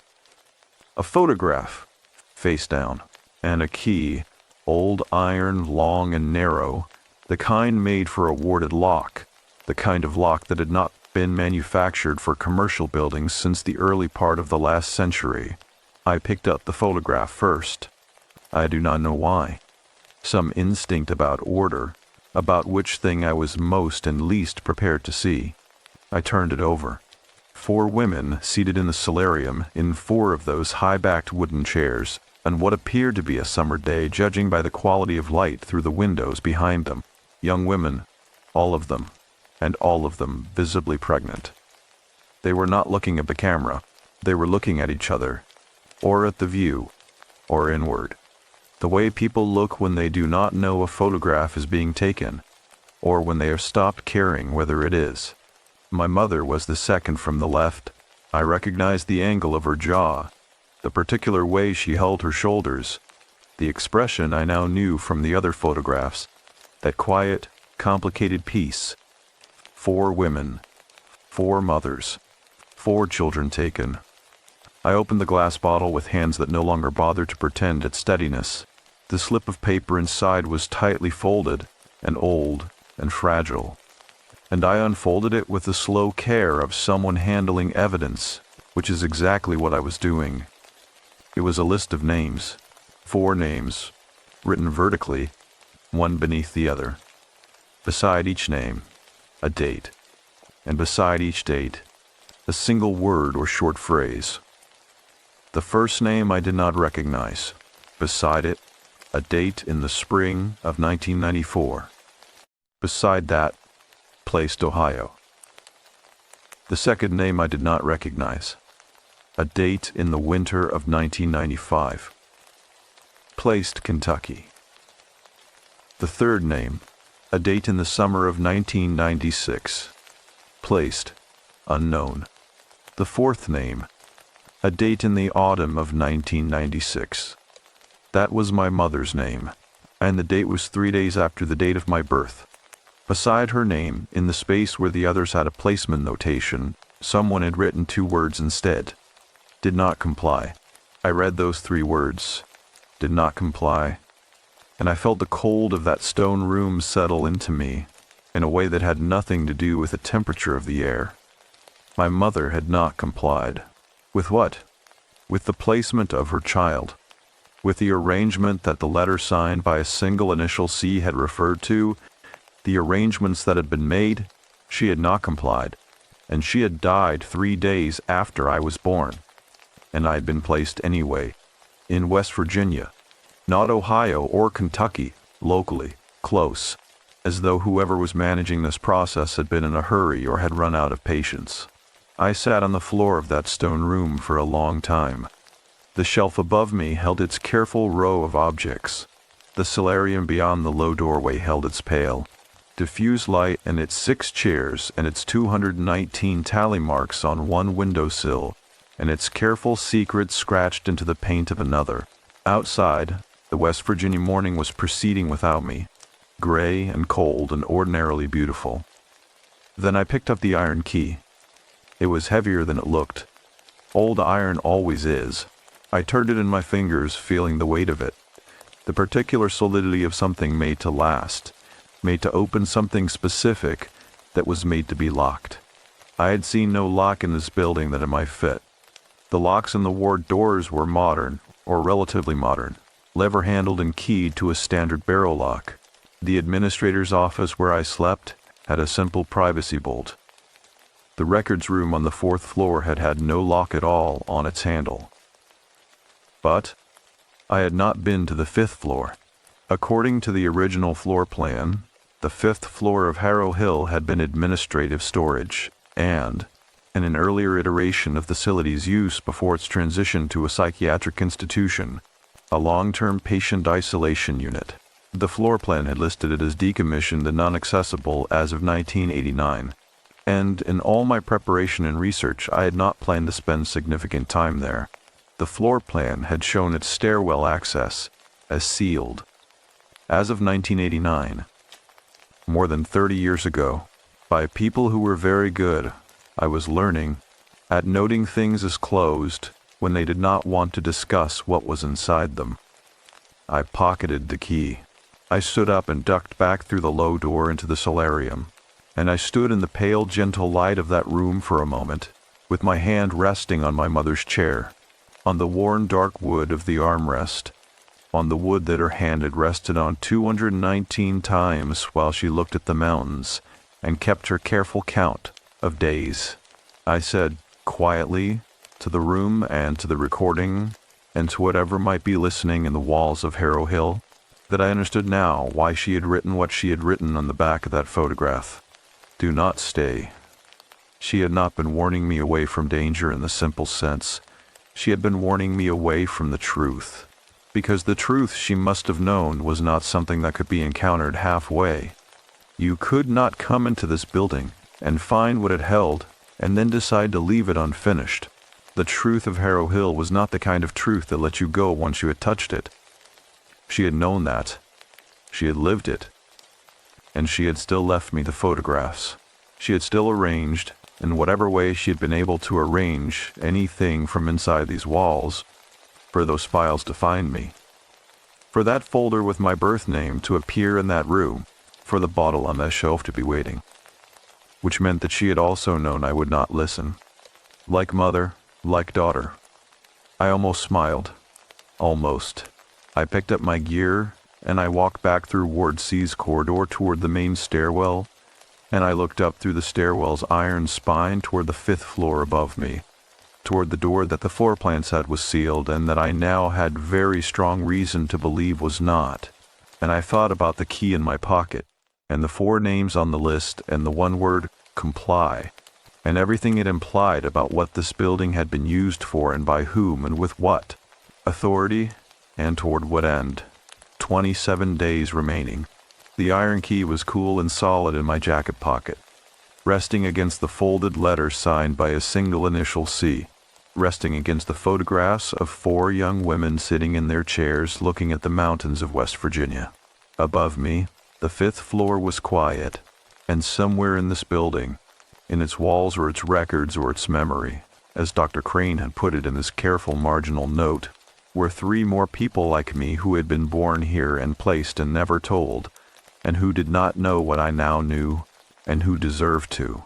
That thought, more than any sound I had heard or any shape I had seen through any frosted glass, was what kept me from picking up my bag and my camera and walking out of Harrow Hill Sanatorium and not looking back. 3 more people. somewhere in the world, living their ordinary lives, not knowing.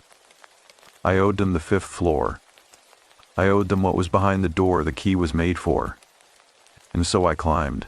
As the iron key settled cold and certain in my jacket pocket, pressed against the letter signed with a single initial, and the photographs of 4 young women who had trusted a building that did not deserve their trust, I left the solarium behind me and climbed the stairwell of Harrow Hill toward the one floor I had not yet touched, and toward whatever it had been keeping sealed and silent up there, above everything else, for more than 30 years. I want to tell you something about the way dread works, because I think most people misunderstand it. Dread is not fear.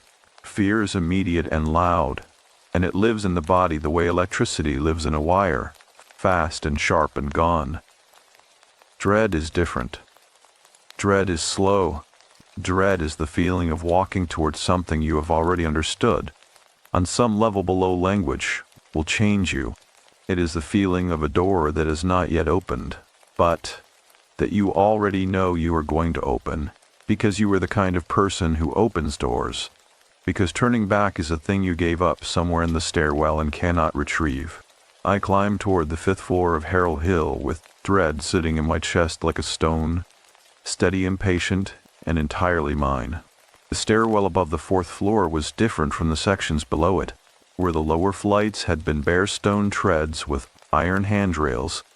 The upper flight was narrower and steeper, the stone giving way to wooden steps that had been boxed in on both sides by plain timber paneling, darkened with age to the color of old tea. The paneling pressed in close, and the angle of the stairwell shifted. Less a public thoroughfare and more a service passage, the architectural language of a space that was not meant to be impressive, only functional, only necessary. At the top of the flight, there was a door. Plain and heavy, and made from the same dark timber as the paneling, with iron hinges and set into the wood at chest height, an old warded lock. The kind of lock made for a long, narrow key. The kind of key I was carrying. There was also something else, fixed to the door at eye level, not nailed or screwed, but attached with the dry, brittle remains of what had once been adhesive tape, was a piece of paper, white, or it had once been white, yellowed now to the color of old bone. On it, typed in the uppercase letters of a manual typewriter, a single line. Authorized, personal only. Darer is it personal only. Darer. E. Crane. Below the typed line, someone had written in pen, in small angular handwriting that I did not recognize, and that was not the careful script I had seen elsewhere in this building. He is not coming back. Neither should you. I photographed the door. I photographed the note. I held the key up to the lock, and I looked at it for a moment, and then I inserted it, and I turned it, and the lock opened with a sound like a single low note struck on a very old instrument, resonant and final, the sound of something that has not moved in a very long time and remembers moving. The door swung inward. The smell that came out was extraordinary. Not terrible, not the smell of rot or damp or the animal sweetness of decay that I had encountered in abandoned buildings before. It was the smell of paper, concentrated beyond anything I had found in the records room below. The smell of paper so dense and so pervasive that it had become the atmosphere of the space itself, dry and faintly sweet and faintly electric, the way very old books smell in a room that has been closed a long time. And then the smell beneath that, something chemical, something that I placed after a moment as the particular scent of developing fluid, the chemical bath used in darkroom photography, the kind of smell that clings to a room for decades after the last photograph has been developed in it. A darkroom. There had been a darkroom on the 5th floor of Harrow Hill Sanatorium. I stepped inside. The room that opened beyond the door was larger than I had expected. It ran the full width of the building's eastern end, perhaps 40 feet long and 20 wide, with a low ceiling and a row of windows along the outer wall that had been covered, on the inside, with heavy black fabric that had been nailed directly to the window frames. blocking the light entirely. The fabric had dried and cracked and pulled away from the nails in places, and through those gaps thin blades of October light came in and fell across the floor in long bright stripes, illuminating dust so thick and undisturbed that it lay like felt across every surface. Every surface. And there were many surfaces, because this room was full. Not full in the way of clutter or chaos. Full in the way of a library. Full in the organized, deliberate way of a room that someone had filled over a long period of time with a specific and consistent purpose. Along both long walls, from floor to ceiling, ran shelving units, and on those shelves, arranged in neat rows and in clear sequence, were binders. Hundreds of them, dark blue, with white label holders on their spines, and in each label holder a handwritten notation, a date range, and a number sequence. The dates I could read from the nearest spines began in the mid-1980s and continued forward in increments of 3 months, quarter by quarter, through the decade and into the next, stopping abruptly at a binder labeled in the same hand as all the others. October through December 1998, the year Dr. Edmund Crane had retired. In the center of the room, on a wide table of the kind used in professional darkrooms, was a developing tray, long since empty and dry, its surface stained with the rings of chemical residue in overlapping circles. Beside it, a contact sheet of photographs curled at the edges with age, lying face down, and at the far end of the table, a single binder that had been left open, laid flat, as though someone had been in the middle of reading it when they last left this room and had intended to return. Had intended. And then, one way or another, had not. I went to the open binder first. The pages inside were not standard documents. They were photographs, black and white, 8 by 10, mounted one to a page behind clear plastic sleeves. Each photograph was labeled on the mounting sheet below it with a date, a subject number, and a brief notation of 2 or 3 words. Clinical notation. The language of systematic observation. The photographs were of people, patients, seated or standing in what I recognized as the various rooms and corridors of this building, caught in moments of ordinary institutional life, reading, or sitting, or standing at windows, or simply existing in the flat, patient way of people who have nowhere else to be. The photography itself was good, better than institutional photography had any need to be, careful in its composition, attentive to light, the work of someone who understood what they were doing behind the lens. But the notations beneath each photograph were what held me. Subject 7. Peripheral response elevated. Observed at 0347, Ward C corridor, second consecutive night. Subject 12. Vocalized without apparent stimulus. Cross-referenced with Subject 7's recorded response. Correlation noted. Subject 3. Presented drawing to nursing staff. Content. Figures in rows. Eyes obliterated. Third instance this month. I stopped on that last one and read it again. Figures in rows. Eyes obliterated. The drawings on the wall of room 7, on the 3rd floor. The figures I had photographed on my first day, with their carefully crossed-out eyes and the inscription beneath them. Those were not the spontaneous expression of one disturbed patient across one episode of illness. They were a documented symptom, recorded across multiple patients, cataloged, studied, cross-referenced. Dr. Edmund Crane had known about the drawings. He had considered them significant enough to photograph and preserve, and whatever they meant to him, whatever pattern he had believed he was observing, he had continued observing it for more than a decade, quarter by quarter, binder by binder, filling 2 walls of a blacked-out room on the sealed 5th floor of Harrow Hill, with the evidence of it. I pulled the first binder from the left-hand shelf and opened it. The system was immediately clear. Crane had assigned each Ward C patient a subject number, and he had maintained a running photographic record of each one, updated at regular intervals, tracking what he called in his notations the progression of perceptual acuity over time. The photographs showed ordinary people leading their narrow, institution-bound lives, and the notations below them tracked, in calm clinical language, things that were not ordinary at all. Reports of seeing individuals who were not present, accounts of hearing voices through walls and floors, drawings that matched in their specific imagery, drawings produced independently by other subjects in other rooms with no shared access or communication, predictions, recorded and dated and later marked verified or unverified, of events that occurred within the facility, a water pipe that would fail, a nurse who would not report for her shift, a visitor who would arrive unannounced, and in the margins of certain pages, in that slightly less controlled handwriting that I had come to recognize as Crane's private voice leaking through his professional one, observations that the formal notation did not fully contain. They are aware of each other even when separated. Not communication. Something older than communication. The building amplifies. Proximity is the mechanism.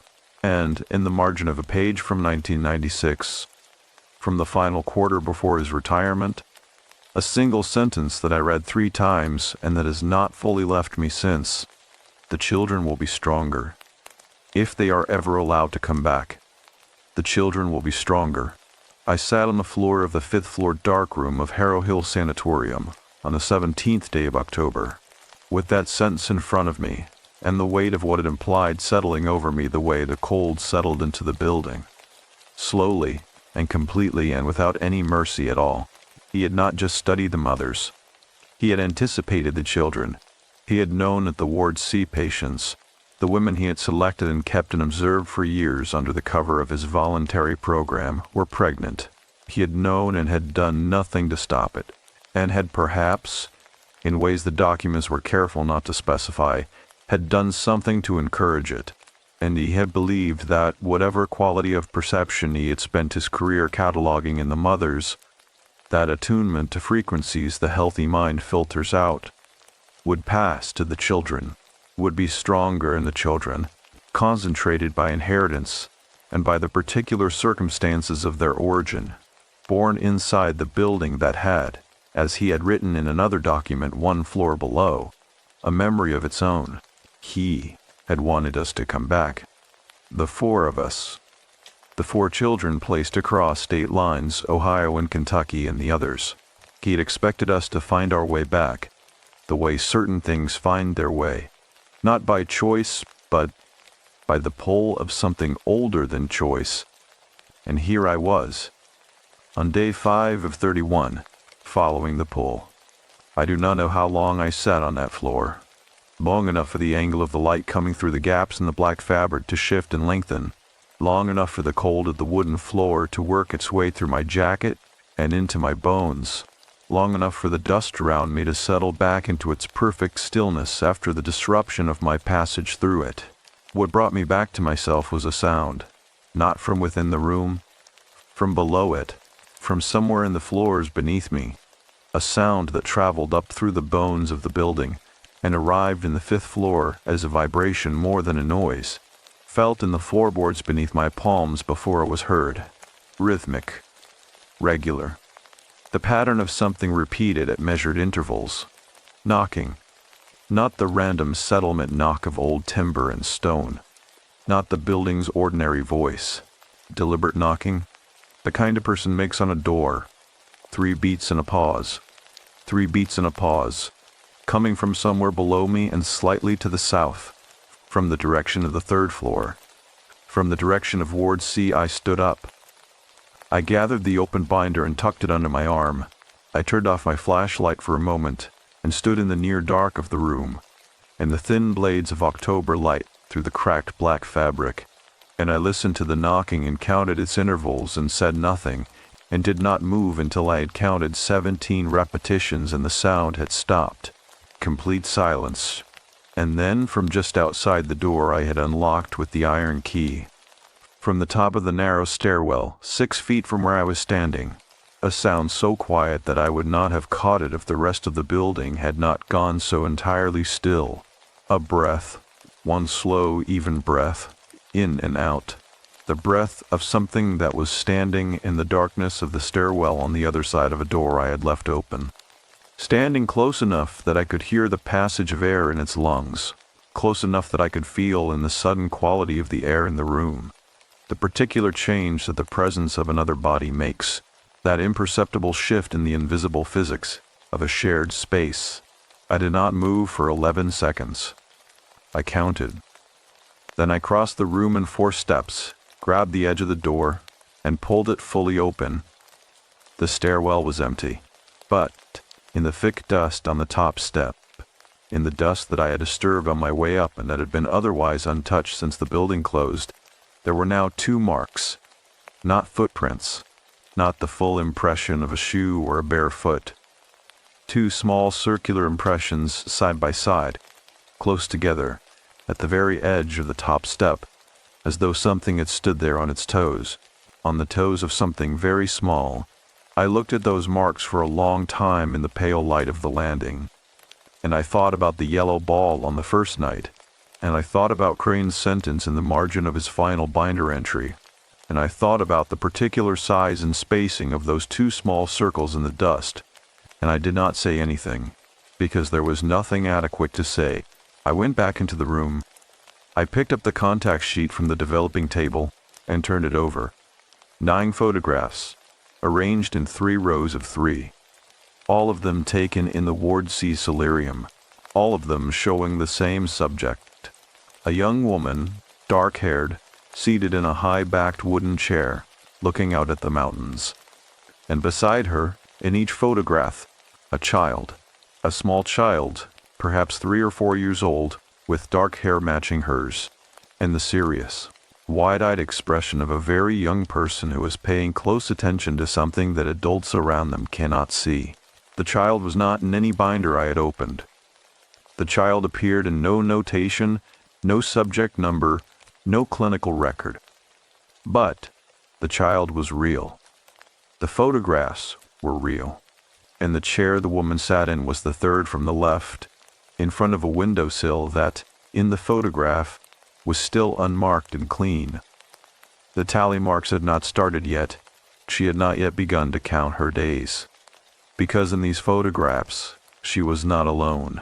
I was looking at my mother and myself, in a room 2 floors below me, in the autumn before the autumn I was born. Except that I was not born until October of 1996, and the child in these photographs, the small, dark-haired child sitting beside my mother in the Ward C solarium, the child whose age I estimated at 3 or 4 years, was sitting beside her in photographs that, based on the dates in the surrounding binders, had been taken no later than the spring of that same year, 6 months before I was born. I held the contact sheet in both hands and looked at the child in those 9 photographs for a very long time, in the fading light of a sealed room at the top of an abandoned building where I'd come to find the truth of who I was. And I understood, with a certainty that settled into me the way the cold had, slowly and completely, that the truth was larger than I had prepared myself for. The child in those photographs was not me. 26 days remaining, and somewhere in this building, in its walls or its memory or its long and patient silence, was the answer to the question I had not thought to bring with me when I arrived. Not who I was, but whether I was the first.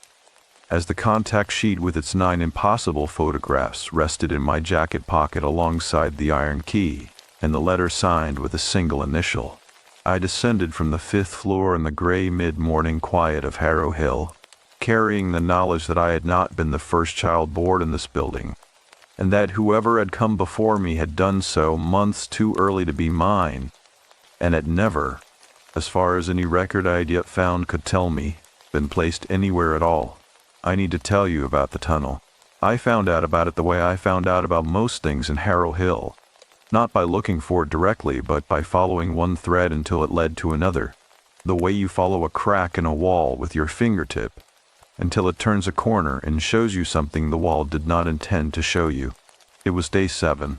I had spent days 5 and 6 in a state of focused, almost ferocious documentation, working through what remained of the fifth floor archive with the systematic attention of someone who knows they are handling evidence and must treat it accordingly.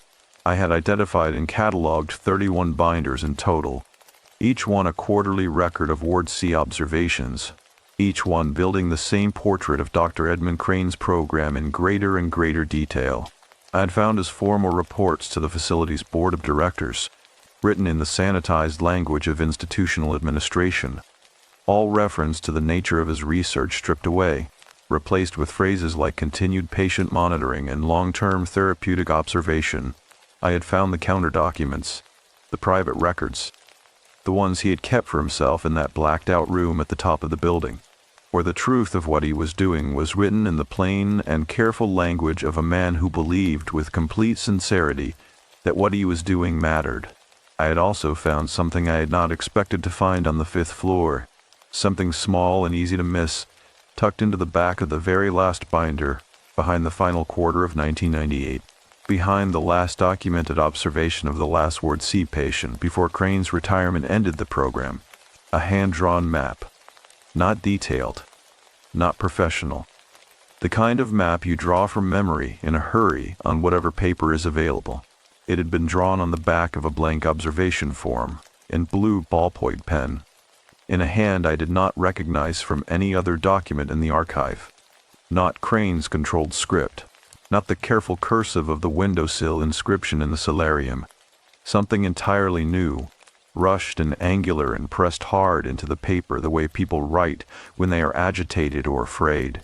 The map showed the footprint of Harrow Hill's basement level. I had not been to the basement. In my initial review of the floor plan, the basement had been listed as mechanical and utility space, and I had noted it and moved on, reserving it for a later stage of documentation. The hand-drawn map confirmed the general layout of the floor plan, but added something the official floor plan had not included. A passage, running from the basement's eastern wall outward, beyond the building's foundation line, continuing beneath the hillside for what the map's rough scale suggested was approximately 250 feet, terminating in a rectangle that had been labeled, in the same rushed handwriting, in 2 words, the cottage. I had not known there was a cottage. Nothing in my research, not the county permit documentation, not the historical preservation filing, not the state floor plan, had mentioned a cottage on the Harrow Hill property. The gravel drive I had used to reach the building ran north from the county road, up the western face of the hill, and I had not explored the eastern side, the heavily wooded slope falling away toward the valley that I had seen only through the solarium windows. 250 feet into that hillside, a tunnel, a cottage, and in the corner of the map, beside the rectangle labeled with those 2 words, the rushed handwriting had added a notation, 3 lines. The first said, "He kept her here." The second said, "She did not leave." The third said, "Do not use the tunnel after dark." I went to the basement on the morning of day 7, at 9:43, in full daylight, with both flashlights and my full camera rig. And I want to be clear about the fact that my hands were completely steady when I pushed open the basement door at the bottom of the ground floor stairwell. The basement of Harrow Hill was a different country from the floors above it, where the upper levels had the institutional architecture of a building designed, at least in theory, for human habitation. The basement was purely functional, low-ceilinged and stone-floored, and divided by heavy timber posts into sections that had served as boiler room and storage, and, in an older section toward the eastern end, what appeared to have been a root cellar and cold storage room from an era before the building's original conversion to a medical facility. The smell down here was different too. Damp stone and old iron and the cold mineral smell of deep earth. The smell of a space that had never been fully dry and never would be. The smell of a building's foundations doing their honest, unglamorous work of holding everything above them out of the ground. I moved through the sections methodically, filming as I went, until I reached the eastern end and the older stonework of the cold storage area. And there, in the eastern wall, exactly where the hand-drawn map had indicated, was a door. Not a modern door, not the steel and timber of the upper floors. An arched door, stone-framed, perhaps 5 feet tall and 3 feet wide, closed with a simple iron bar set horizontally across it in 2 iron brackets. Old. Very old. Old enough that the stone arch above it was a different color and texture from the surrounding wall, quarried from a different source, in a different century. I lifted the iron bar out of its brackets. It weighed more than I expected. I set it aside on the stone floor. I pulled the door open. The tunnel beyond it was exactly wide enough for one person, and it was lined with stone, and it was cold, and it extended into the darkness ahead of me in a straight line that my flashlight could not reach the end of. The floor was packed earth, dry despite the surrounding damp, and the ceiling was low enough that I had to walk with my head slightly ducked, and the walls on either side were close enough that my shoulders nearly touched them both. I stood in the entrance for a moment and breathed the air that came out of it. It smelled of nothing. Not earth, not damp, not decay. Nothing at all. The complete absence of smell that you find in a sealed space. A space that has been holding the same air for a very long time and has exhausted it of everything interesting. I went in. I want to tell you what it is like to walk a 250-foot tunnel alone with a flashlight, knowing that you are moving beneath a hillside and that the weight of the mountain is above you and the opening behind you is getting smaller with every step. I want to tell you, but the honest answer is that there is no adequate description. There is only the experience of it. The way the flashlight makes a circle of visibility that moves with you and renders everything outside it absolute. The way your own breathing becomes the loudest sound in the world. The way the silence of a sealed space is not actually silence at all, but a pressure, a quality of air that pushes back against you very gently and very steadily, as though the tunnel is aware of your passage through it, and is not entirely comfortable with the intrusion. I counted my steps. 112 steps to reach what the map had called the cottage. The tunnel ended in another arched door, identical to the first, and this one was not barred. This one was standing open, perhaps 2 inches, with a thin blade of grayish light coming through the gap. The light of a window somewhere in the space beyond it. Muted and soft, the light of a cloudy October morning filtered through dirty glass. I pushed the door open and stepped through. The cottage was 1 room. Stone walls, timber ceiling, a stone fireplace on the western wall, with a cast iron grate that held the chalky gray remnants of a fire that had burned down to ash and then been left, the ash undisturbed in the grate. A perfect record of the last fire ever lit in that hearth. A single window on the southern wall, its glass intact but opaque with grime. A wooden floor swept clean, far cleaner than anything I'd encountered in the main building. Clean in the deliberate way of a space that someone has tended carefully and recently. Recently, the ash in the fireplace had not been disturbed, but the hearthstone in front of it had been swept, and the wooden floor around it had been swept. And in the corner of the room, on a low wooden shelf that had been fixed to the eastern wall, were objects that had not been there for 25 years. Objects that were not old, not dusty, not the residue of the building's last operational decade. A white pillar candle, burned halfway down, with a pool of dried wax at its base, that was still pale and clean and not yet yellowed, the wax of a candle burned within the last few weeks. A box of kitchen matches, the cardboard still bright, the striking strip still firm. A tin camping cup, clean with a ring of dried sediment at the bottom that was the color of tea. And a notebook, spiral-bound, the kind you find at a drugstore for a few dollars, its cover dark blue and its pages visibly used. The first several dozen pages bent back against the spine with the compression of writing. I picked up the notebook. I opened it to the first page. The handwriting was the same angular, pressed, agitated script I had seen on the hand-drawn map tucked into the back of Crane's final binder. The same person. The person who had known about the tunnel, and the cottage, and the notation they had left behind. The person who had been here, recently. burning a candle and drinking tea in a one-room stone cottage beneath a West Virginia hillside, and writing in a spiral notebook by candlelight. The first page said this: "My name is Ellen Cole. I was born in Harrow Hill Sanatorium in the spring of 1993. I have been coming here for 6 years. I do not think I am the only one, but I have not been able to find the others. If you are reading this, and you were born here too, I need you to know that the building is not what makes this happen. It was never the building. It was us. What Crane understood, and what the building has tried to tell me every time I have come back, is that we were made for this. Whatever this is, I am still trying to understand it. I think I am close. I come here because it is the only place where the noise stops. If you know what I mean by the noise, then you already know what I am talking about. If you do not know what I mean, then I am sorry, because you will. It gets louder the older you get. Come to the cottage. Do not use the tunnel after dark. I will find you." I read that page 4 times. Then I sat down on the wooden floor of the cottage, with a notebook in my lap and the cold October light coming through the dirty window and the fireplace holding its careful record of the last fire in its grate. And I sat there for a long time without moving. Ellen Cole. Born in the spring of 1993.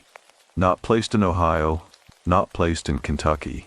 Born here, and returned here, and here for 6 years, and writing in this notebook by candlelight. And the notebook was recent, and the candle was recent, and the cup had tea stains that were recent. And I had been in this building for 7 days, and had not seen a single living person, and had heard footsteps and breathing and the sound of a ball bouncing in a corridor at 3 in the morning. I turned to the next page, and the next after that. Ellen Cole had been writing in this notebook for 6 years. She had written about what Crane had called perceptual acuity in the language of a person experiencing it, rather than studying it. The way it actually felt from the inside. The way it was not the gift Crane had imagined in his careful marginal notes, but something else entirely. Something closer to a burden. The noise she had described on the first page. The bleed of sensation and knowledge and awareness that had no ordinary channel, that could not be turned off. They got louder every year. She had written about why the building quieted it, something about the stone, about the specific resonance of a space that had held the same quality of experience across many decades.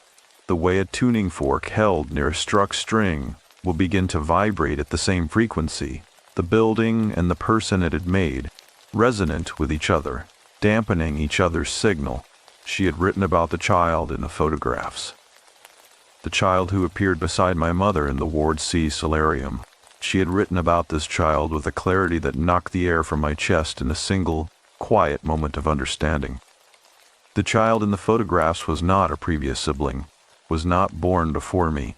The child in the photographs was Ellen herself, 3 years old, brought to the solarium by a Ward C nurse as part of Crane's documentation, placed beside my mother specifically because Crane believed the proximity of 2 children of Ward C mothers would produce measurable results, and had been correct, and had photographed those results, and had filed them in his archive, and had in his final binder noted beside those photographs, in his careful private hand.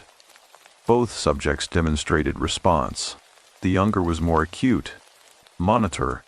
Ellen Cole had been 3 years old in that solarium. She had been sitting beside my mother.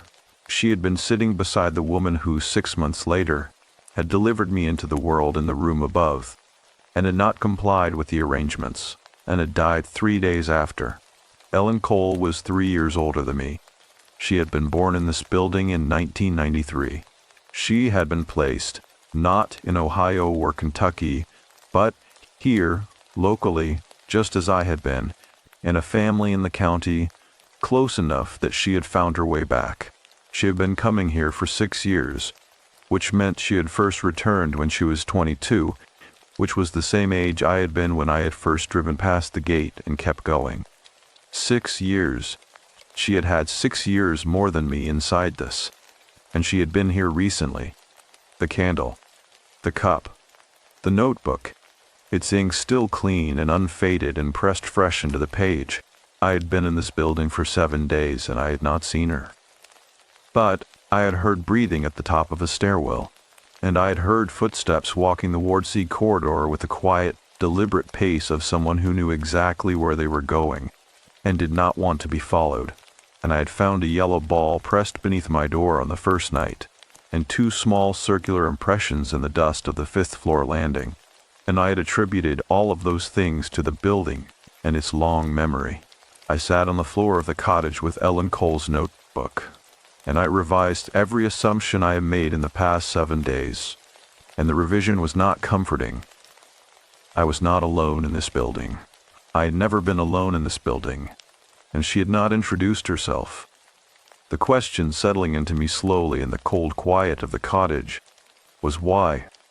24 days remaining.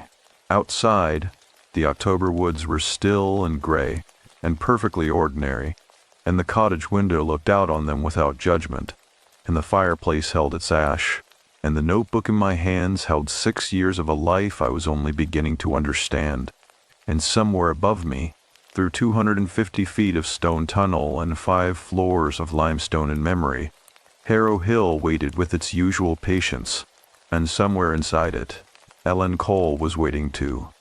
As Ellen Cole's notebook rested open in my lap in the cold quiet of the stone cottage at the end of the tunnel, and the candle on the shelf above me held its dried pool of wax like a stopped clock, and the fireplace kept its careful record of ash from a fire that someone else had lit in a room I had believed was empty and forgotten. I read the last entry in that notebook, dated 11 days before my arrival at Harrow Hill, and understood for the first time that I had been expected. The last entry was 2 paragraphs. The first paragraph said that she had counted the days since the building had been locked, and that the number was right, and that it was time, and that she had left what she could for whoever came. The second paragraph said only this: "Do not be frightened of me when you see me. I know how I seem. The building does that. Just breathe and listen, and I will explain everything I can explain. There is more that I cannot, but the part that matters most, I can." I read those 2 paragraphs in the stone cottage, and I looked up from the notebook, and she was standing in the doorway. I did not hear her arrive. There was no creak of the tunnel door, no footstep on the packed earth, no change in the air quality that my body registered before my eyes did. She was simply there, and then, when I looked up, she was standing in the cottage doorway with one hand resting on the stone frame and her head slightly ducked because the doorway was low, and she was looking at me with an expression that was careful and still and not entirely readable, the way the face of someone becomes when they have practiced a very long time at managing what they show. She was 31 years old, 3 years older than me, as the notebook had told me, and it showed in the way age begins to show at that particular threshold. Not dramatically, not harshly, but in the quality of stillness that replaces the more restless expressiveness of the middle 20s. She was dark-haired and pale and thin in the way of someone who forgets meals rather than skips them deliberately, and she was wearing a heavy wool jacket over several layers and canvas trousers and boots that were serious and well-worn. The boots of someone who walks rough terrain regularly and in all weathers. She looked in the straightforward sense entirely ordinary, and then she smiled, and something shifted slightly in the room, some quality of the air, or the light, or the pressure behind my sternum. A shift too subtle to name, but too distinct to dismiss, and I understood what she had meant in the notebook when she said the building does that. Because whatever I was feeling in that moment was not coming from her. Not precisely, but from the convergence of her presence and this place, the 2 things resonating against each other the way she had described it, a tuning fork and a string. She said in a voice that was quieter and more ordinary than I had imagined, "Hello, Nora." I said hello. I said it without thinking, without performing calm, simply in the reflex of someone whose manners are deeply enough embedded to survive almost any circumstance. Then I said, "You know my name." She said she had known I was coming for about 3 weeks. She said it the way you say something that you understand will sound strange, with a particular care in the phrasing, neither apologizing for it nor forging past it, simply placing it in the room as a fact and allowing it to be what it was. I said, "How?" She crossed the room and sat down on the floor across from me with the ease of someone who has sat on floors in this room many times, and she folded her legs and set her hands in her lap and looked at me for a moment before she answered. She said, "The noise?" She said that the noise changed 3 weeks ago, the way it had changed before when she had known something significant was approaching. She said she understood that this sounded impossible from the outside, and that she was not going to try to make it sound otherwise. She said she had spent 6 years trying to build a language for what she experienced in this building, and the language was still inadequate, but she was going to try anyway. Because I deserved the attempt, I said, "All right," and she talked. I am going to do my best to tell you what Ellen Cole said in that stone cottage on the morning of day 7 of my 31 days inside Harrow Hill, and I want to say clearly that I am not going to editorialize or qualify or insert my skepticism as we go, because you will draw your own conclusions about what she told me, and they may not be the same as mine, and that is as it should be. I am going to tell it straight, the way she told it, and let it sit. She began with the noise. The noise, she said, was the easiest part to describe and also the hardest to live with. It had started when she was very young, perhaps 4 or 5 years old, though it had taken her years to understand that it was a noise at all, rather than simply a quality of her own mind that differed from other people's minds. It was not a sound in the auditory sense. It did not enter through her ears. It was closer to what she imagined synesthesia felt like, a signal arriving through the wrong channel, sensation presenting itself as perception in a way that bypassed the body's conventional instruments.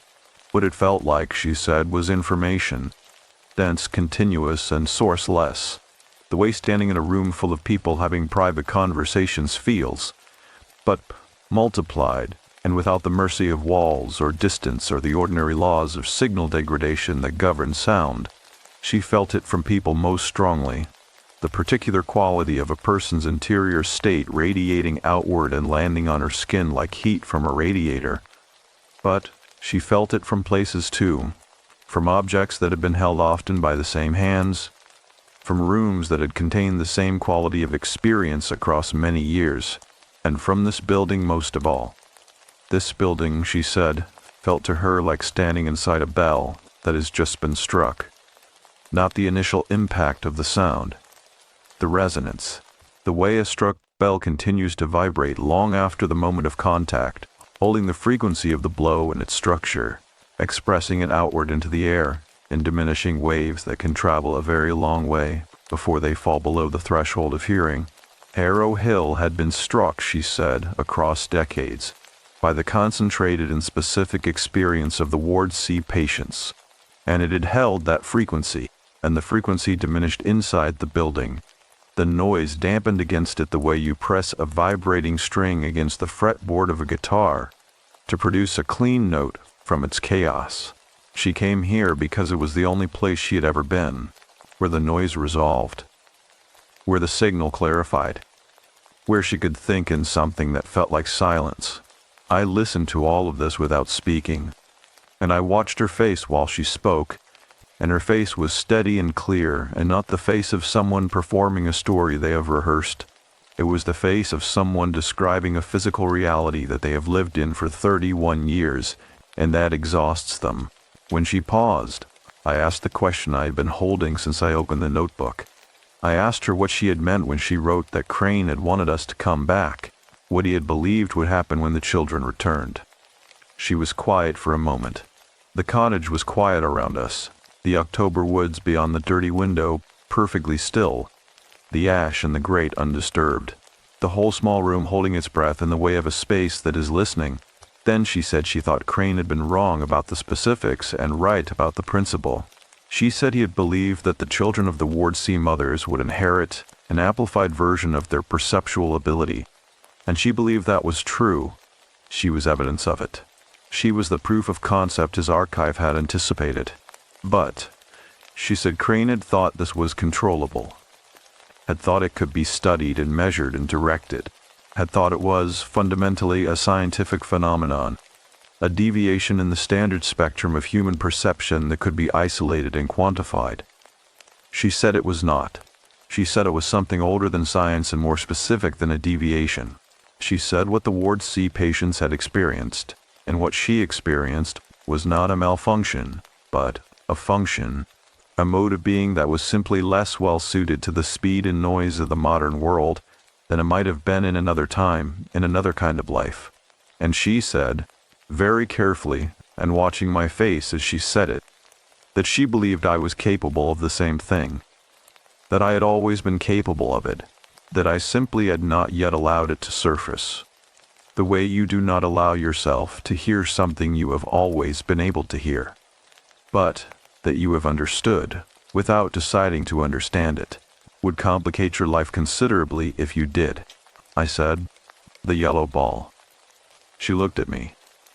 She said, what about it? I said, you pushed it under my door on the first night. You were watching me through the frosted glass in room 7, the footsteps in the Ward C corridor, the breathing at the top of the stairwell. You were testing me. She said no. She said she had not pushed any ball under any door. She had not been anywhere near the ground floor on the first night. She had not stood behind the glass in room 7. She had been in the cottage on night 1, and on the stairwell landing briefly on day 3, and she had stepped back when she heard me coming, because she was not ready. She had needed to see first what I would do, how I would move through the building, whether I was the kind of person who could be trusted with what she needed to tell me. I sat with that for a long moment. I said, then who pushed the ball under the door? She looked at me with that careful, steady expression, and she said nothing, and her saying nothing was itself the answer. And the answer settled into the room between us, and we both sat with it, in the cold October quiet of the cottage. I said, the child in the photographs. The child in Crane's contact sheet. You. She said, yes. Me, at 3 years old. Sitting beside your mother in the solarium. She paused. Then she said, your mother was kind to me. I do not remember it clearly. I was very small, but I remember the quality of it. The warmth of sitting beside her. She used to put her hand on my head. I did not say anything for a while after that. Then I asked the question that had been sitting at the back of everything since the moment I had turned over that contact sheet and counted 9 photographs of a small dark-haired child who was 2, old to be me. I asked whether my mother had known before I was born that she was pregnant. Ellen said yes. She said the Ward C records she had found during her 6 years of work in this building indicated that my mother had known from early in the pregnancy, and that Crane had known, and that the arrangement for placement had been made well before my birth, the same arrangement that had been made for the 3 children before me, and that my mother had agreed to it initially, and had then, at some point in the final months, changed her mind. I asked what had changed her mind.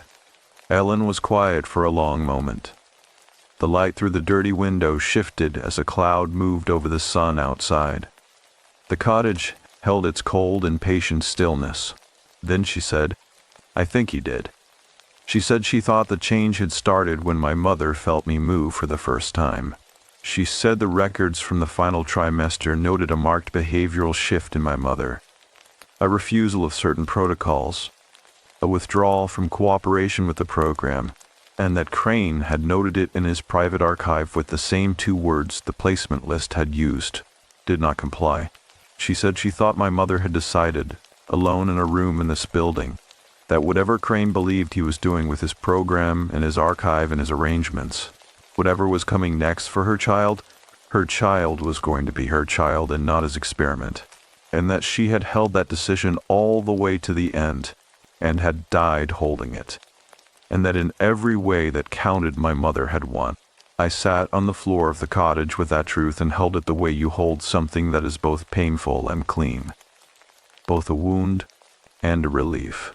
And I did not cry, though I came close, and Ellen Cole sat across from me and did not offer comfort or performance, simply presence.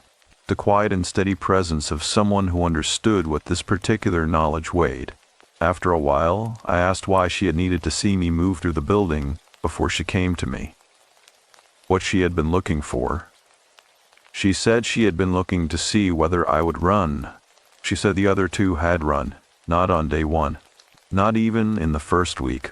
But they had come, the other two children of Ward C, one man and one woman, both of them drawn back to this building in the way she and I had been drawn, and both of them had found enough to frighten them past the threshold of what they were willing to know, and had left, and had not returned, and she had not been able to reach them since. She said I had made it today, 7 with every door open, and every file read, and every sound heard, and every impossible thing seen, and I had not run.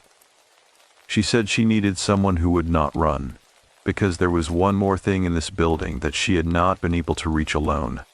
One more door, and not a metaphorical one.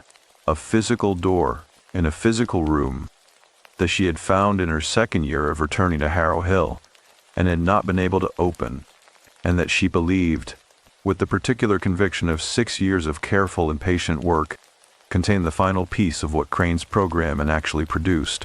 Not a record, not a photograph, not a document. She said it contained something that had been here since before any of us were born, and that had been waiting, with the patience of something that has no concept of waiting because it has no concept of time, for the right person to open the door. She said she did not think she was the right person. She said she thought I was. I looked at her across the quiet of the stone cottage in the pale October light through the dirty glass, and I thought about my mother's tally marks on the windowsill. 219 of them, 1 per day, 7 months of counting. I thought about the note on the back of the photograph. Do not stay. I thought about whether a warning and an invitation could be the same gesture, the same hand moving in 2 directions at once, and whether my mother had understood that the child she was protecting by warning her away was the same child she was drawing back by leaving the photographs in the first place. I thought about 23 remaining days, and I said, "Show me the door." As Ellen Cole led me back through the stone tunnel toward Harrow Hill in the gray October afternoon, her boots making the only sound in the packed earth passage, the notebook in my jacket pressing its 6 years of truth against my ribs, I thought about what she had said about the noise getting louder the older you get, and I thought about the fact that for the first time since I had crossed the threshold of this building 9 days ago, I could hear something I could not explain, and could not locate and could not turn toward, because it was not coming from any direction at all. It was coming from everywhere at once. The room Ellen wanted to show me was not on any floor plan. That was the first thing she told me when we emerged from the tunnel into the basement, and she barred the stone door behind us with its iron crosspiece and turned to face me in the beam of my flashlight. She said she had spent the better part of 2 years cross-referencing every document she had found in the building against every version of the floor plan she had been able to obtain from county records and state archives and the library at West Virginia University, which held a partial collection of original architectural drawings from the building's construction in the 1880s. She had found one version in that library collection that differed from all the others. An early draft, predating the building's formal commissioning as a medical facility, drawn in pencil on linen paper, fragile enough that the librarian had required her to wear cotton gloves to handle it. On that early draft, in the space between the basement's eastern utility section and the foundation wall, there was a room, not large, roughly 12 feet by 14 feet, according to the scale notations on the drawing, accessed by a short passage running from the south side of the cold storage area, a passage that had been omitted from every subsequent version of the floor plan with the clean, administrative thoroughness of something deliberately removed rather than accidentally overlooked. She had found the passage on a Tuesday in November, 2 years ago, in the late afternoon, alone, with a single flashlight whose battery was beginning to fail. She had not gone in. I asked her why. She said, because of the noise. She said that standing at the entrance to the passage, The noise that she carried everywhere with her. The dense, continuous signal that the building generally dampened to something manageable had not dampened. It had not increased either. It had done something she had no word for, something between the two, a change in quality rather than volume. The way a sound changes when it passes from open air into a confined space and becomes more of itself, more concentrated, more present. She said it had felt like standing at the edge of a very deep pool of very still water and looking down, and knowing that the water was not shallow, and that you could not see the bottom, and that whatever was down there was not nothing. She said she had stood there for 4 minutes, and then she had turned around and walked back to the cottage and lit the candle, and sat with it for a long time. She said she had come back 11 times since then. Each time she had stood at the entrance to the passage for longer. Each time the noise had done the same thing. That change in quality. That deepening. Each time she had not gone in. She said she believed she was not supposed to go in alone. I asked her why she believed that, specifically. She was quiet for a moment, in the cold and the dark of the basement, with my flashlight making its circle between us.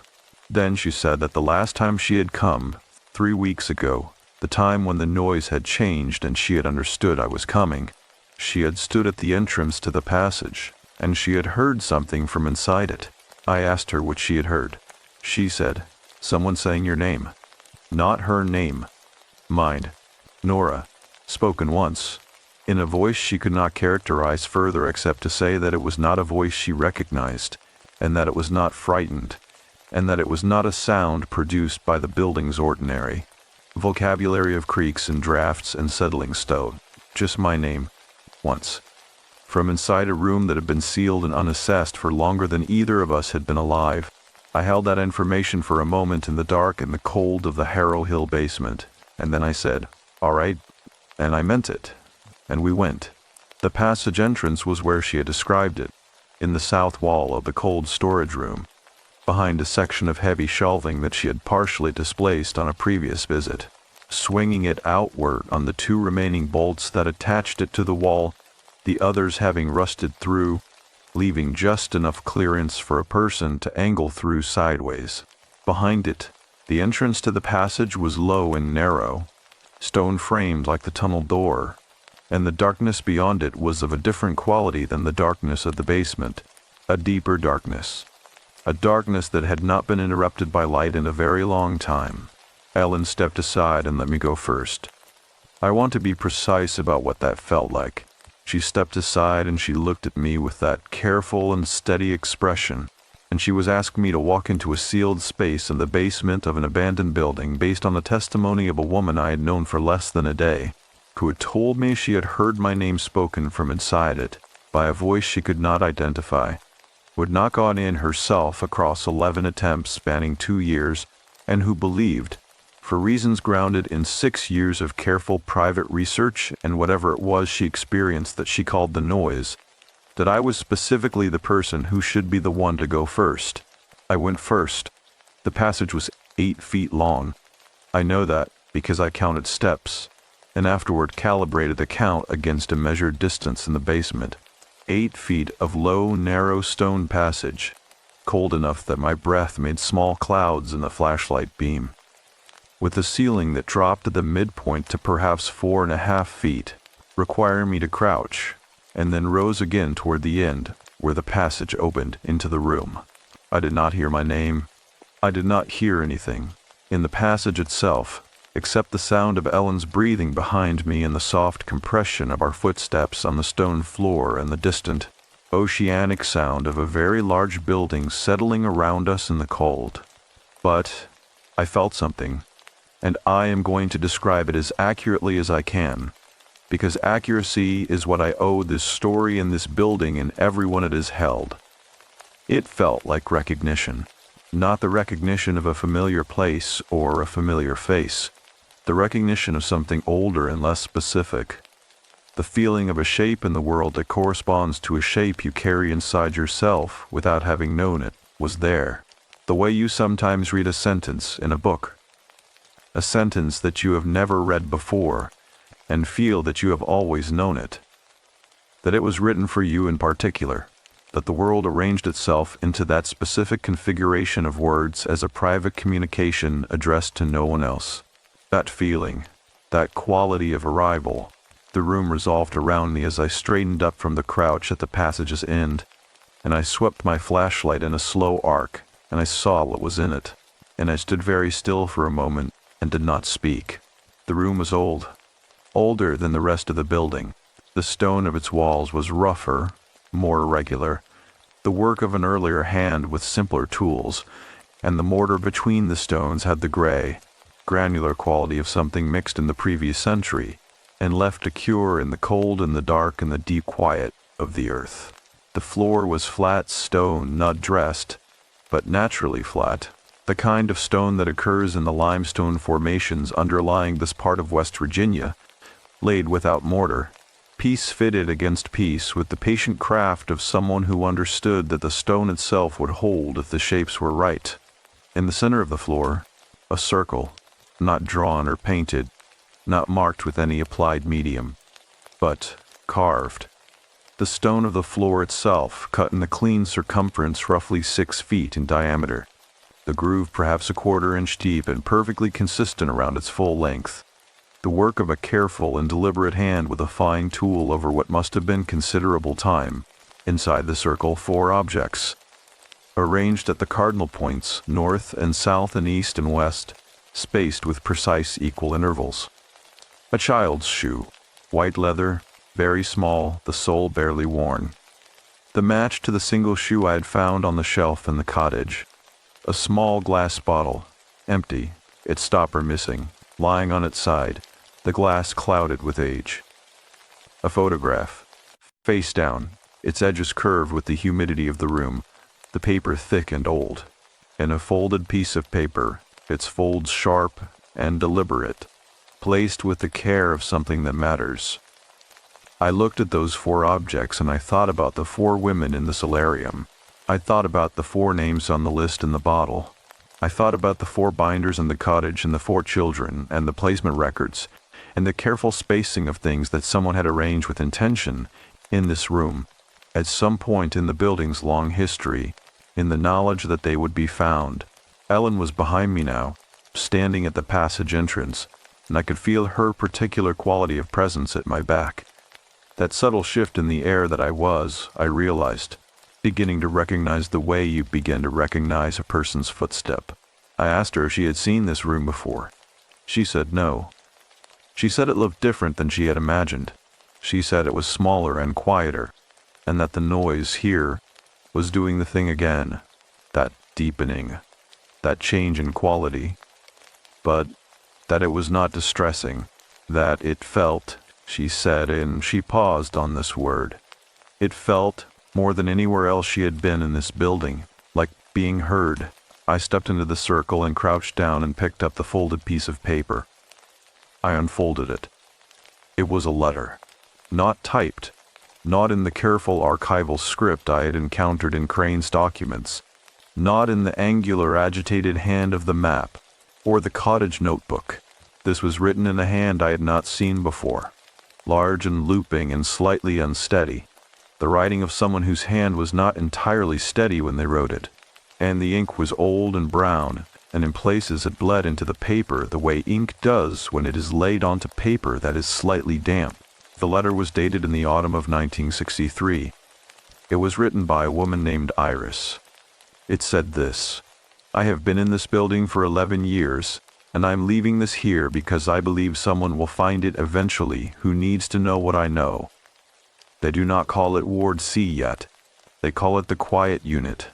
I have been here since 1952, and I am one of 4 women who have been here since the beginning of the program, and I want to be very clear that the program did not begin with the doctor, whose name is on the door upstairs.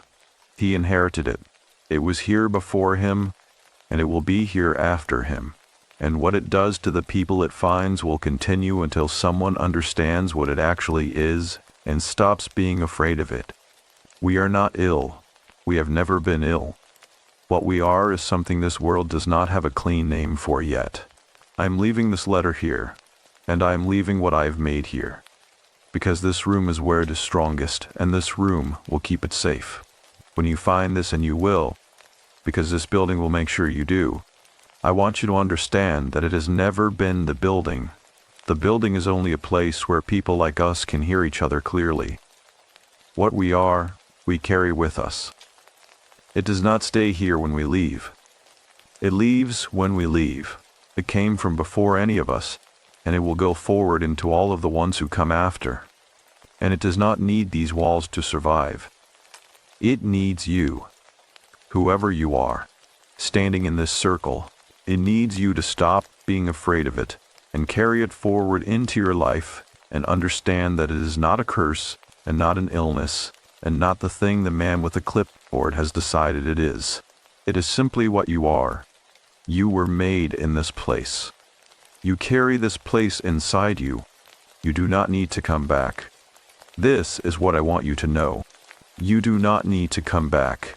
I read that letter crouched on the floor of the oldest room in Harrow Hill Sanatorium, in a circle cut into stone by someone whose name I did not know, and the cold of the stone came up through my boot soles, and the smell of deep earth and old paper surrounded me, and I heard, in the particular silence of a room that has been closed a very long time, something that I am not going to characterize or explain or qualify. I am simply going to tell you that I heard it, and it was not frightening. Ellen said nothing. She was standing in the passage entrance, giving me the space to have whatever this was privately, and I was grateful for that. The way you are grateful for the person who understands without being told what a moment needs from them. I picked up the photograph and turned it over. 4 women.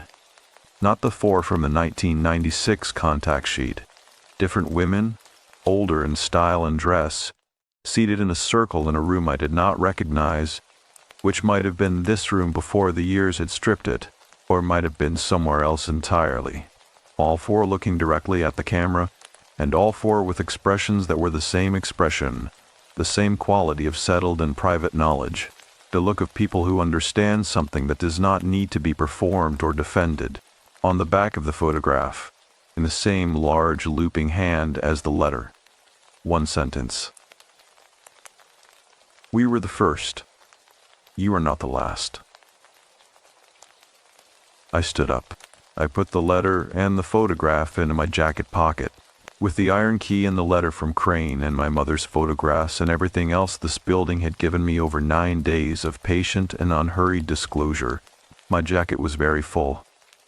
I stepped out of the circle, and the noise that Ellen had described, that dense and sourceless and continuous quality of reception, that she had tried for 6 years to find language for, that I had been feeling as a low and barely perceptible hum at the base of my skull since the morning I had descended back from the 5th floor, clarified.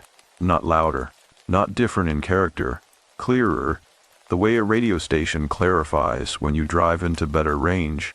The signal, the same signal it has always been, only now received without interference, without static, without the degradation of distance.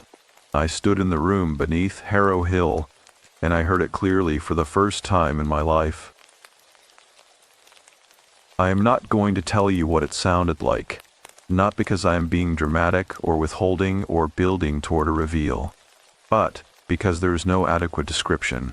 The way there is no adequate description for what music sounds like to someone who has been deaf since birth and hears it for the first time at 30 years old. The experience is too total. It fills too many registers at once. Language is a canal, and this was an ocean, and you cannot put an ocean in a canal. I will tell you only that it was not frightening, and that it felt, as Ellen had said about this room, more than anywhere else like being heard. I looked at her across the passage entrance, and her expression had changed. The careful stillness was still there, but beneath it something had eased, the way a person's face eases when they have been waiting a long time for a thing to be confirmed, and it is finally confirmed. She said, "You can hear it." I said, "Yes." She said, "Good." She said there were 2 other people like us who had come to this building and run, and that the noise they were carrying was getting louder every year, and that she believed they needed to know what was in this room, and what Iris's letter said, and that they did not need to be afraid of it. She said she had been trying to find them for 3 years, and had been unable to, because she could not explain any of this to someone who had not been in this room. She looked at me. She said, "But you could." I thought about my camera. I thought about 240,000 subscribers. I thought about 22 remaining days, and what I had come here to document, and for whom. I thought about 3 other people, somewhere in the world, carrying something they did not have a name for, in a life that was louder than it should have been, who did not know that what they were carrying was not a malfunction. It was simply what they were. I said, "I can try." I said it quietly, to Ellen and to the room and to the 4 women in the photograph in my jacket pocket, and to whoever else might be listening in the patient dark of Harrow Hill. And then I raised my camera, and I pressed record. As I pressed record in the oldest room beneath Harrow Hill, and the signal I had been carrying without knowing it for 28 years, finally clarified into something I could hear clearly, I understood that I was no longer simply documenting a building. I was the document, and the building had been writing me for a very long time, and the story it had written was not finished yet. I need to tell you about the man who came on day 14. Before I get there, I want to account for the days between, because those 5 days between the morning in the stone room and the afternoon the black sedan came up the gravel drive were the most quietly extraordinary of my life, and I want to give them their proper weight before the weight of what came after presses them flat. Ellen stayed, not in the building itself. She continued to use the cottage as her base, coming and going through the tunnel at intervals, appearing in the basement or the 4th floor corridor with the unhurried ease of someone who knows every room and every sound of a place the way you know your childhood home. She brought food from her car, which she kept on a logging road a half-mile east of the property line, hidden well enough that it would not be visible from the county road. She had been doing this for 6 years. She was very good at it. We were together in the way that 2 people were together when they have arrived at the same destination from entirely different directions and are still in the process of reconciling their maps. Ellen knew the building the way a person knows it from the inside out, the way you know something you have inhabited over a long time, intuitively and physically, in the body more than the mind. I knew it the way a researcher knows a subject, in documents and dates and the architecture of evidence. The combination was more powerful than either alone, and we both knew it, and the knowledge of it made the work feel different from any work I had done before. We cataloged the 5th floor archive together, systematically, working from the oldest binders forward, building a complete record of Crane's program from its origins in the late 1980s through its final quarter in 1998. We cross-referenced his observations against the placement records from the 4th floor files, and the names on Iris's list, and the photographs from the stone room and the cottage shelf. And the picture that assembled itself across those 5 days was thorough and damning, and, in places, something beyond either of those words, something that had no clean category. Crane had believed he was doing science. I want to say that clearly and without exoneration, because it matters for understanding what he did, even if it does not excuse it. He had believed, with the systematic conviction of a man who had spent 20 years collecting evidence, that the Ward C patients had a genuine and documentable perceptual capability, that it was heritable, that it was amplified by the specific resonance of the building, and that studying it in a controlled environment was a legitimate scientific undertaking. He had been wrong about the control. He had been wrong about his own neutrality. He had been catastrophically wrong about the humanity of the people he had reduced to subject numbers and quarterly observation photographs. But he had not been wrong about what they could do, and he had not been wrong about the children, and whatever his program had been in ethical terms, the thing it had produced, the 4 of us, born in this building and carrying what we carried, was real. What we did with Iris's letter was Ellen's idea. She suggested it on the morning of day 12, sitting on the floor of the records room in the flat October light, with Crane's final binder open across her knees. And she said it quietly and without performance, the way she said most things, as though she had already thought it through to its conclusions and was simply sharing the result. She said that the letter needed to go out before anything else did, before the archive footage, before the Ward C documentation, Before any of the evidence we had assembled across 12 days of careful work, she set the two other children of Ward C, the man and the woman who had come to this building and left before they found the stone room, were carrying the noise without any framework for what it was, and that the framework mattered, and that Iris's letter was the framework. She was right. I knew she was right the moment she said it. I filmed myself reading the letter aloud in the stone room beneath the building, where the acoustics were what they were, and the light came in as it came in, and I did not edit it, and I did not add narration or context or any of the production architecture I would normally construct around footage of this significance. I posted it at 11:47 on the night of day 12, with a title that was 3 words long and a description that was 1 sentence. In 48 hours, it had been watched 900,000 times. The comments were what you would expect, and also not what you would expect, in equal measure. The expected ones were the skeptics and the entertainment seekers, and the people who had found the buildings aesthetic pleasing in the way abandoned places are sometimes pleasing as backdrops for the performance of unease. Those comments I had anticipated. The ones I had not anticipated were the others. The ones that came in, dozens and in hundreds of them, from people who wrote in the careful, slightly formal language of someone describing a private experience they have never previously put into words, describing the noise. Not using that word, most of them, but describing the thing itself. The dense and source-less signal. The quality of reception without a clear object of reception. The exhaustion of a world that was louder than it should have been in ways that no one around them seemed to share or understand. They wrote from addresses in cities across the country and in countries I had not expected. From Portland, Oregon, and from outside Edinburgh, Scotland, and from a small town in New South Wales, Australia, and from the outskirts of Reykjavik, Iceland. And they wrote in the tone of people who had been waiting a very long time for someone to use the right words. I read every one of them. It took most of day 13. Ellen sat beside me and read them over my shoulder, and she was quiet for a long time. And then she said, "It is not just us." I said, "No, it is not just us." She said she had suspected as much but had not had the evidence. I said the evidence was in the comments section, and it was 900,000 views deep and growing. She almost smiled. Ellen almost smiled in the way that a person almost smiles when something is both wonderful and terrible simultaneously. When the scope of a thing expands to a size that joy and grief cannot occupy separately and so occupied together.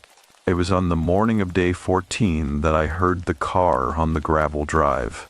I had been awake since before dawn, working in the administrator's office on the ground floor, reviewing the footage I had shot in the stone room for the longer documentary I was beginning to plan, the one that would contextualize everything, the archive and the letters, and the placement records and Iris and Ellen, and the whole long, patient story of what this building had held and why. I heard the crunch of tires on gravel at 6:43 in the morning, and I went to the window, and I watched a black sedan come slowly up the drive through the oaks, its headlights still on in the gray pre-dawn, and park in the space behind my own car, with the deliberate positioning of a vehicle whose driver has done this before and wants to make certain the exit is not unobstructed. One man got out. Mid-50s, in a dark coat, carrying a briefcase of the kind that is not used for papers, but for appearance, for the performance of official weight.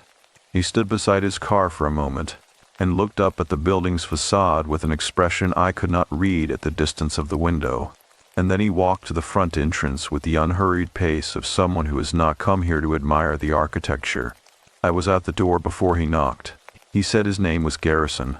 He did not offer a first name or a title or an affiliation, only Garrison, delivered in the flat, professionally neutral tone of someone who has decided that offering more information than necessary is a habit worth breaking.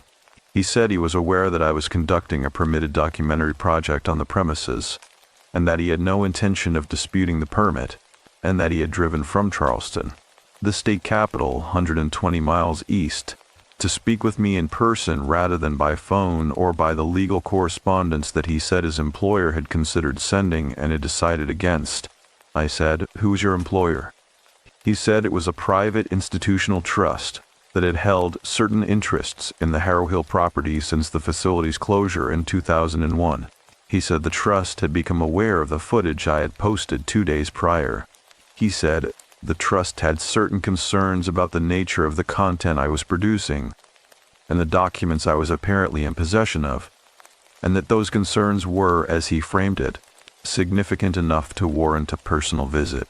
I looked at him in the cold October morning of the Harrow Hill portico, with the pale light coming down through the oaks behind him and the building at my back, and I thought about the letter signed with a single initial and the placement records and the arrangements that had been made. And I thought about the kind of institutional trust that holds interests in a property for 24 years after its closure, without any public record of its existence. And I said, very clearly and without raising my voice, that I had a valid county permit, and a signed documentary contract, and a satellite communicator whose records showed my location and check-in history, and that everything I had found in this building was on camera, and that copies of the footage were in multiple secure locations, and that the person he should have a conversation with was my attorney. I said his name and contact information were on my channel's About page. He looked at me for a long moment.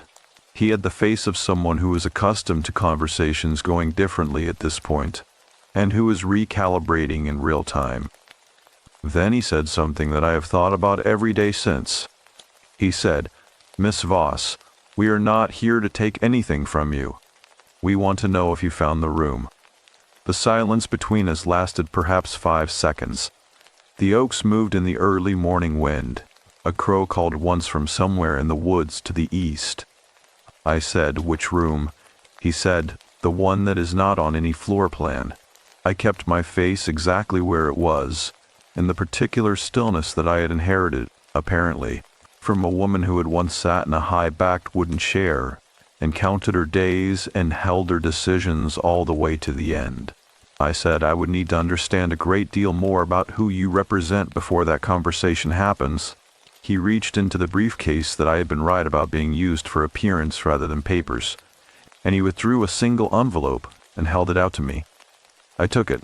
Inside was a business card with no name on it, only a phone number, and behind the card, folded once, a document of several pages whose header I read and whose contents I did not read further in his presence. The header read, "Crane Institute for Perceptual Research. Established 2003. Privately funded. Ongoing." He had been gone for 5 minutes before I went back inside and sat down on the floor of the administrator's office and opened the document fully. The Crane Institute had been established 5 years after Edmund Crane's retirement from Harrow Hill, using private funding whose source the document's header did not disclose. Its stated purpose was the continuation of his research through an ethical and voluntary framework, the voluntary in this iteration appearing without quotation marks, which was either a meaningful improvement or the most cynical possible use of the word, and I had not decided which. Its current membership, as listed in the document's appendix, included 47 individuals in 14 states and 4 countries, all of whom had been recruited. According to the document's own language, from among individuals presenting with the characteristic perceptual profile described in Crane's original war documentation, 47 people, living their lives, recruited and known to an organization that had existed for 22 years without any public presence I had ever encountered in my research. I called Ellen through the tunnel. She came within 10 minutes and sat across from me and read the document without expression, and then set it on the floor between us and looked at it for a long time. She said he thought we were his. She said it quietly and without anger, the way you say something that is simply and plainly true and that does not require embellishment.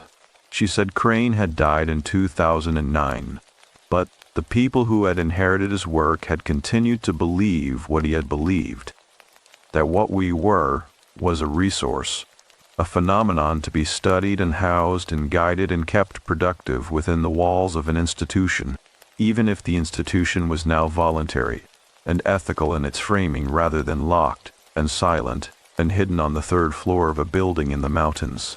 She said they have been watching you since you posted the letter.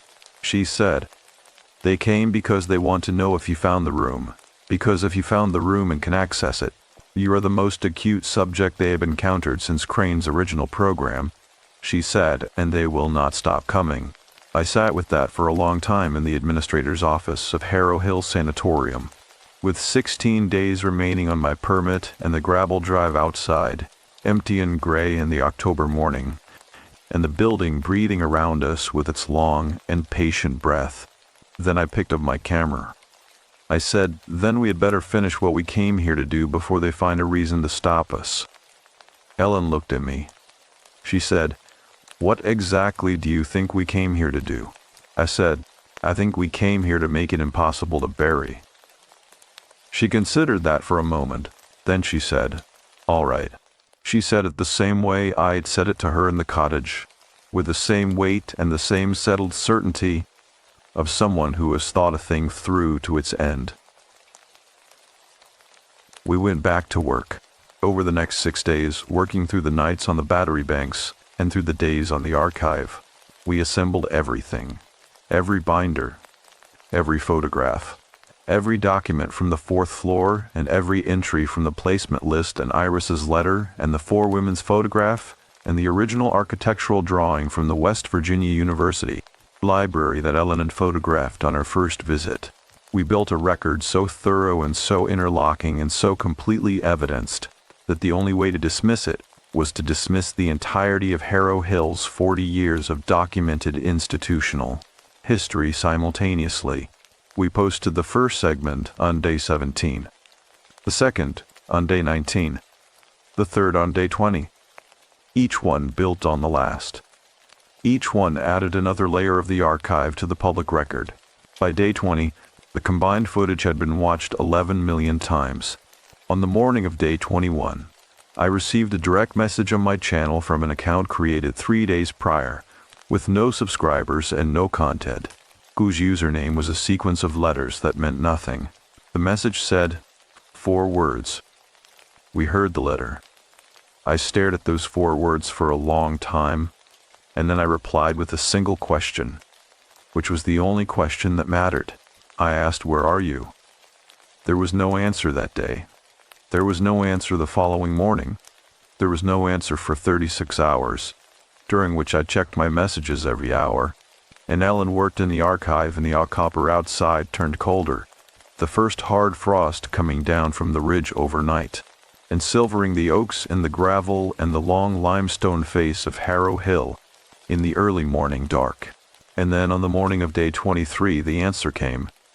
2 answers, in fact, not from the same account, from 2 separate accounts, both created recently, both with no content, sent within 40 minutes of each other. The first said, I am in Columbus, Ohio. I have been coming back here for a year, but I could not tell anyone why. I understand now. I am coming. The second said, I grew up in Lexington, Kentucky, and I have had this thing my whole life, and I thought I was losing my mind. And then I heard the letter, and I knew, and I have been sitting in my car for 2 hours trying to decide if I should send this. And I'm sending it now. I'm coming. Ohio, Kentucky. The first 2 placements on Iris's list. I read those messages in the administrator's office of Harrow Hill Sanatorium on the 23rd day of 31, with Ellen standing behind me, and I felt something that I am going to describe as simply as I can, because it does not need elaboration. I felt a complete. The circle that had been open for 31 years, not a countdown but a circumference, not a lockdown but a return. The 4 of us made in this building and scattered, and pulled back here by whatever frequency the building had been broadcasting since the day it was first struck by the experience of the women it had held, completing itself at last. I was not afraid. 8 days remained, and the gravel drive outside was empty, and the building was breathing its long, slow breath, and somewhere on the roads between Columbus and Lexington in Randolph County, West Virginia, Two people who had been carrying something without a name for their entire lives were driving toward the place where the name was. The building was waiting. It had always been good at waiting. As two people drove toward Harrow Hill, through the October dark from Columbus, Ohio and Lexington, Kentucky, carrying something they had never had a name for and were finally coming to understand, the building above the tunnel, and above the stone room, and above the 5 floors of limestone memory, held its breath in the way it had always held its breath.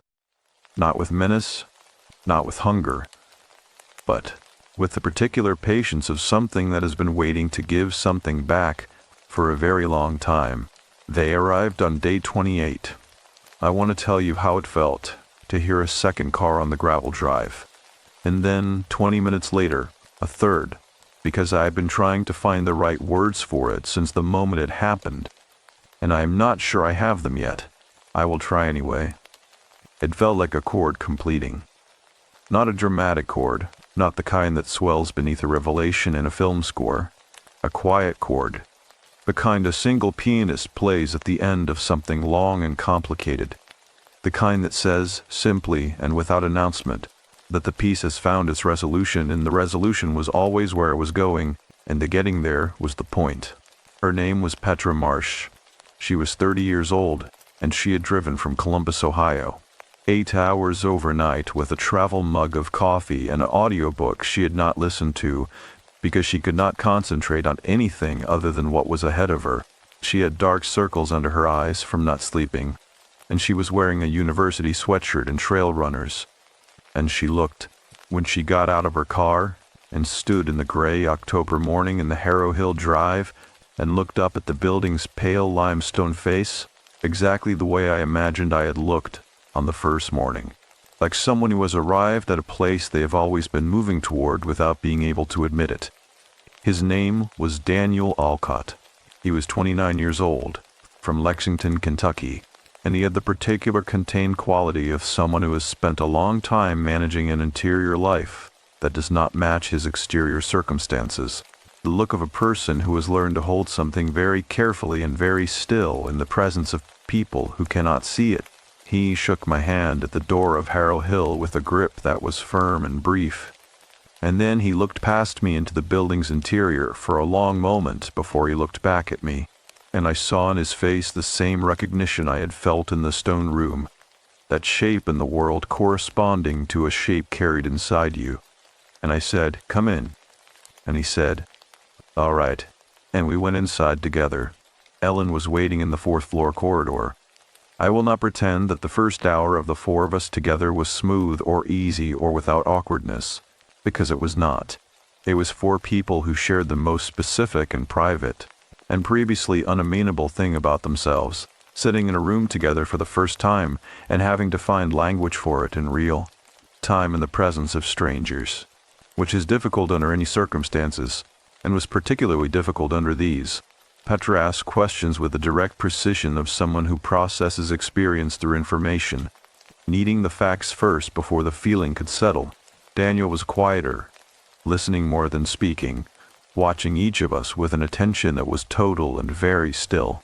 Ellen was patient with all of it in the way she was patient with everything, the patience of someone who has had 6 years of solitary work to develop it. I made coffee from the camping supplies, because coffee is the most ordinary and therefore most stabilizing thing available in a situation that is neither, and we sat on the floor of the 4th floor corridor with our cups. And we talked, and slowly, across that morning, the awkwardness dissolved into something else, something quieter and more durable, the particular ease that comes when 4 people discover that the thing they have each been carrying alone is lighter when it is held between 4 pairs of hands. Petra had known since she was 12 years old that something was different about the way she received the world. She had described it to 2 therapists over the years, and had been offered explanations that were not quite right. Anxiety, hypersensitivity, a hyperactive interoceptive system, all of them adjacent to the truth without landing on it, in the way that a map of the right territory drawn at the wrong scale is simultaneously useful and frustrating. She had come to Harrow Hill the previous year for the first time, driven by the same pull that had driven all of us, and had made it to the third floor before something in Ward C's corridor had sent her back to her car and down the mountain and home to Columbus, where she had spent 3 weeks sitting with what she had almost found before she could decide that she was not ready. She said she had watched the letter footage 11 times before she sent the message. Daniel had been 17 when the noise first became impossible to ignore. He had grown up in a quiet neighborhood in Lexington, in a family that was kind and ordinary and entirely unequipped to help him with a thing he could not explain, and he had handled it the way many people handle things that cannot be explained, by building a life around the edges of it, by leaving wide margins, by choosing work and relationships in environments that minimize the signal enough to function. He had come to Harrow Hill for the first time 4 months earlier, had made it as far as the basement, had felt the quality of the air change as he approached the cold storage room, and had walked back out into the afternoon sunshine and driven back to Kentucky without fully understanding why he was not able to stay. He said hearing my name spoken in the stone room, in the footage I had posted, had been the clearest and most specific thing he had ever experienced.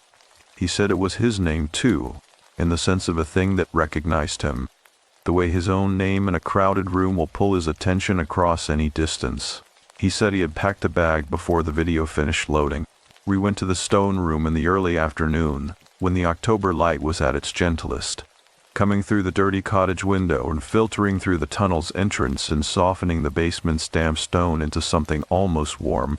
The 4 of us moved through the tunnel in single file, with Petra just behind me and Daniel behind her and Ellen at the back, and the passage that had felt so close and pressured on my first solitary transit through it felt different, with 4 bodies sharing it, less confining and more purposeful, a corridor rather than a constraint. I stepped through the arch into the stone room and moved to one side and let the others come through behind me, one at a time, and I watched each of their faces as the room resolved around them. Petra stopped just inside the arch and stood very still and said nothing for a long moment. And then she said, quietly and entirely without performance, "Oh?" Just that word, that single syllable of recognition, and it said everything. Daniel came through last, ducking at the arch, and straightened up, and his carefully contained quality shifted in a way that was visible from across the room, the way a held breath shifts into a slow exhale, the thing he had been holding so carefully and so still for so long, finally having somewhere to rest.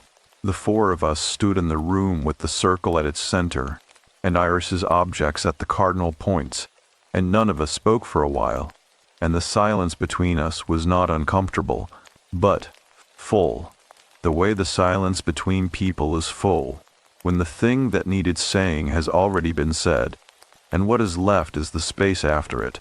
Then Ellen walked to the north point of the circle and stood there. I walked to the south. Petra took the east.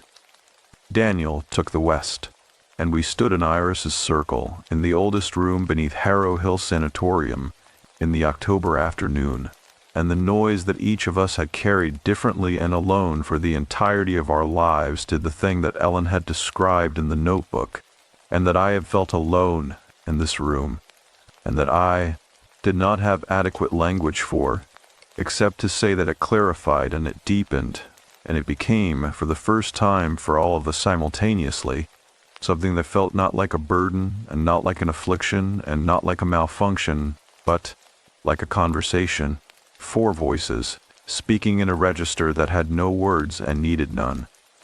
I am not going to tell you what that was like in any further detail. I have said this before in the story, and I mean it the same way I meant it then. It is not withholding. It is not dramatic reservation. It is simply that some experiences exist below the reach of language, and forcing them into words is not description, but diminishment. And this particular experience, this moment in the circle with these 3 people who had been made in the same way and in the same place and who had been scattered and returned, this moment does not deserve to be diminished. I will tell you only what happened after. We came out of the tunnel in the late afternoon and sat in the cottage together, the 4 of us. In the small stone room with its clean floor and its fireplace and its sturdy window, looking out at the West Virginia woods, and Ellen lit the candle on the shelf, the candle that was burned halfway down, and the cottage was warm with it. And we talked for a very long time. We talked about what we were going to do with what we had found.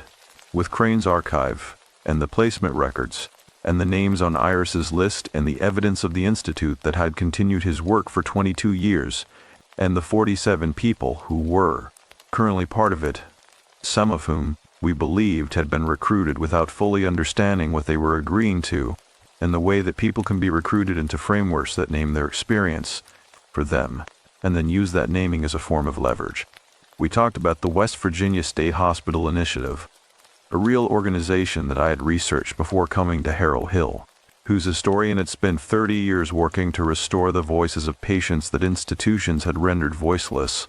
We talked about the legal options available to the children of patients whose records had been improperly sealed or destroyed, which were more options than most people knew about, and which two of the attorneys who had contacted me through the channel in the days since the archive footage went public had begun to map out in considerable detail.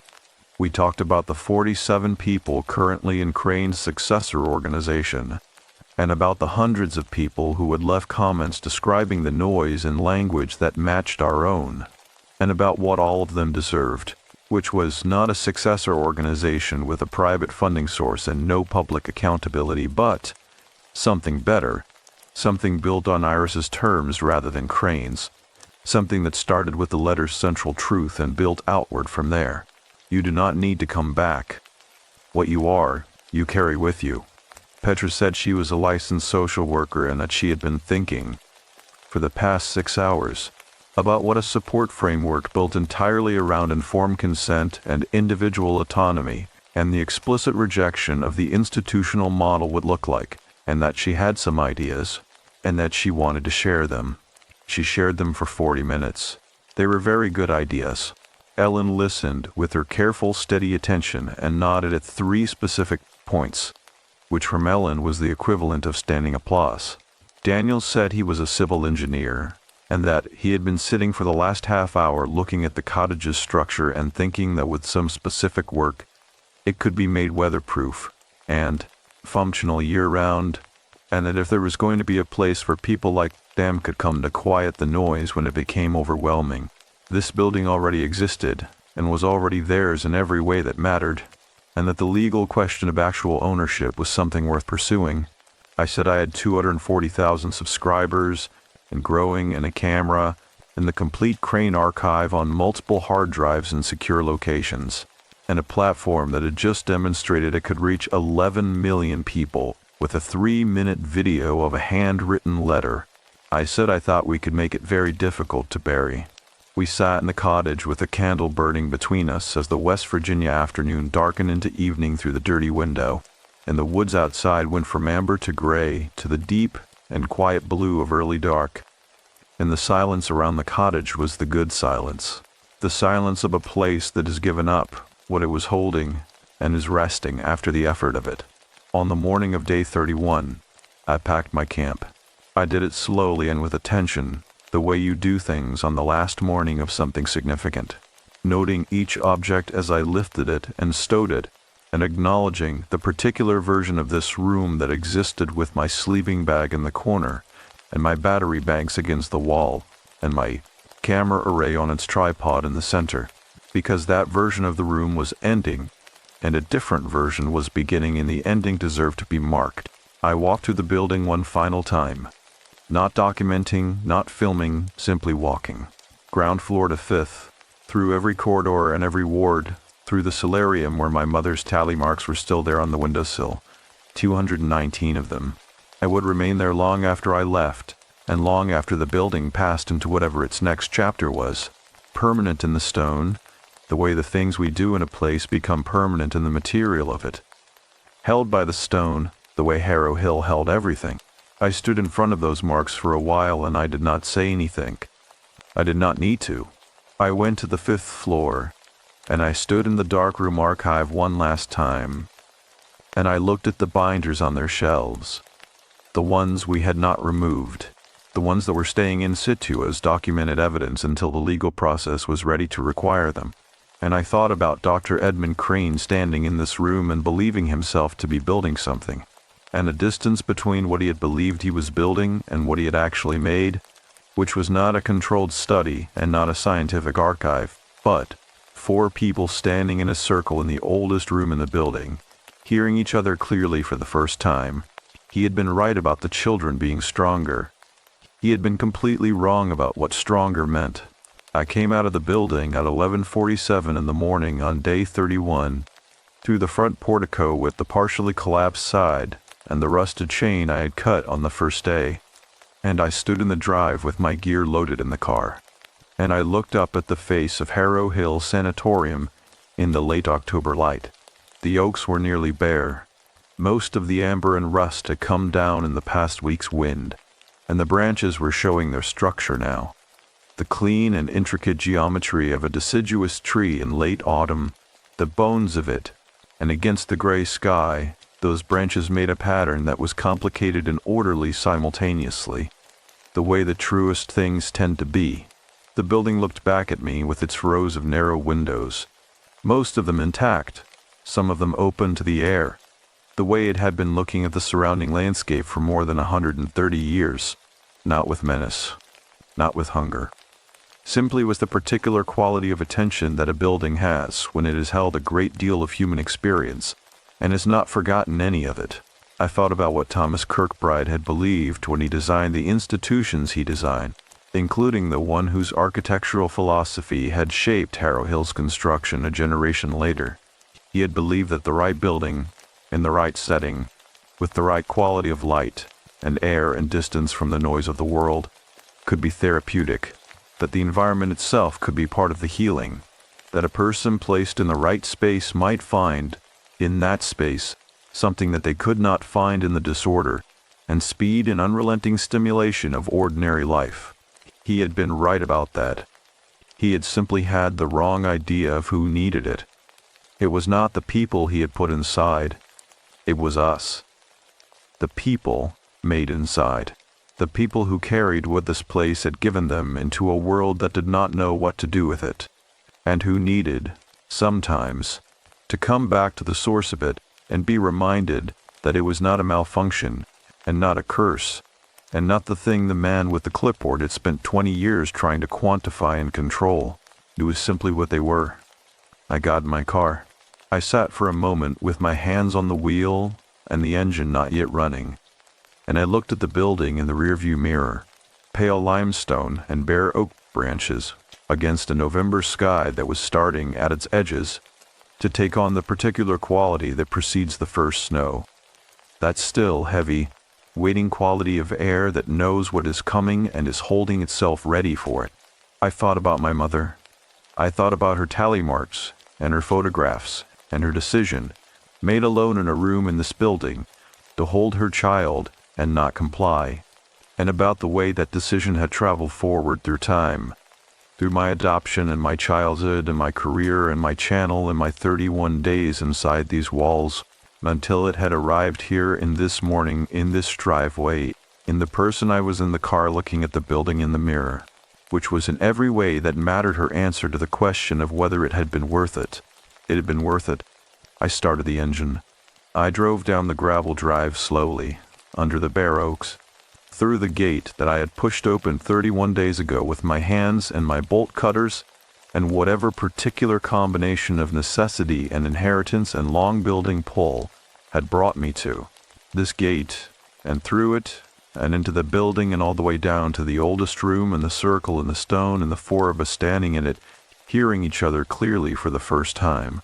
At the bottom of the drive, before I turned onto the county road and the world resumed its ordinary motion around me, I stopped the car. I looked back up the hill through the bare oaks toward the building. Harrow Hill was still. The windows caught the flat October light and held it. The oaks were still, and the drive was still, and the building was simply itself, as it had been for 130 years, as it would be long after this morning, and long after all of us. But, in the 3rd floor solarium window, the one that looks south over the valley, the one in front of the chair with the tally marks. I saw something that I am going to tell you plainly and without qualification. I saw a light, warm and steady and soft. The quality of candlelight in a clean room. The quality of a light that someone has lit with intention and placed where it can be seen, and a window that faces outward toward the valley and the road in the distance. The way a light in a window means that someone inside knows you are leaving and wants you to know that they see you going. I watched it for a long time. Then I said out loud into the quiet of my car on the county road at the bottom of the Harrow Hill Drive, in my own voice on the last morning of 31, I said, I will come back. I meant it. And I drove. The road curved south through the oaks, and the valley opened before me, wide and quiet, and October golden at its edges where the last leaves held, and the mountains rose on either side in their long blue layers, ridge behind ridge behind ridge. The particular West Virginia landscape that my mother had looked at from her chair for 219 days, and that I had looked at through her window, and that was, I understood now in a way I had not understood when I arrived. Mine as much as hers. Ours, the landscape of the place that had made us both, and that we both carried, the way you carry a place that has made you, not as a wound and not as a weight, but as a country you know the shape of from the inside. The mountains held the morning light. I drove south toward it. Behind me, Harrow Hill Sanatorium stood in its clearing on the hill, holding everything it had held for 130 years in 1 month, patient and still, and lit in one window by a warm and steady light, for the 4 of us who had been made inside it, for the ones who had made us, for Iris and her circle and her letter, and the first 4 women who had sat in their high-backed chairs and looked at these same mountains and understood, before any of the rest of us did, that what they were was not a malfunction, for my mother, who had not complied, for everyone this building had held and released and held again. For what comes next? The light burned on.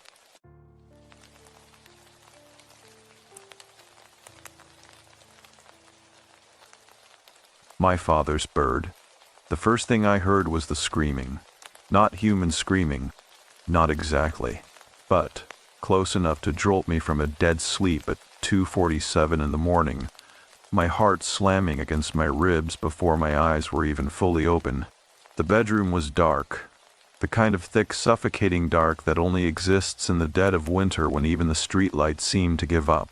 My phone screen glowed on the nightstand, and for a few disoriented seconds I lay perfectly still, convinced I had dreamed it. Then it came again, a sound like a broken radio finding a signal, half shriek, half chant, and beneath it, a rhythmic thumping, as if something small and frantic was throwing itself against the bars of a cage. Kevin.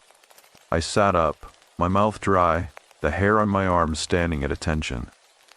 The sound was coming from downstairs, the living room, where the cage sat on its stand in the corner beside the cold fireplace, covered each night with the old green blanket my father had used for years. The blanket that smelled faintly, still, of pipe smoke and motor oil. Kevin never made noise at night. In the 2 years since my father had died and left me the bird, he had never once woken me up.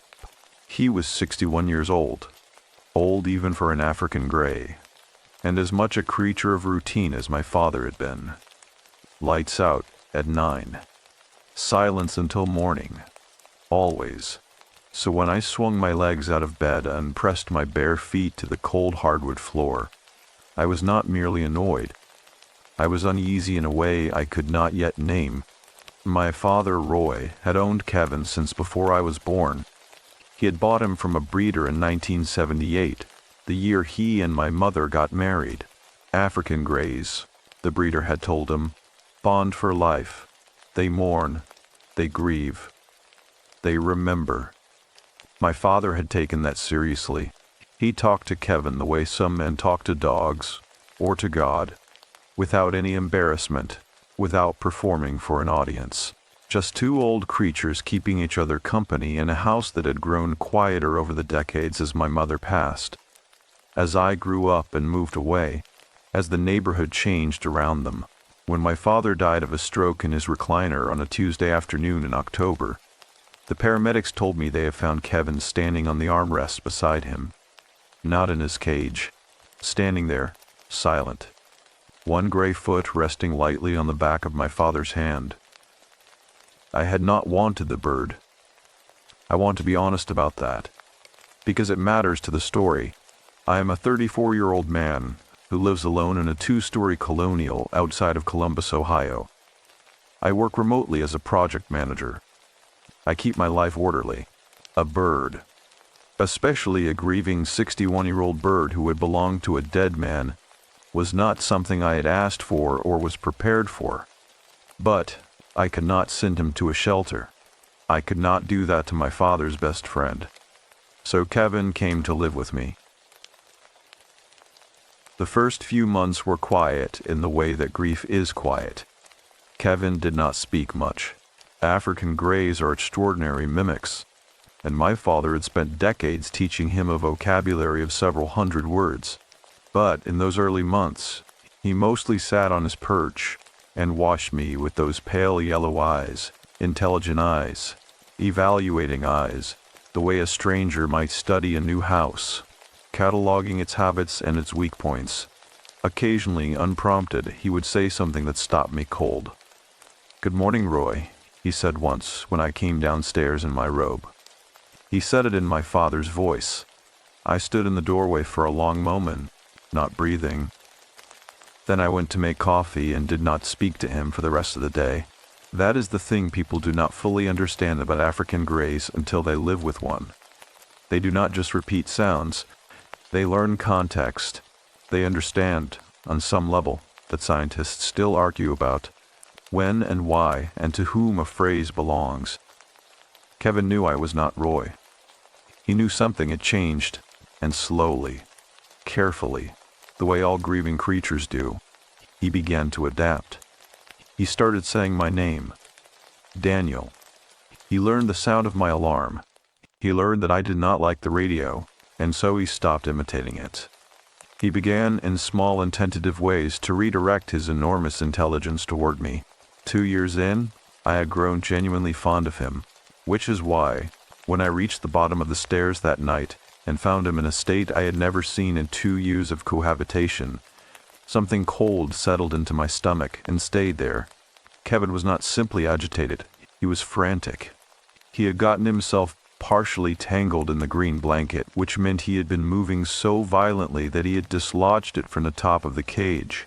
He was hanging from the upper bars, wings half spread, cycling through sounds with a speed and desperation that reminded me, uncomfortably, of a person trying to find words in a language they had almost forgotten. "Kevin," I said, low and calm, the way my father had taught me. "Easy. I am here." He fixed me with those yellow eyes. And then he did something he had never done before. He looked away from me, deliberately, pointedly, the way you look toward a sound to tell someone else to listen. His head turned on that elegant gray neck, and he looked toward the far end of the room, toward the narrow hallway that ran alongside the staircase, toward the kitchen, toward, I realized, following his gaze, the pantry door, the pantry that sat right now 3 feet to my left, slightly ajar. I had closed it before bed.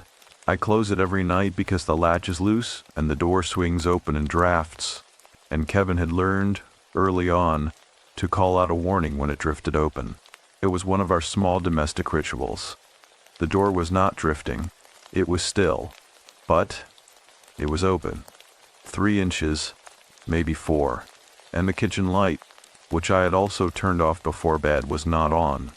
But the pantry, through that narrow gap, was not dark.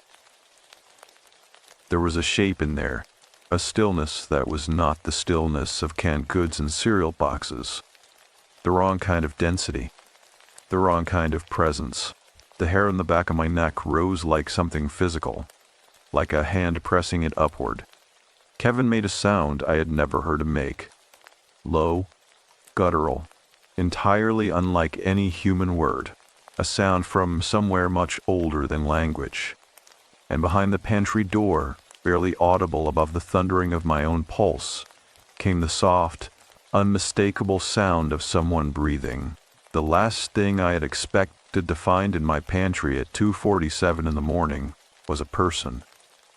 The breathing behind that door was slow, measured, the breathing of someone who had been very still for a very long time, and who was now in the awful silence of my living room, realizing that the game had changed. I did not move. I am not sure I could have. There is a specific kind of paralysis that descends in moments like that one.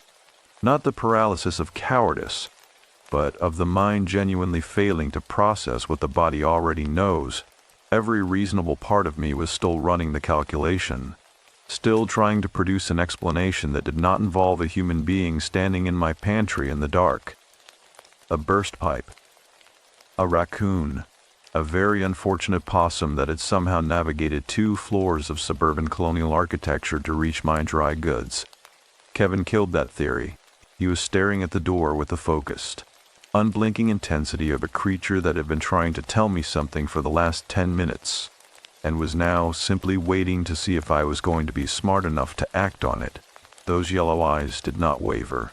His claws gripped the cage bar in a white-knuckled line, and the only sound he made now was a low, rhythmic click deep in his throat. Patient. Certain. The sound of a creature that knows exactly what it has found. My father used to say that Kevin could hear a stranger's footstep from 60 feet away. I had laughed at that. I was not laughing now. I took stock of what I had. I was barefoot, in pajama pants, and an old Ohio State t-shirt, standing in my living room at 3 in the morning with a phone in my hand and a pantry door 4 feet away. The kitchen light was off. The only illumination came from the street light bleeding through the front curtain and the faint blue glow of the cable box on the entertainment center. The couch was to my right. The stairs were behind me. The front door was 12 feet ahead and to the left, dead bolted with a chain I had slid on before bed. I had no weapon. I had no plan. I had a 61-year-old bird and approximately 4 seconds to decide what to do before whoever was in that pantry decided they had waited long enough. I opened my phone and dialed 911. I did it without looking at the screen, thumb moving by muscle memory. The way you learn to do things when you live alone, and the nearest neighbor is 200 feet away across a lawn that goes dark and silent the moment your porch light cuts out. The line connected on the second ring, and the dispatcher's voice came through the speaker, calm and practiced. 911? What is your emergency? I did not answer out loud. I held the phone to my side, speaker angled up, and I said clearly, steadily, in the direction of the pantry door, I know someone is in there. The police are on the line. Come out now. Nothing. For 3 full seconds, nothing. And then the pantry door moved. It swung inward, not outward, pushed from inside, slowly, the way a person moves when they are not entirely sure what they are walking out into. The hinge gave its familiar small complaint, a sound I had heard 1,000 times, and that now struck me as the most threatening noise I had ever encountered in my life. The gap widened. 3 inches became 6. 6 became a foot. A hand came through first, then a shoulder, then a man. He was not what I had built in my head during those frozen seconds of anticipation. My fear had constructed something enormous and deliberate. What emerged from my pantry was the opposite. Slight, stooped, wearing a canvas jacket that had been washed so many times it had lost its original color entirely. He was somewhere in his 50s, with a gray beard that had grown past the point of intention into something more like neglect. And he was clutching a partial sleeve of crackers in one hand, with the dazed, startled expression of someone who had been trying very hard to be invisible, and had just failed completely. He was not threatening. He was terrified. We stared at each other across the 4 feet of linoleum that separated my living room from my kitchen. 2 men operating on pure adrenaline in the small hours of a Tuesday morning. Both of us, I think, equally stunned by the other's existence. "Do not move," I said. He did not move. Kevin, behind me, let out a single sharp sound, not a word, not a warning call. It was something closer to a sigh, the sigh of a sentinel who has done his job and can now stand down. What happened in the next 60 seconds was not graceful. I will not pretend it was. I crossed the kitchen in 3 steps, and I put my shoulder into him, driving him back against the pantry shelving, cans clattering down around us, a box of pasta hitting the floor and spilling like broken glass. He did not fight me, which was the only thing that stopped the situation from becoming something I would have had a much harder time writing about. He went limp and immediate in the way that exhausted people go limp. Not surrender exactly, but the collapse of someone who has been running on nothing for a long time and simply does not have the reserves left to resist. I pinned his arms behind him and held him there against the shelving, breathing hard, my knee against the back of his legs, his face turned sideways against a row of canned tomatoes. "I am not going to hurt you," he said. His voice was rough, cracked at the edges, the voice of someone who had not had cause to use it in several days. I just needed to eat something. I did not let go. Into the phone still on the floor behind me, the dispatcher was saying my address back to me, telling me units were on the way. I called back to confirm. I told her I had a man restrained in my kitchen pantry. I told her he was not fighting. I held him there, my heart hammering in my ears, the smell of him filling the small pantry space. Cold air, damp canvas, wood smoke, the specific exhaustion that accumulates in a person who has been sleeping outside. 3 feet away, through the pantry doorway, I could see into the living room. I could see Kevin's cage. I could see Kevin. He was watching me, not pacing, not frantic. Still, now, in the way he only ever went still when he had finished worrying about something. His head was tilted slightly to the left. A gesture I had learned in 2 years of careful observation meant something close to satisfaction. The police arrived in 11 minutes. 2 officers. A patrol car with its lights rolling silently in the blue dark of my front yard. No siren, the way they come when the call is uncertain, and they do not want to provoke whatever they are driving toward. I met them at the door, still barefoot, still in my pajamas, the phone finally in my hand instead of the floor, and walked them through to the kitchen, where the man was sitting against the cabinet, the sleeve of crackers still in his hand, making no attempt to run or explain himself. His name, he told the officers, was Gary. He was 53 years old. He had been living rough since the spring, a layoff, a sublet that had fallen through, a sequence of small disasters that had compounded into one very large one. He had been in my neighborhood for about a week, sleeping in a dry drainage channel 2 streets over, eating from unlocked cars and open garages. My back door, he said, had been unlocked. I had not known that. He had been in my pantry for almost 4 hours. I sat on the couch while the officers processed him, and I thought about that number. 4 hours. Kevin had been sitting 12 feet away from Gary for 4 hours, covered by that old green blanket, the 2 of them in the dark together, the bird in his routine silence, and Gary in his desperate one, and Kevin had known. For 4 hours, Kevin had known and he had waited, and then at 2:47 in the morning, he had decided that enough was enough, and he had woken me up with everything he had. I looked at him across the room. He looked back at me. "Good boy," I said. He ruffled his feathers once, a slow, self-satisfied rustle, and then turned to face the wall and went back to sleep. Gary was charged with breaking and entering and taken from my house just before 4 in the morning. I filed the report. I gave my statement. I showed the officers the unlocked back door, which they documented, and which I fixed the next day with a new deadbolt that cost me $47 and 20 minutes of my time. I did not sleep again that night. I made coffee and I sat at the kitchen table with the overhead light on bright, and I thought about my father. I thought about the way he had talked to Kevin without embarrassment, without performance. The way he had treated the bird as something worthy of being listened to. I had inherited that bird and spent 2 years thinking I was doing Kevin a favor by keeping him. It had not occurred to me, until 4 in the morning, with fresh coffee going cold in my hands, that the arrangement might be something closer to mutual. Kevin shifted on his perch in the living room.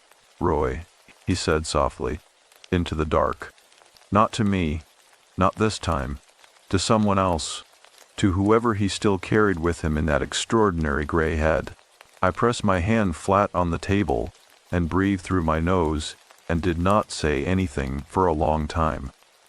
The days after Gary felt strange in a way I could not immediately locate. Not frightening exactly, not unsettling in any dramatic sense. More like the feeling of returning to a familiar room and finding that someone has moved the furniture by 2 inches in every direction. Everything technically in its place, but nothing quite where your body expects it. I went back to work on Wednesday morning. I answered emails. I attended a 9 o'clock video call and said the appropriate things in the appropriate places. I ordered a new deadbolt online, drove to the hardware store to buy the backup, and spent 20 minutes on my knees in the kitchen doorway installing it with the methodical focus of a man who needed to be doing something with his hands. Kevin watched me from his perch the entire time, not with the frantic energy of 2 nights ago. Something quieter than that, something more considered. He sat on the upper perch with his head angled slightly downward, tracking my movements with those pale yellow eyes the way a very old, very patient supervisor watches a new employee learn the filing system. Periodically he would shift his weight from one foot to the other. Once, he said my name.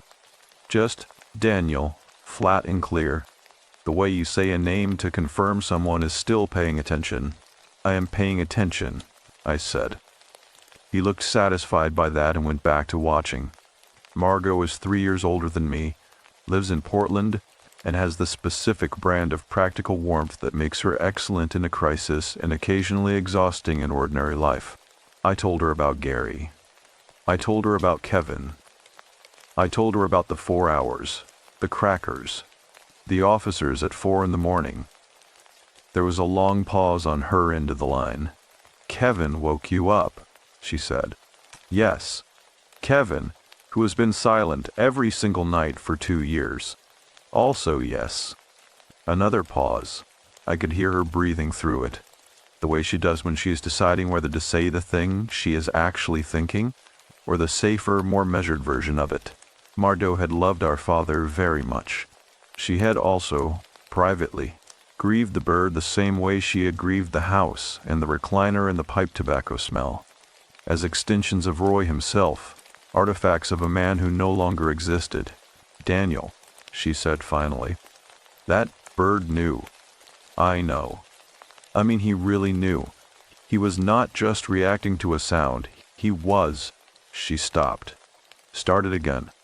"Dad used to say, Kevin understood things. Not like a dog understands. Like another pause. Like something that has been paying attention for 60 years. I did not tell her about the other part. About Roy, said softly into the dark of the kitchen at 4 in the morning. About the way Kevin had tilted his head toward the wall in the specific direction of nothing I could see. I did not tell her because I was not sure, yet, what I believed about it. And Margot was not someone you half believe things at. We talked for another 40 minutes about other things. Before she hung up, she said, "Take care of him, Daniel. He is taking care of you." I looked across the room at Kevin. Kevin was already asleep. It was the following Monday that I found the first one. I had come downstairs at 6:53 in the morning, still in my robe, running on the automatic pilot of a man whose morning routine has been undisturbed for long enough to become essentially unconscious. Coffee maker. Kevin's cover off. Fresh water in the dish. The small pellet bowl refilled from the bag my father had ordered from the same supplier for 30 years, a fact I had discovered in Roy's files and honored without entirely knowing why. I lifted the green blanket from the cage. Kevin was not on his perch. He was on the floor of the cage, which was, for a healthy bird, wrong.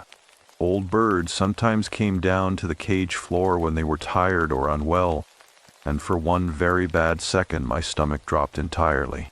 The particular cold fear of a person who has lost one too many things and cannot absorb another one yet. But he was not still. He was moving. Deliberately, with the focused intention of a bird engaged in a task, he was pushing something across the cage floor with the flat of his beak, nudging it steadily toward the cage door the way you might push something important to someone who needed to see it. I crouched down. It was a button. A small, flat, dark green button, the kind that had once been on the sleeve of a particular gray cardigan. My father's cardigan. The one Roy had worn every single evening from October through March for as far back as I could remember. The cardigan that had been folded into the box of his things that I had kept on the shelf in my upstairs closet for 2 years. Because I could not bring myself to donate it and could not bring myself to look at it either.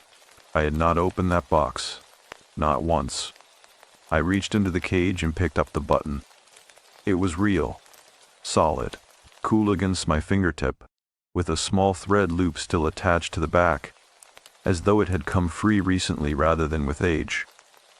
I turned it over in my hand for a long time. Kevin sat back on his haunches and watched me examine it. "Where did you get this?" I said. It was not entirely a question. He tilted his head, and then, in a voice so clean and precise it could have been played from a recording, he said, "Do not forget to lock up, son." I sat on the kitchen floor. I am not certain for how long. Long enough for the coffee maker to finish its cycle and begin its idle hiss. Long enough for the morning light to cross from one window pane to the next and lay itself in a long rectangle across the linoleum. Kevin said nothing else. He climbed back to his upper perch and began his morning routine, the slow, methodical preening that African greys perform with the focused dedication of craftsmen, and left me entirely alone with what had just happened. "Do not forget to lock up, son."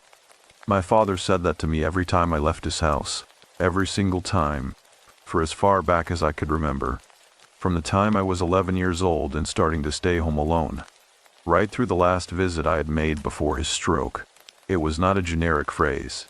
It was Roy's phrase, spoken in Roy's cadence, with the particular weight Roy gave to the word son. Not sentimental, not performative, just solid, just present, the way my father himself had always been. Kevin had heard it thousands of times. African greys do not simply store sounds. Every serious study of the species will tell you that. They contextualize. They understand emotional register. They know the difference between a phrase spoken in anger and the same phrase spoken in comfort. And they deploy that understanding with an accuracy that researchers have spent decades trying to fully account for. Kevin knew what that phrase meant. He knew when it was meant to be said. He had chosen this morning to say it. I looked at the button in my hand. The closet upstairs was directly above the living room. Directly above the cage. I thought about Kevin, alone in the dark for 4 hours on the night Gary had been in my pantry, and I wondered, not for the first time, and with increasing seriousness, exactly how much of what moved through this house he was aware of, what he heard through ceilings, what he tracked through vibration, what 60 years of paying attention to the world from one vantage point inside a series of homes had taught him about the way people moved and the things they carried and the sounds that mattered. I thought about my father in his recliner, Kevin standing on the armrest, one gray foot resting on the back of Roy's hand. I stood up slowly, the button still in my fist. I went upstairs. The box was where I had left it, on the high shelf above the winter coats, exactly as I had placed it the week after the funeral. A brown cardboard box sealed with one strip of packing tape that I had put there and never touched again. I lifted it down. I set it on the bed. I sat beside it for a moment with my hands in my lap, the button pressed between my right thumb and forefinger, doing the quiet internal negotiation that grief requires when you are about to open something you have been avoiding. Then I opened it. The cardigan was on top.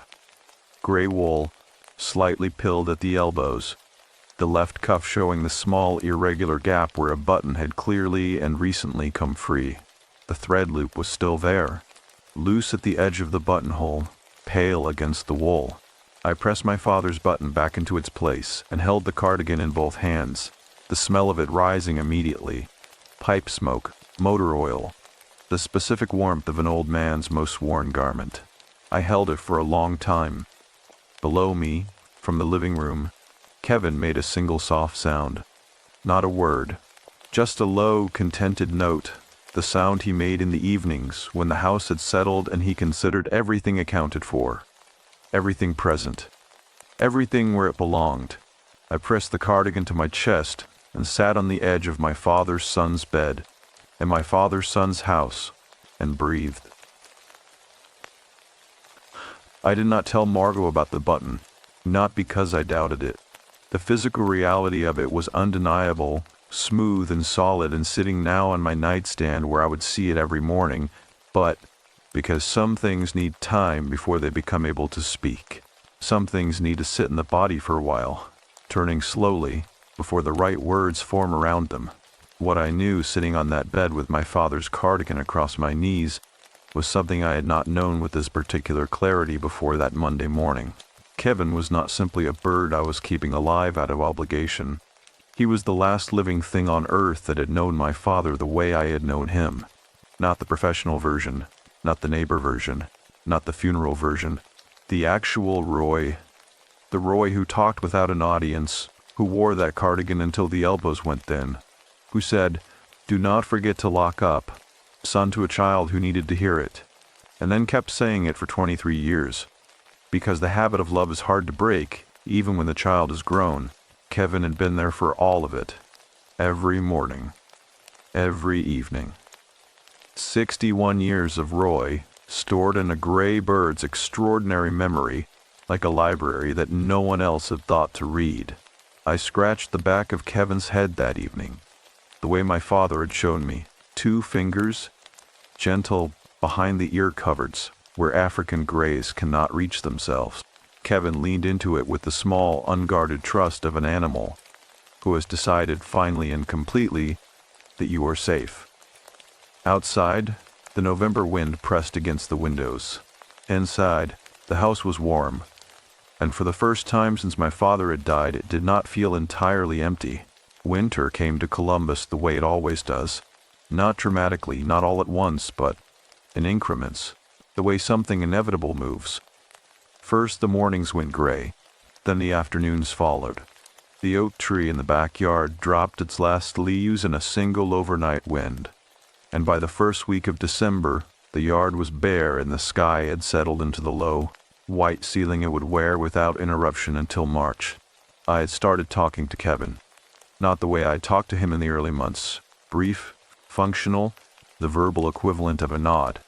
I mean actually talking, sitting in the armchair across from his cage in the evenings with a glass of whatever I was drinking and narrating my day to him the way my father had, without embarrassment, without needing a response. It had started almost without my noticing.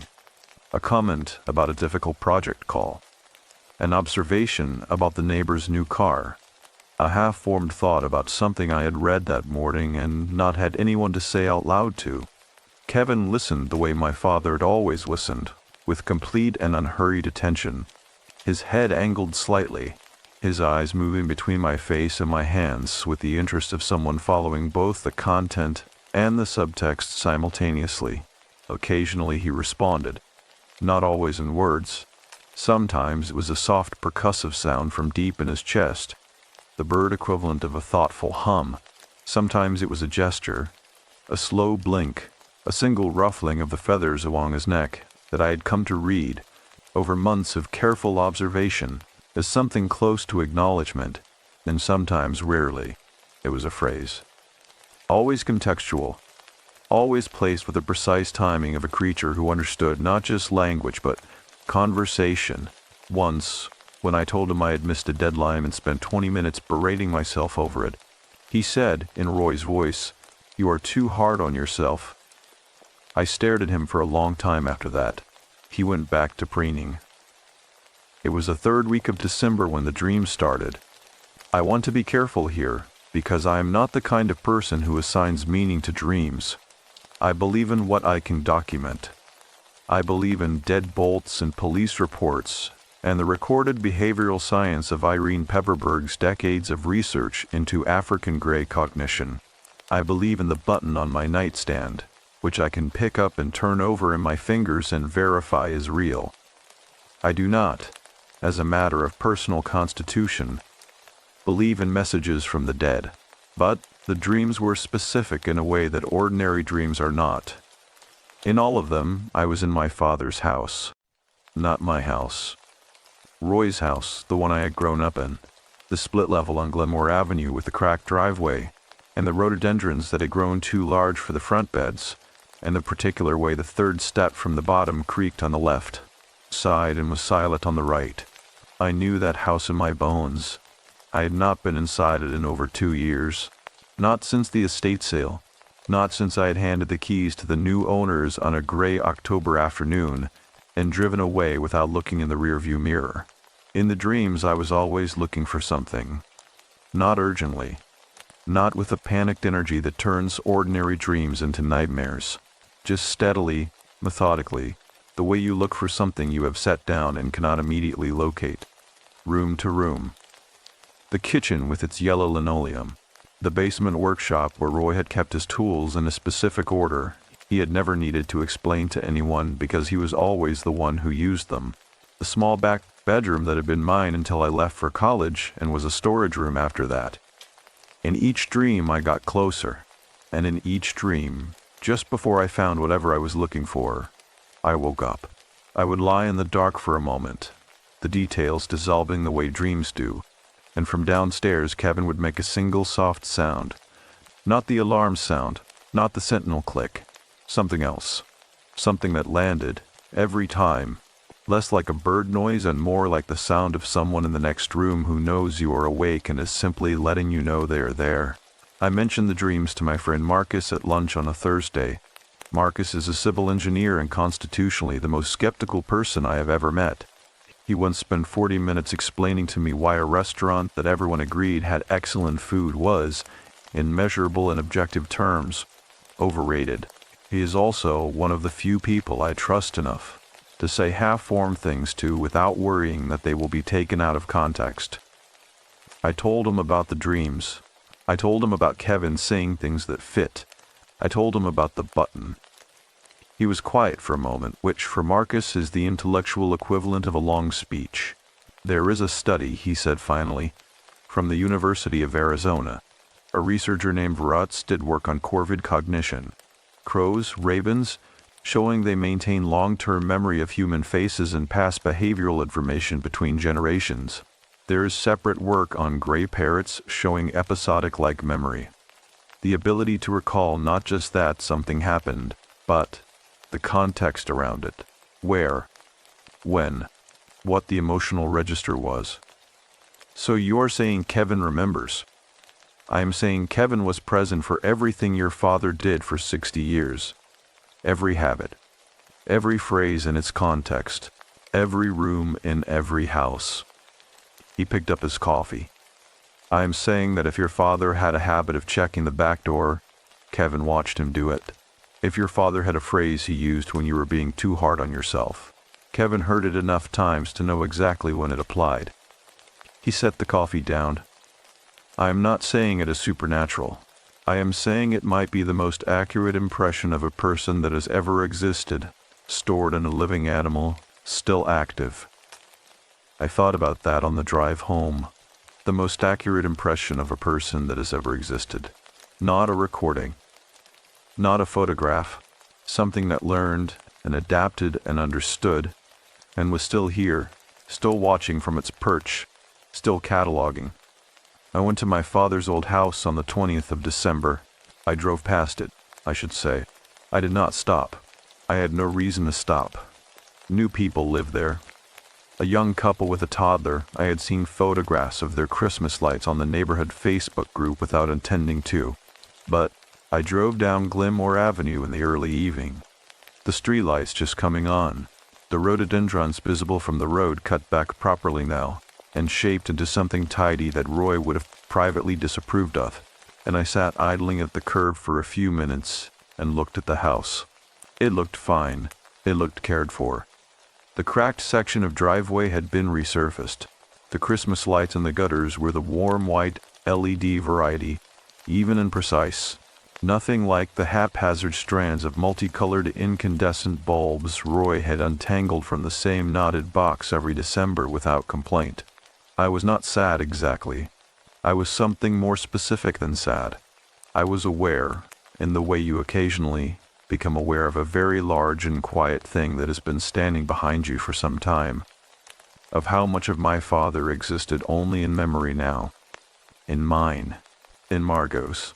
In the particular arrangement of words and habits and tones stored in a 61-year-old bird in my living room, sitting on his perch right now under his green blanket, waiting for me to come home. I drove back. I do not know what made me check the closet shelf again that night. I had not been back to the box since the morning of the button. It was still on my bedroom shelf, the cardigan refolded inside it, the tape peeled back and replaced with a loose tuck that acknowledged I might open it again someday. Something, the drive past Roy's house, the December dark, the particular quality of the silence in the upstairs hallway, made me pull it down and set it on the bed. I sat with it for a moment. Then I went through it properly. Not quickly, not the way I had the first time when I had only been looking for the cardigan's context. Properly. Item by item. The cardigan. A watch. Roy's everyday watch, not the dress one. The Timex he had worn on his left wrist for 20 years, with the small scratch in the crystal where he had caught it on a workbench edge. A folded piece of paper that turned out to be a grocery list in Roy's handwriting, the last one, dated the Friday before his stroke. Bread. Soup. Coffee. Bird food, circled twice because Kevin was almost out. I held that grocery list for a long time. Bird food, circled twice. My father, 4 days before he died, making sure Kevin would not go hungry. At the very bottom of the box, under a folded newspaper and a small leather address book, I found a photograph I had not known was there. It was old. Color photograph.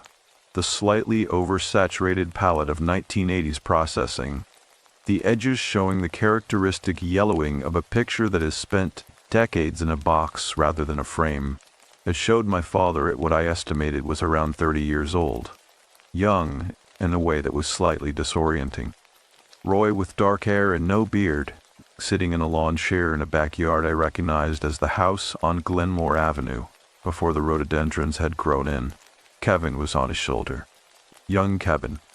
The same bird, but with the deeper, richer gray of youth, before the decades had softened his coloring to the pale silver he wore now. He had his head pressed against the side of Roy's face, that particular side lean that African grays make toward the people they have chosen, and Roy was looking at the camera with the expression of a man who has very recently understood something important and is not yet sure how to describe it. I recognized that expression. I have been making it for the last 2 months. I propped it against the base of Kevin's cage, where he could see it from his perch, the way you might show someone a picture of a person you have both lost. Kevin looked at it for a long moment. Then he made a sound I had never heard him make in 2 years. A low, musical note, almost a whistle, rising at the end like a question or a greeting, the kind of sound that does not need translation. He stepped down to the lower perch, closer to the photograph. He looked at it for a while longer. Then he looked at me. "Hey, buddy," he said. Roy's voice. Roy's exact cadence. The way Roy said it every single morning when he took the green blanket off the cage, and Kevin stepped up to greet the day. I pressed my hand flat against the side of the cage, and Kevin stepped sideways until his head was against my fingers. The warmth of him was startling every time. Birds run hot, hotter than people. And there is something almost shocking about the aliveness of a small creature pressing itself trustingly against your hand. Outside, the first snow of the season had begun to fall.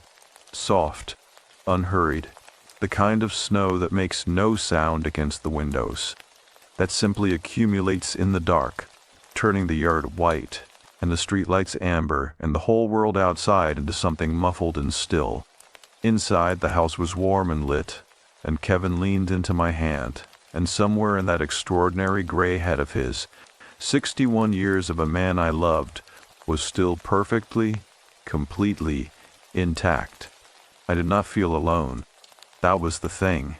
The specific, undeniable thing I had been trying to find words for since the night of the pantry, since the morning of the button, since every quiet evening in the armchair with a glass in my hand and a bird listening like he had been doing it his whole life. I did not feel alone, and for the first time I understood why my father never had either. Christmas passed quietly. Martyr had invited me to Portland, and I had declined in the gentle, slightly guilty way I always decline things I know I should want more than I do. I told her I was fine. I told her Kevin needed routine, which was true, and that the travel would unsettle him, which was also true, and I did not tell her the third thing, the real thing, which was that I was not ready to leave the house yet. Not this December. Something was still unfolding here, in the particular unhurried way that significant things unfold when you stop trying to rush them, and I wanted to be present for it. I made a real Christmas dinner: turkey breast, roasted vegetables, the cranberry relish my mother had made from a recipe card so old the ink had faded to the color of old rust. I ate at the kitchen table with the overhead light on and a candle going, and Kevin had a small dish of pomegranate seeds, which are apparently the closest thing in the modern world to the specific delight that African Greys experience when given something worth being excited about. He ate each one with the focused, individual attention of a creature that understands the value of savoring. I told him about the first Christmas I remembered. I was 4 years old. Roy had assembled a bicycle in the living room at 2 in the morning, and then discovered he had put the handlebars on backward and had to take the whole front end apart again. He had told that story every December for 30 years, with the particular pleasure of a man who had made peace with his own fallibility. I had told it back to him, toward the end, when he was the one who needed reminding of the good things. Kevin listened to the whole story. When I finished, he said very quietly, "Good memories, son."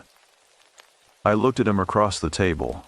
He looked back at me with those yellow eyes, calm and absolute, and cracked another pomegranate seed with the precision of 61 years of practice. I laughed. Not sadly, not with the complicated waterlogged quality that grief laughter usually carries. Just laughed, clean and real. The way you laugh when something is genuinely funny, and the world briefly contracts to just that room and that moment, and nothing outside it matters very much at all. It was the best Christmas I'd had in years. The new year came and the dreams changed, not dramatically, but the texture of them shifted in the way that a piece of music shifts when a single instrument drops out.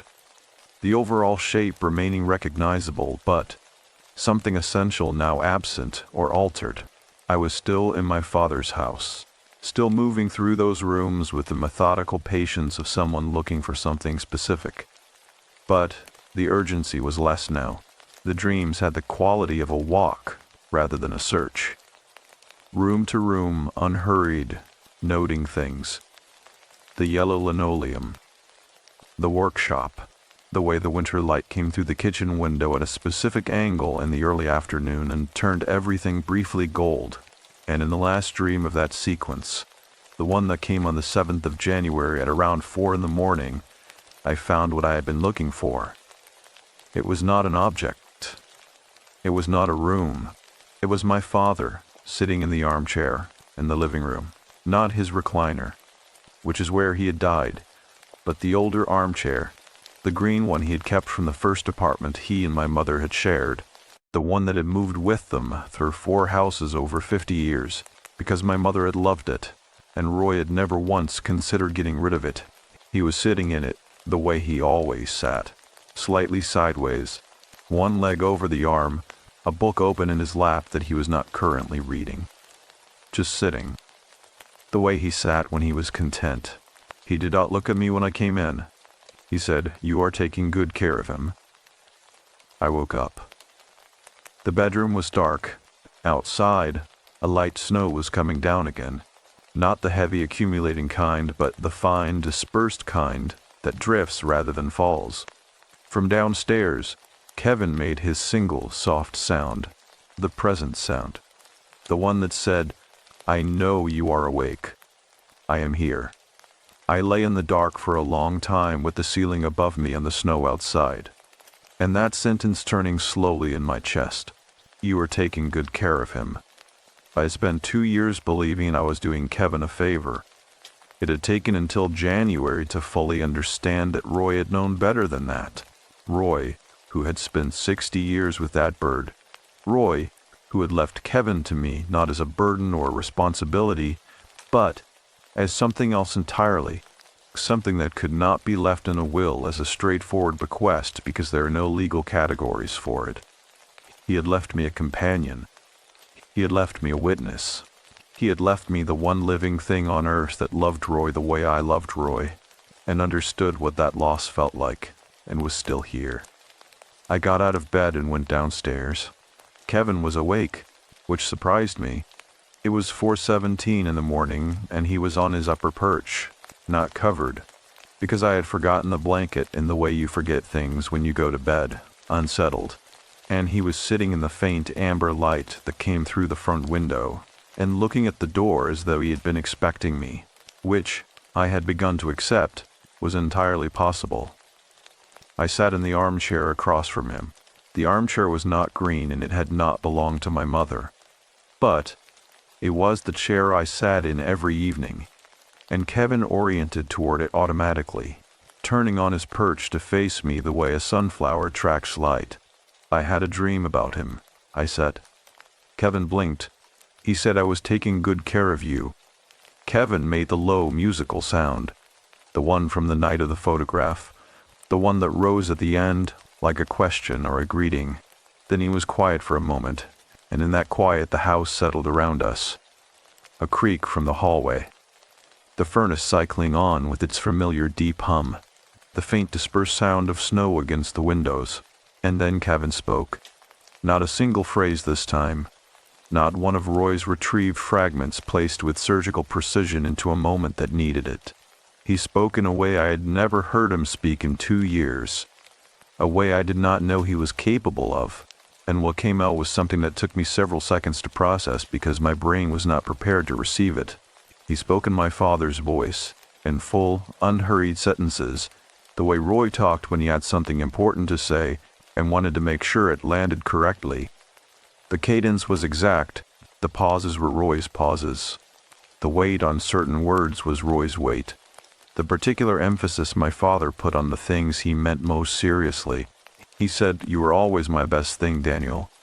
I need you to know that." The furnace ran. The snow came down. I sat in the armchair with both hands gripping the armrests and said absolutely nothing for a very long time.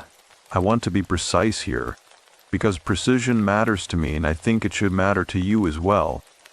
I know what African greys can do. I have read the literature now, more than I ever expected to. I know that Irene Pepperberg's Grey Alex demonstrated not just vocabulary, but comprehension, object permanence, categorical reasoning, the ability to express uncertainty with phrases like, "I don't know," when he genuinely did not know something. I know that the species is capable of vocal sequencing that goes beyond repetition into something that researchers carefully avoid calling creativity because the implications of that word are uncomfortable. I know that a bird with 61 years of exposure to a single person's speech patterns has an archive of that person's language, so extensive and contextually organized that the full scope of it is, practically speaking, unmappable. I know all of this. And I also know what I heard. Those two things do not contradict each other as cleanly as I once would have needed them to. I've had 4 months now to sit with the not knowing, and I've found that it is a more honest place to live than the aggressive certainty I arrived here with. What I can tell you is that a bird said something to me at 4 in the morning in January, in a voice I recognized down to its smallest inflection, and that what he said was something I needed to hear more than I had known I needed to hear anything. The rest is yours to decide. I called Margot on a Sunday afternoon in late January and told her everything. The dreams, the full sentences, what Kevin had said. She was quiet for so long that I checked my phone to make sure the call had not dropped. "Margot, I am here," she said. Her voice was different, smaller, the practical warmth compressed into something that had to work very hard to stay steady. "I am just." She stopped, breathed.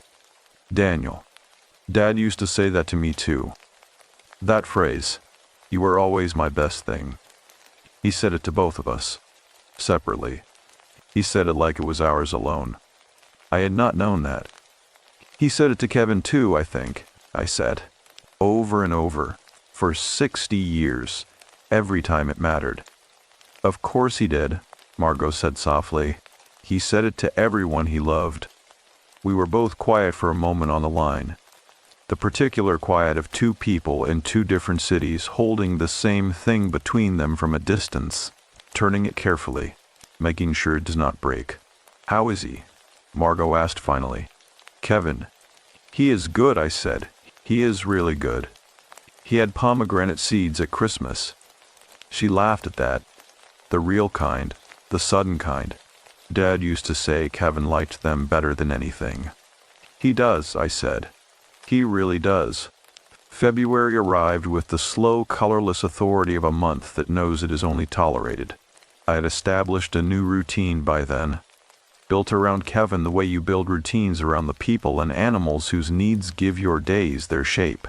Morning cover off, fresh water, pellets, a few minutes of quiet conversation before the workday started, evening armchair, whatever I was drinking, the particular low-lit companionship of a creature who asked for nothing but presence and returned it in full.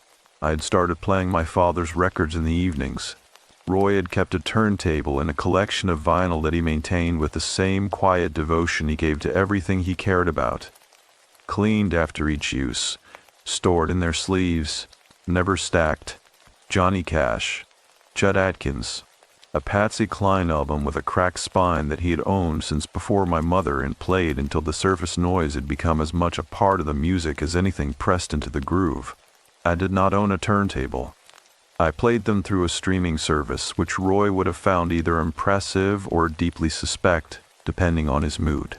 But the music was the same music, and the evenings were the same shape, and Kevin responded to it the way I had hoped he would, with a visible settling, a lowering of the feathers along his back, a stillness that was not the stillness of sleep, but of deep, contented presence. One evening during Patsy Cline he began to hum along, not randomly, not the scattered tonal experimentation of a bird playing with sound. He hummed the melody, correctly, the full phrase of it, in a tone that was neither his voice nor Roy's, but something in between. Something that had grown in the space between two creatures sharing a room for 6 decades. I sat very still and let it happen and did not say anything. When the song ended, he stopped, ruffled his feathers once, and went back to watching me with those calm, ancient eyes. Outside, February pressed its gray face against the windows. Inside, the record turned and the room was warm, and the evening had the quality of something that has always been exactly this way, settled and lit and inhabited by more presence than the furniture alone could account for. I thought about what Marcus had said. The most accurate impression of a person that has ever existed, stored in a living animal, still active. I picked up my drink and raised it slightly, the way you raise a glass towards someone across a room when you want to acknowledge them without interrupting what they are doing. Kevin watched me do it, and then, with the unhurried dignity of a 61-year-old bird who has seen everything and forgotten nothing, he dipped his gray head once, very slightly, in a gesture that had no scientific name and needed none. The house held us both. The evening turned slowly toward night, and somewhere in the next room, on the high shelf in the closet, a photograph of a young man and his bird sat in a box that was no longer sealed, no longer avoided. No longer a thing I needed to keep at a distance from myself. It was just a box now, full of things that mattered. Open. Spring came back to Columbus the way it always does after a long Ohio winter. Not gently, not all at once, but, in negotiations, a warm afternoon surrendered to a cold night. A week of gray sky broken by a single brilliant Tuesday that smelled like wet soil and new grass, and something indefinably alive that had been absent for months. The oak tree in the backyard put out its first pale green buds in the third week of March, and I noticed them from the kitchen window on a morning when I was refilling Kevin's water dish, and I stood there for a moment longer than I needed to, watching them. Kevin noticed me noticing. He made the low musical sound, the greeting one, the one that rose at the end. "Spring," I told him. He considered this. Then he said, conversationally, as though we were continuing a discussion already in progress, "About time." I laughed and finished filling the dish, and did not spend too long thinking about where that particular phrase had come from, or how many Ohio springs my father had greeted with exactly those two words, standing at exactly this kind of window, watching exactly this kind of morning come in over the yard. Some things you stop needing to analyze. Some things you just receive. Margot came to visit in April. She had been asking since January, with the particular patient persistence that older sisters deploy when they have decided something is going to happen and are simply waiting for the logistics to catch up with their certainty.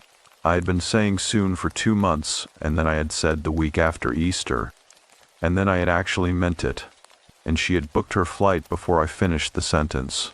She arrived on a Thursday evening with a rolling suitcase and a bottle of wine she had been saving for an occasion she could not previously define, and she stood in my front hallway for approximately 4 seconds before she looked past me into the living room and said very quietly, "Oh." Kevin was on his perch, watching her with the alert, evaluating attention he gave to anyone new who entered the house. He had his head tilted to the left, the satisfied angle, the one I had learned to read as a kind of provisional approval pending further data. He looked at Margot the way he had looked at me in the early months, with the careful intelligence of a creature taking the full measure of something before committing to an opinion.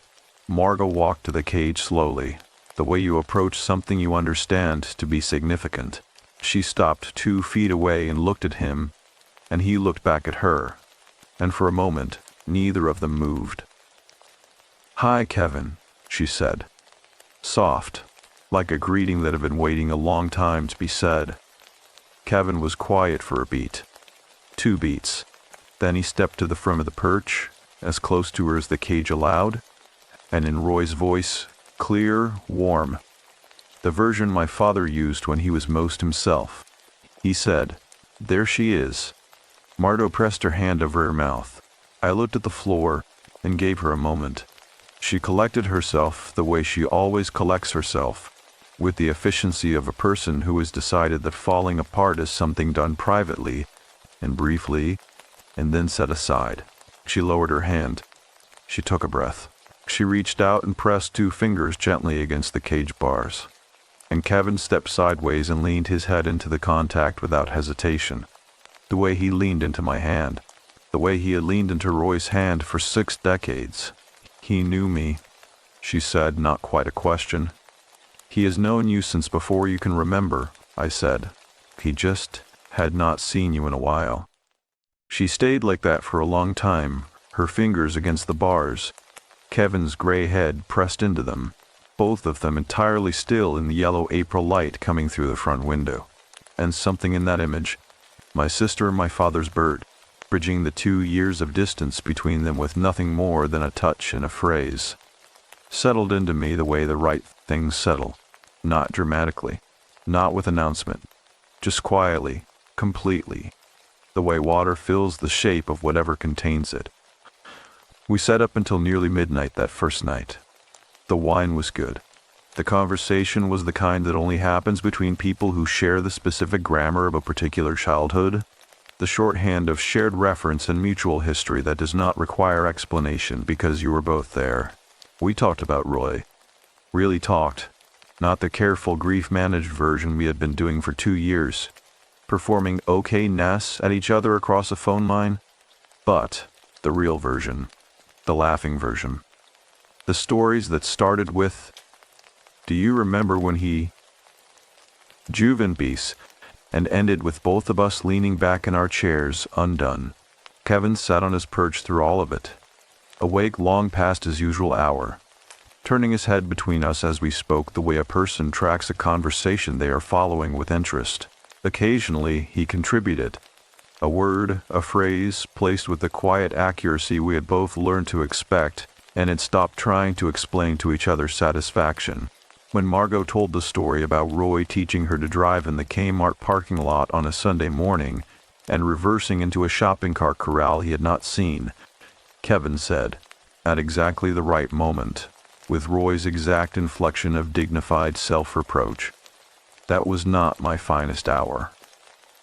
We were both crying and laughing at the same time, which is the specific condition that grief arrives at when it has finally been given enough room and enough company to become something other than weight. Margot looked at Kevin with an expression I recognized because I had worn it myself many times, in many forms over the past 5 months. The expression of a person who has been given something they did not know they needed and cannot fully account for, and is not going to try. "How long do they live?" she asked. "African greys. 60 to 80 years in captivity," I said, "sometimes longer." She looked at him for a long moment. "So he could outlive both of us?" "Possibly. Then we need a plan," she said, with the immediate, practical decisiveness that is Margot's most reliable quality. "Someone needs to know. Someone needs to be ready to take him." "I know," I said. "I have been thinking about it." Kevin, as though he had been following this thread and had arrived at his own conclusion, ruffled his feathers once and made the low, contented sound of a creature who considers the matter settled and sees no need for further discussion. She stayed for 5 days. In that time, Kevin learned her laugh. Not an imitation of it, the actual recognition of it. The way he would turn toward her when she laughed the way you turn toward a familiar voice in a crowd. He learned the sound of her footstep on the stairs, lighter than mine, and began anticipating her arrival in the mornings, the way he anticipated mine, with a small preparatory rustle and a general attitude of readiness. By the 3rd day he had decided she was trustworthy, which, with Kevin, meant stepping onto her offered hand without the preliminary evaluation period he gave most people and allowing her to carry him to the window to look at the backyard oak, which was deeper into its budding by then, the pale green thickening towards something more committed. He stood on her fist at the window and looked at the yard with those ancient, observant eyes, and she stood beside him, and they looked at it together. "I think he misses the yard on Glenmore Avenue," she said.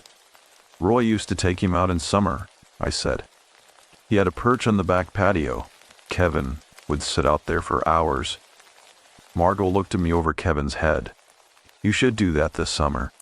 I was already planning on it." She smiled. Not the carefully managed smile, the real one. "Yeah," she said, "I know you were."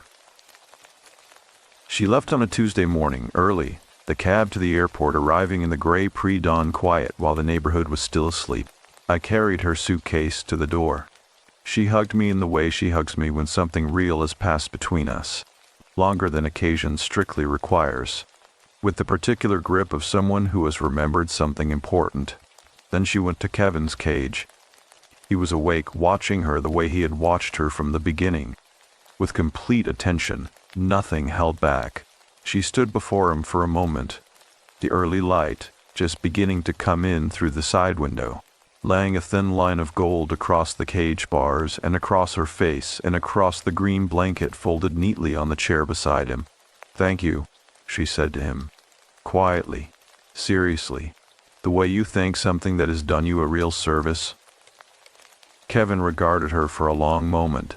Then, in a voice that was Roy's voice and was also something that had grown beyond Roy's voice in the long years since, something distilled and clarified by time into its most essential form, he said, "I will always be right here." Margot nodded once, the single efficient nod of a woman who trusts what she has been told. She turned and walked through the front door, and I heard the cab door close and the engine pull away into the quiet morning street. I stood in the hallway and breathed. Kevin made no sound.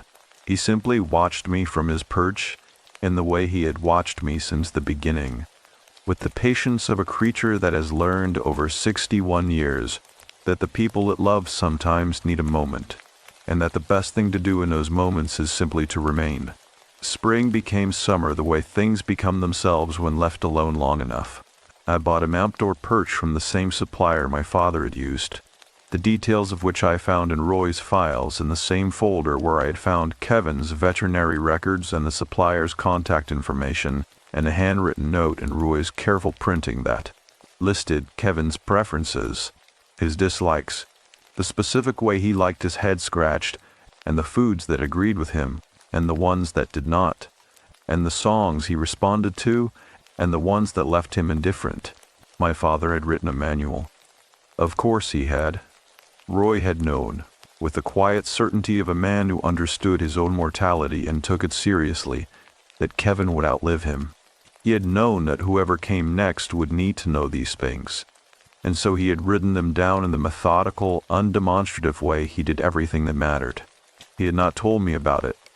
He had simply done it and left it where I would eventually find it, trusting that I would. I read it twice, sitting at the kitchen table on a June afternoon, with the back door open and the yard smell coming in, and I thought about my father preparing this document, sitting at his own kitchen table on Glenmore Avenue, writing down the life of this best friend in careful print, making sure that life would be honored after he was gone. It was one of the most Roy things I had ever encountered.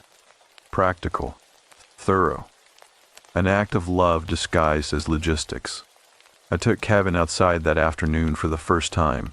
He stepped onto the outdoor perch with the immediate, comprehensive interest of a bird, reacquainting itself with a remembered world, the particular quality of outdoor light, the texture of the real wind moving through his feathers, the complex layered sound of a summer yard full of insects and birds and distant lawn equipment, and the unfiltered sky above it all.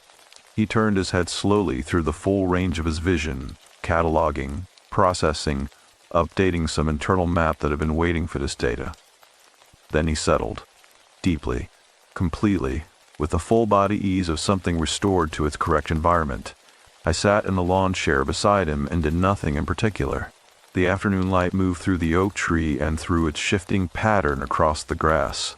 A cardinal landed on the fence and assessed us both and departed, satisfied or indifferent, it was hard to say. The neighborhood sounds moved around us, unhurried, the specific music of a summer afternoon in a place where people live ordinary lives with ordinary rhythms, mowing and driving and calling to each other across yards. The whole unremarkable and irreplaceable fabric of a world that continues without asking permission. Kevin turned his head and looked at me. I looked back at him. We had been doing this long enough that the looking no longer needed anything added to it. It was simply what we did. Two creatures sharing a porch on a summer afternoon, each carrying something the other needed, each giving it without discussion or condition or anything resembling a formal arrangement. Just the daily practice of it, just the accumulated weight of all the ordinary days that, stacked one against the next, become a life. "Good afternoon," Kevin said, in nobody's voice in particular, just his own, clear and warm and entirely present. "Good afternoon," I said back. The oak tree moved in the breeze. The cardinal came back to the fence, reconsidered us, and this time stayed. I think about what I believed before that October 2 years ago. Before Roy died and left me a bird I did not want and a grief I was not prepared for. I believed, with the uncomplicated certainty of a man who had not yet been asked the right questions, that loss was subtraction, that when someone left, they took their portion of the world with them, and what remained was simply less, smaller, a shape defined by absence. I do not believe that anymore. I believe that the people who love us leave things behind that we do not always recognize immediately. Not objects, not memories, though those too. Something harder to name than that.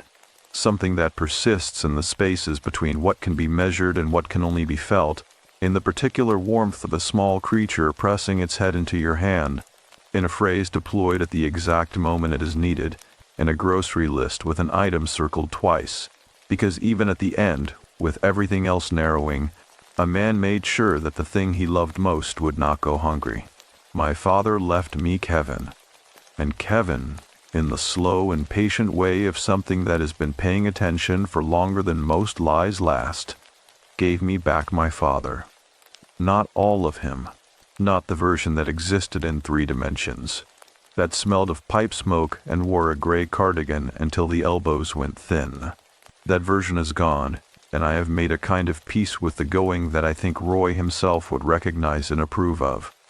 But the essential thing, the thing underneath the pipe smoke, and the cardigan and the cracked driveway, and the badly assembled bicycle, and all the accumulated material of a man's particular life, the thing that said you were always my best thing and meant it equally to everyone it said it to. The thing that circled bird fruit twice on a grocery list 4 days before it died. That thing is not gone. It is on a perch in my backyard on a summer afternoon, tilting its gray head at a cardinal on the fence. 61 years old and counting, patient and permanent and entirely improbably here. And every morning I take the green blanket off the cage. And every morning Kevin steps to the front of his perch. And every morning we begin the day together the way my father began it for 6 decades. With nothing more complicated or more profound than this. Present. Paying attention. Here.